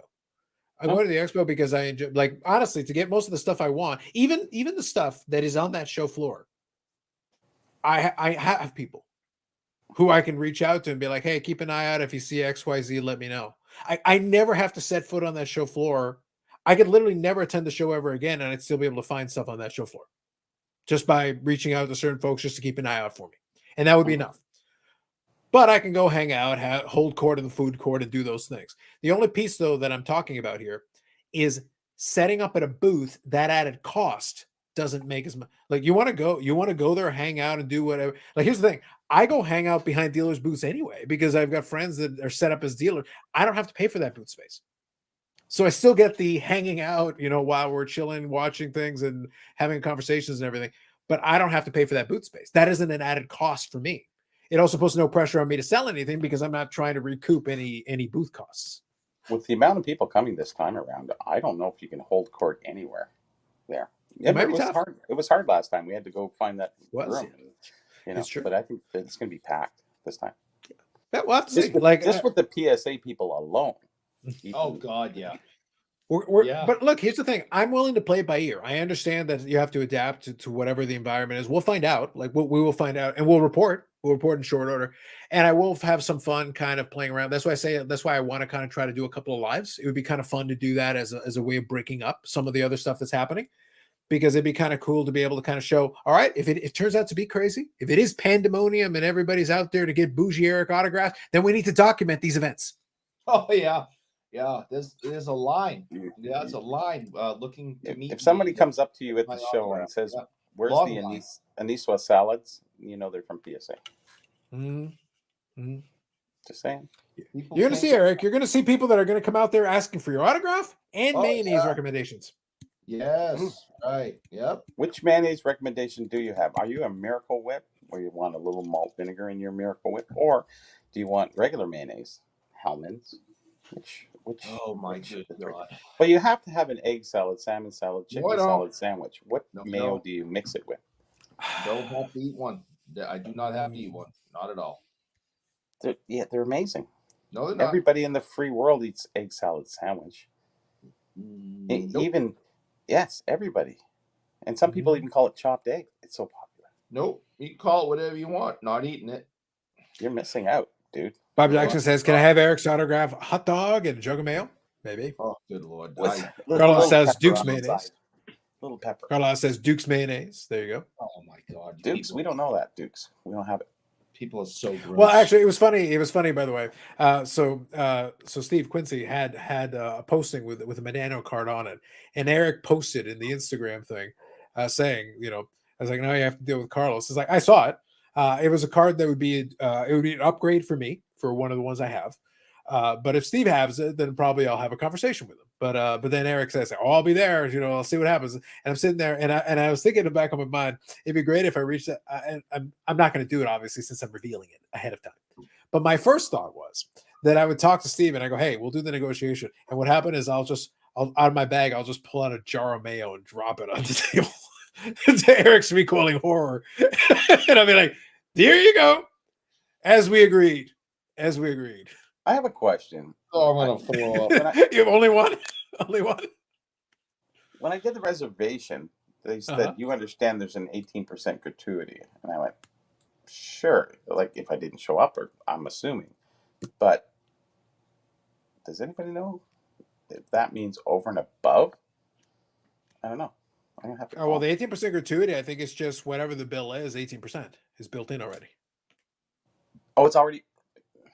Yeah, it's whatever your bill is, whatever it is, and then 18%? 18% gets added to it automatically. That's fine. Yeah, I Yeah, understand. that means you're not required necessarily to add any more tip because it's already been done, really. But if you don't show up and you cancel your thing, I think there's an 18% gratuity. So I think maybe they can average too, because I think that was sort of somewhat I don't mentioned show in the up conversation. if I feel don't. yeah, I feel cancel. like it would be a cancellation fee and not a gratuity, but Yeah. something like that. Well, I think it's the 18%, whatever. Okay, sure. 18% of what? I didn't show up. Well, no, if the average meal is $20, then 18% of $20. Oh, now we're at average. What if Eric just wanted water? Brings our average down. Yeah. He said he wanted water and a packet of mayo. That's all he wanted. Oh, Jesus Christ. I know.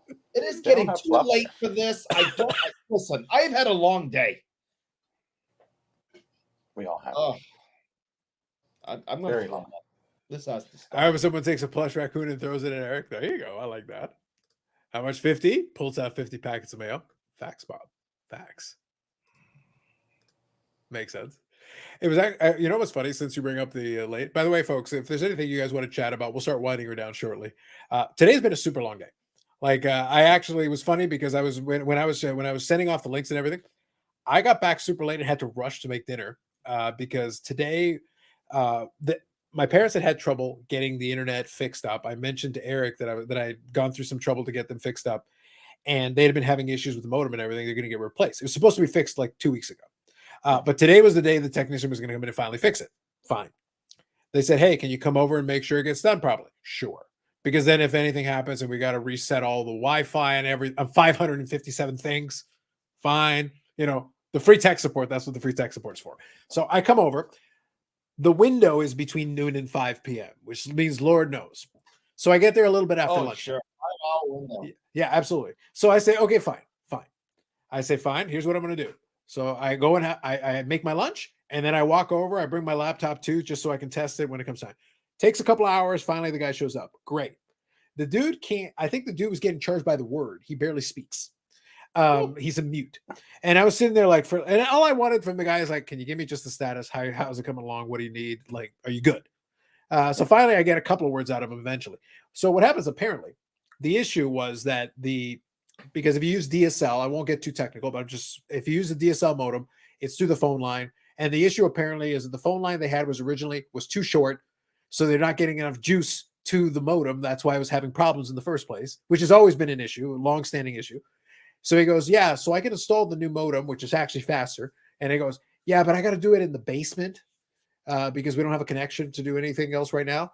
And I'm sitting there like, well, I don't want my parents and my family not to have any internet because the whole point is they're having internet.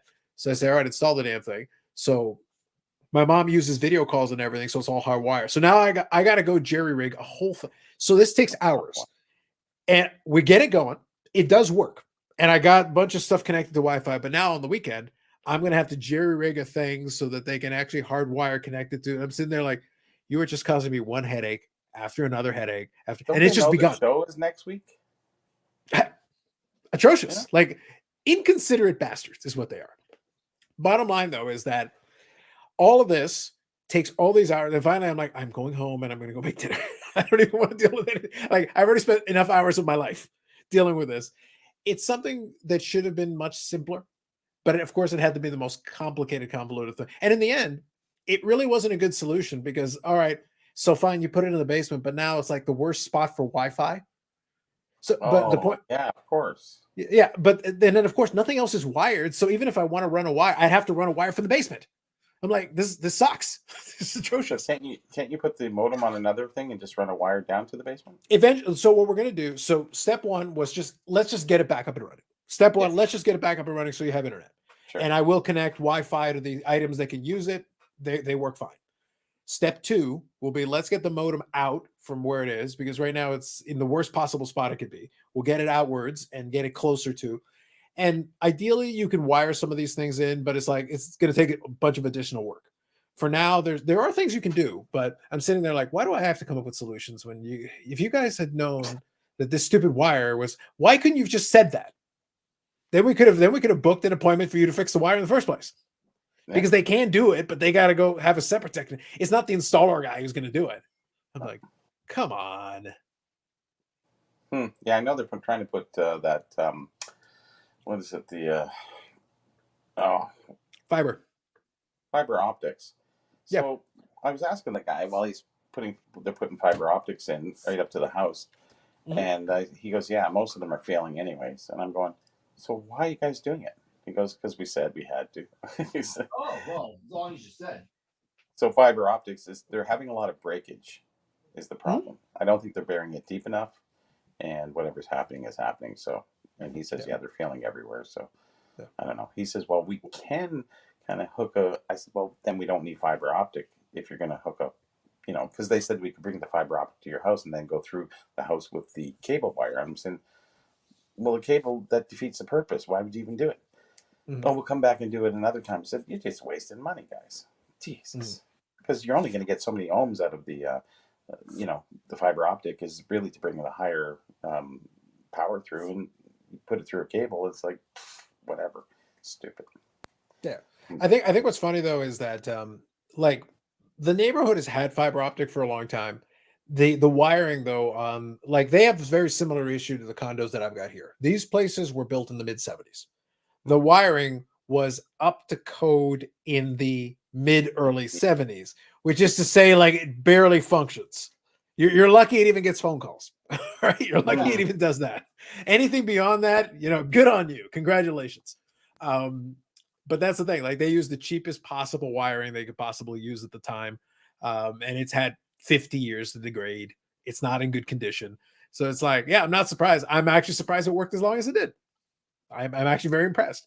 So all it did was expose a problem that's always been a problem.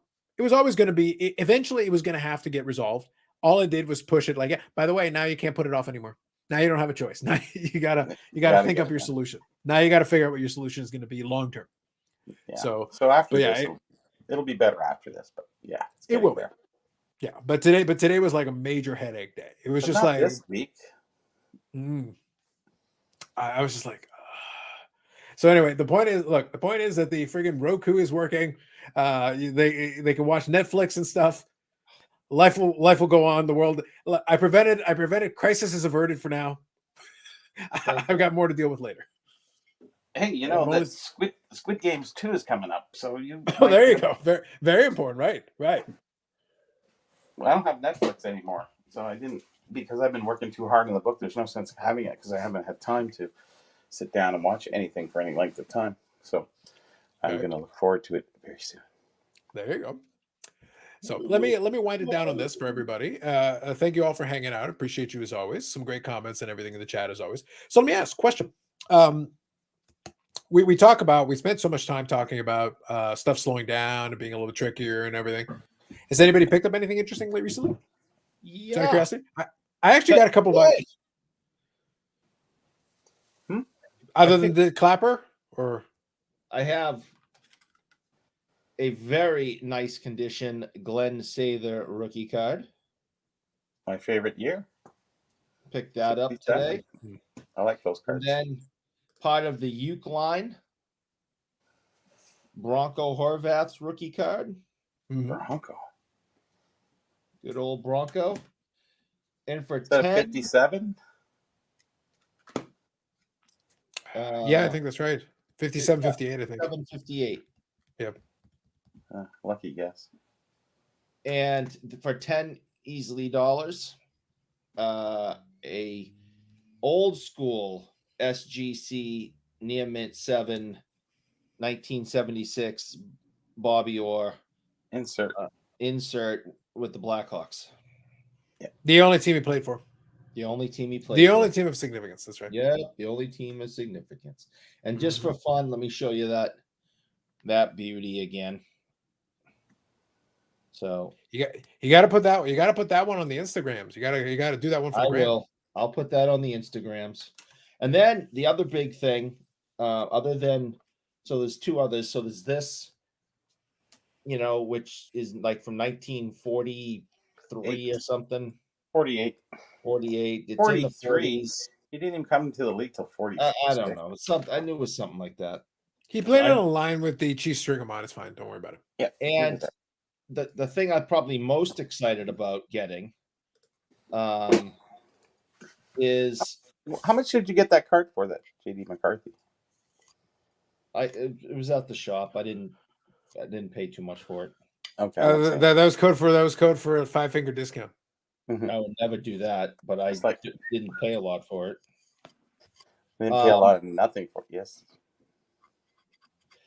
I have the majority of this collection that I'm about to show you, but this is kind of, I'm excited about this. Oh yeah. Nice. So you can probably see from the video, you can see that I have the entire Bruins collection of ashtrays. I don't see. Where's the Bruins logo? The Bruins logo is right up here. Ah, there it is. Okay, right in the middle. Nice. So That's a lot of plates to eat your crumble cookies on. That's pretty good. yeah, I know, right? Would have been nice if they did all teams. The entire Bruins collection of Ashtrays. the ashtrays or candy dishes, whatever the hell you want to call them. They called them ashtrays in the ads, so plus the Gordie Howe. Yes, that's a tough one. Yeah, and now to add to it, the Buffalo Sabres. So you're missing Toronto, Chicago, New York. There's 2 New Yorks, one a home and away. You got St. Louis, Seals, and there's another one. They didn't do the whole league though, unfortunately. I don't know why. I think it was done by per team, so to speak. and have you seen the Rangers one that's kind of long? So you have two. You have 2 like this, home and away. And Rangers. then there's like this long platter. It's not long. There's one that's rectangular. It's maybe about another inch longer, but less than an inch wide. So Okay, well, that yeah, one. it's more rectangular. Yeah, It is rectangular. Yes, exactly. And that one's very, very tough. There'll be one at the show. I'm definitely going to be looking for more of those. I know some of them are extremely expensive, and Yeah. you know, I'm not going to spend $500 on an ashtray. But you know, if the price is reasonable, like this one was, I'll be picking up more. Yeah. Because I would How love much? to have. How much was that one? I paid. I don't know. Is my mother listening? Mom, Mm, if you're listening, put your fingers in your ears. I only paid $72 for that one. that The was eBay, St. right? Louis blue one is on eBay right now for like 300 and something. Yeah. And that's like, no, I'm not doing that. No, that's a little too pricey, anyways, for that. They But, generally you get know, about 150 to 200 on some of them. Okay. so I mean, I've gotten this far with the collection. I'm gonna keep going, and when the opportunity strikes, I'll be getting more. Wait it out.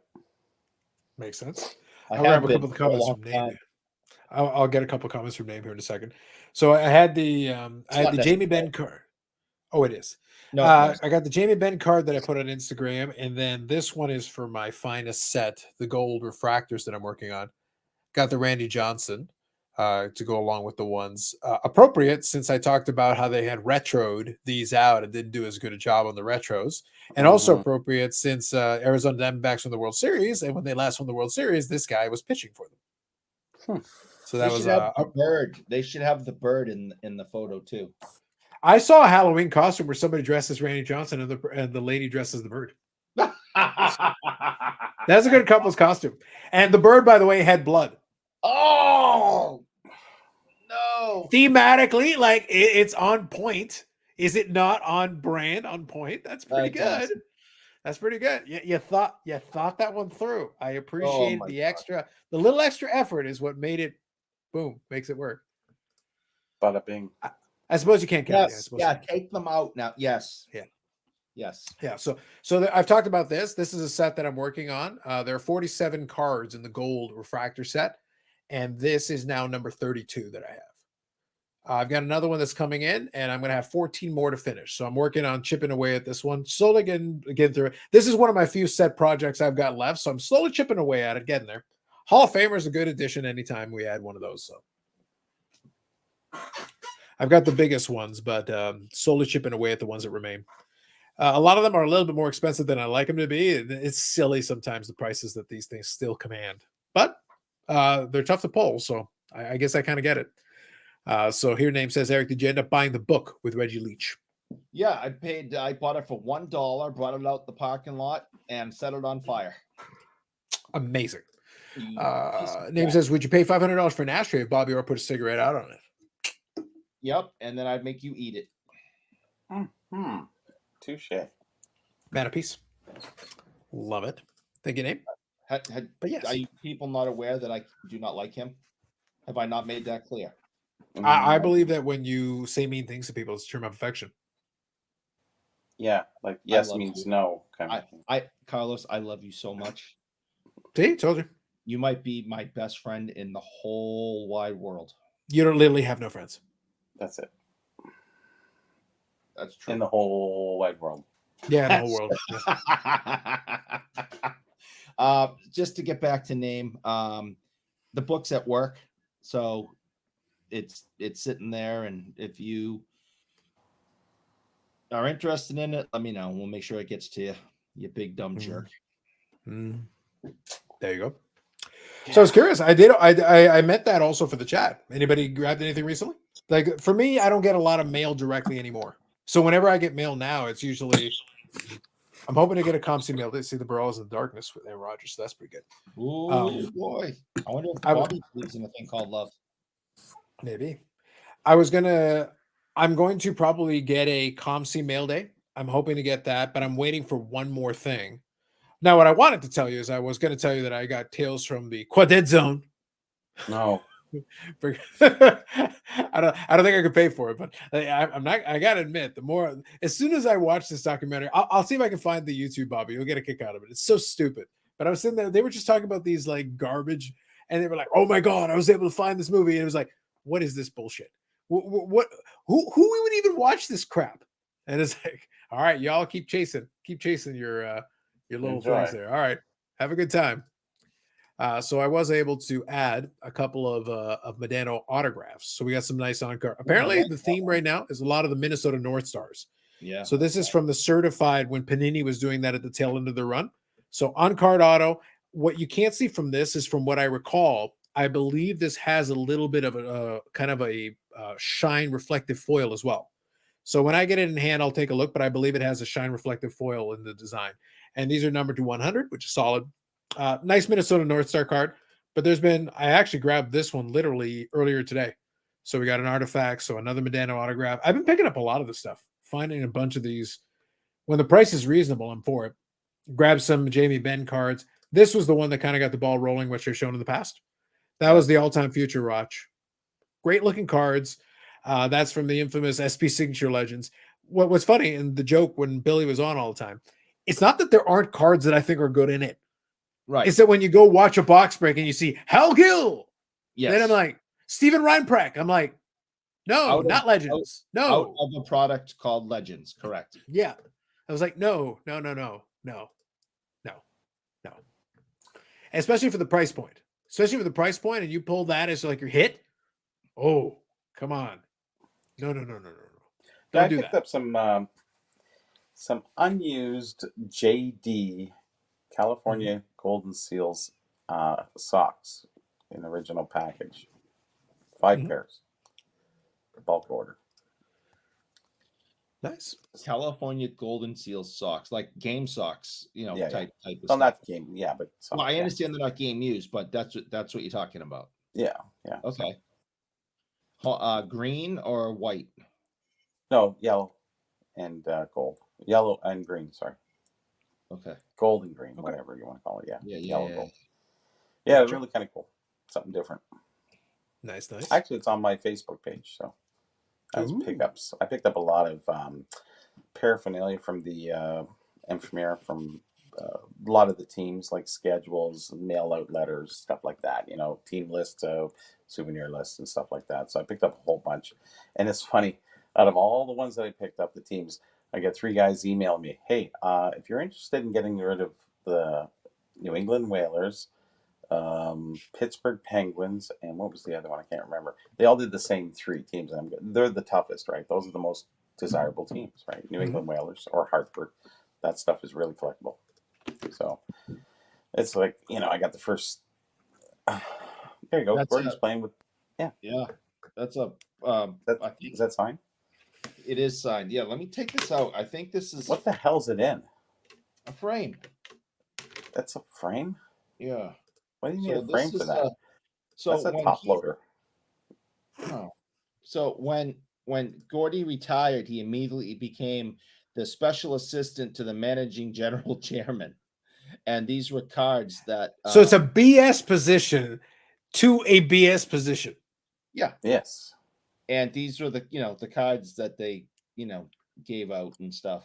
But this is not official playing days card by any means. No. But it's official special assistant to the managing general chairman era card.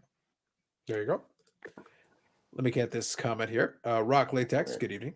Does the coding, no coding matter to you in 90s finest cards? So generally speaking, no. But what I'll say is, if I have a choice, in this case, the price on that Randy Johnson was solid.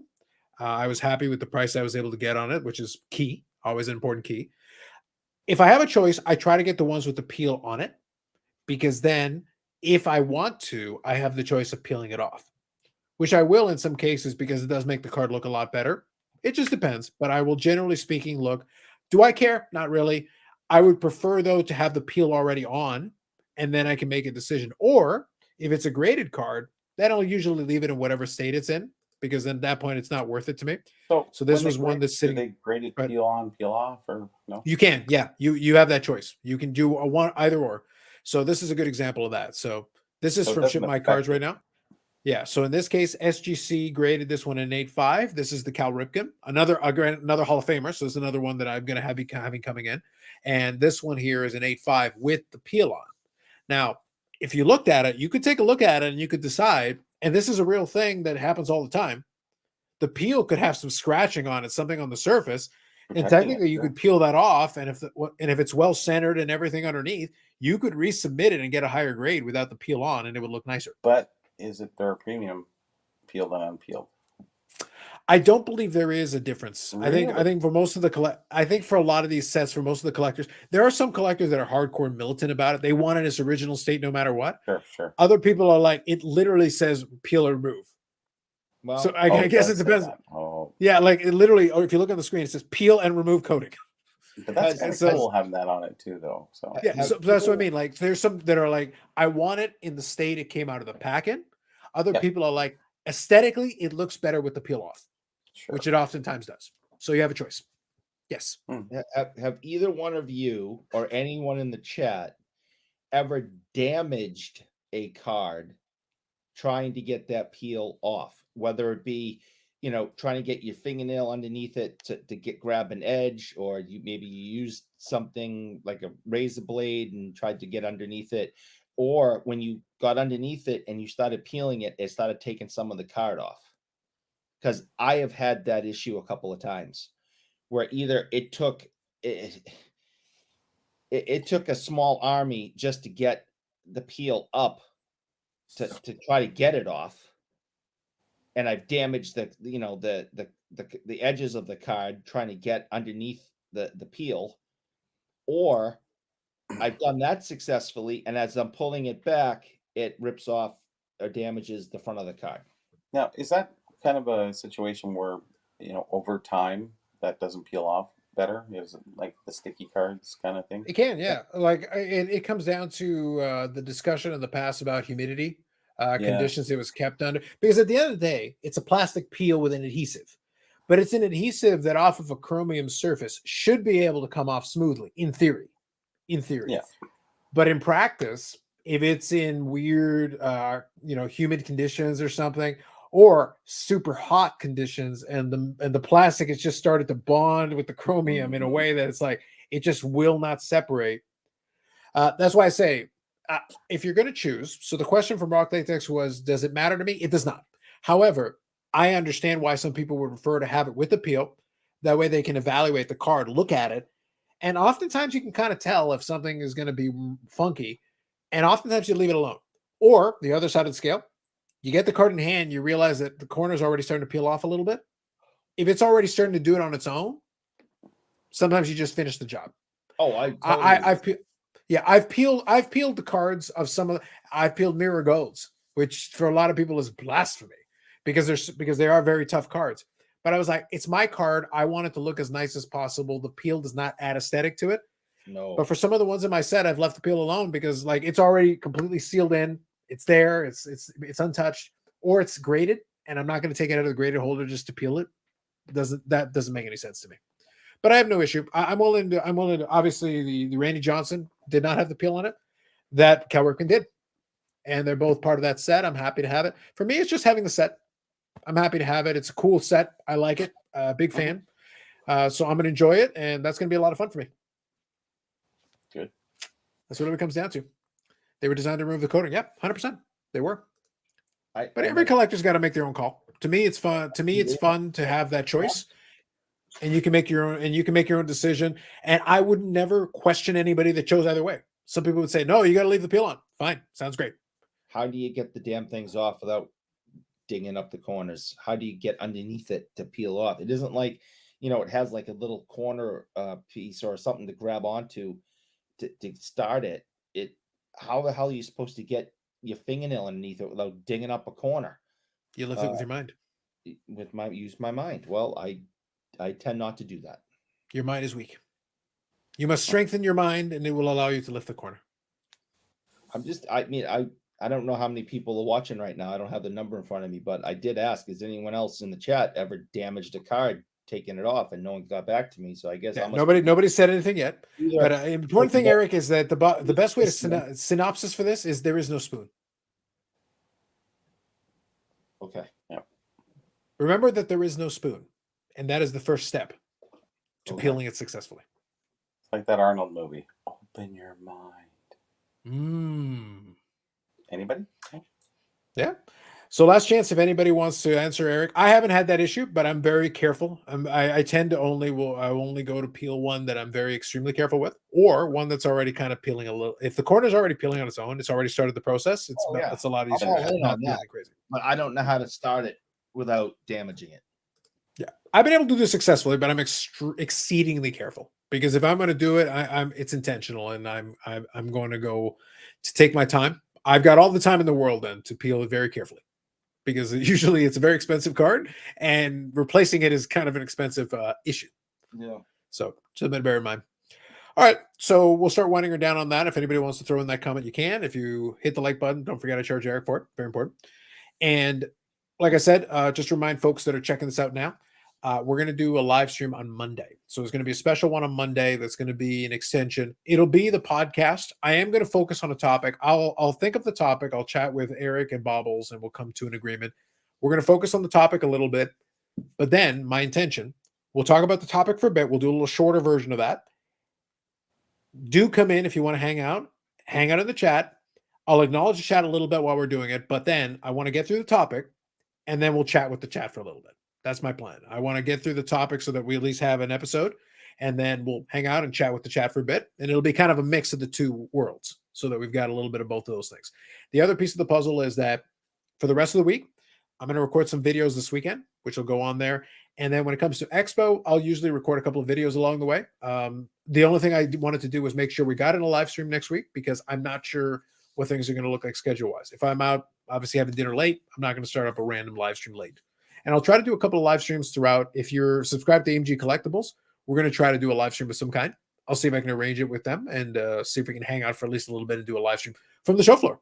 And maybe I'll come by and hang out with the Burrell for a couple of minutes from the Needum booth if we can, and maybe we'll try to do a live stream from there if we can. So Never know. we'll see. Yeah, we'll give it a go. Like if it's possible, we'll give it a shot. I've got at least some stuff that I can try, and if it works properly, we'll give it a shot. Are convincing me about any of this. So you can buy all the little hats you want and talk about a booth. Yeah, there is no booth. There is no app. There is no spoon. There's no spoon. There's nothing. So you're not going to do a video from a booth that doesn't exist to discuss an app that doesn't exist. So I'm not falling for it, guys. I'm telling you, I'm not falling for it. No. This is the long con, y'all. No. The longest con. Too long. The longest con. So yeah. Stop. After this weekend, the con's over. It's not funny anymore. But it was a fun ride. Enough. It's very funny. I actually find it quite amusing. I don't like being teased. It's content, man. Lots of content. Got lots of content out of it, yeah. Mm-hmm. All right. So with that said, thank you all for hanging out. Appreciate Brad coming on and hang out for a while. Thank you to the Burrell from the Garage of Knowledge. If you are at the Expo, come by and say hello. If you see any of us, come by. If you see Bobby, say hi to him and check out the Needum app. You can come by and say hello to me. We'll chat for a little bit. If you see Eric, give him a jar of mayonnaise. He appreciates that kind of thing. Or throw some packets at him just to get some packets. Packets of mayonnaise are good too. They can hurt. Yeah. You got a sharp corner on that. Take an eye out. Throwing up on you. Okay. So I wouldn't do it. I will immediately start gagging and I will projectile vomit on whoever threw it at me. You cannot do that in the presence of Meat Guy. Show No. some respect. Yes. So what happens if Meat Guy has packets of mayo? Do not disrespect Meat Guy. Eric, you will never be allowed back if you disrespect Meat Guy. Yeah. Now we're talking a guy with all the meat on the table. Yeah. Hopefully that's the Meat Guy referring to. Eric, whatever Meat Guy you're hanging out with, separate from the Expo is your own problem. Meat Guy, I just shake my head at because I don't get it. Sausage Guy, he's a hero. Okay, he saves lives. That guy's a hero. He's kind of the same. I was gonna say they're two sides of the same coin, man. But the guy with 4 tables filled with sausage, I still can't wrap my head around what that's But doing. you said the sausage guy was good, so I don't know. I don't Like understand. I'm getting mixed messages from you. Is what I'm getting. Time rid to of. end this. I Okay. don't understand He's the meat gone. guy at a. Can't come He back. should be at a Pokemon table. Neither one of them make any sense at a sports card and memorabilia show. So you're saying that the Pokies should hang out with the meat guy? Meat and Pokemon together. Yes. Neither Wow, one of them make okay. any sense to And me. they could have made All right. Hopefully by Monday we've got this figured out, folks. But thank you all for hanging out. I appreciate you as always. Those of you on the West Coast, you still got some time. Enjoy the rest of your Friday. Those of you in the East Coast, it is now your Saturday. It is your weekend, and now officially, we are already under a week from Expo. Next week is Expo week. We'll catch you. See you next time. even if you got 'em.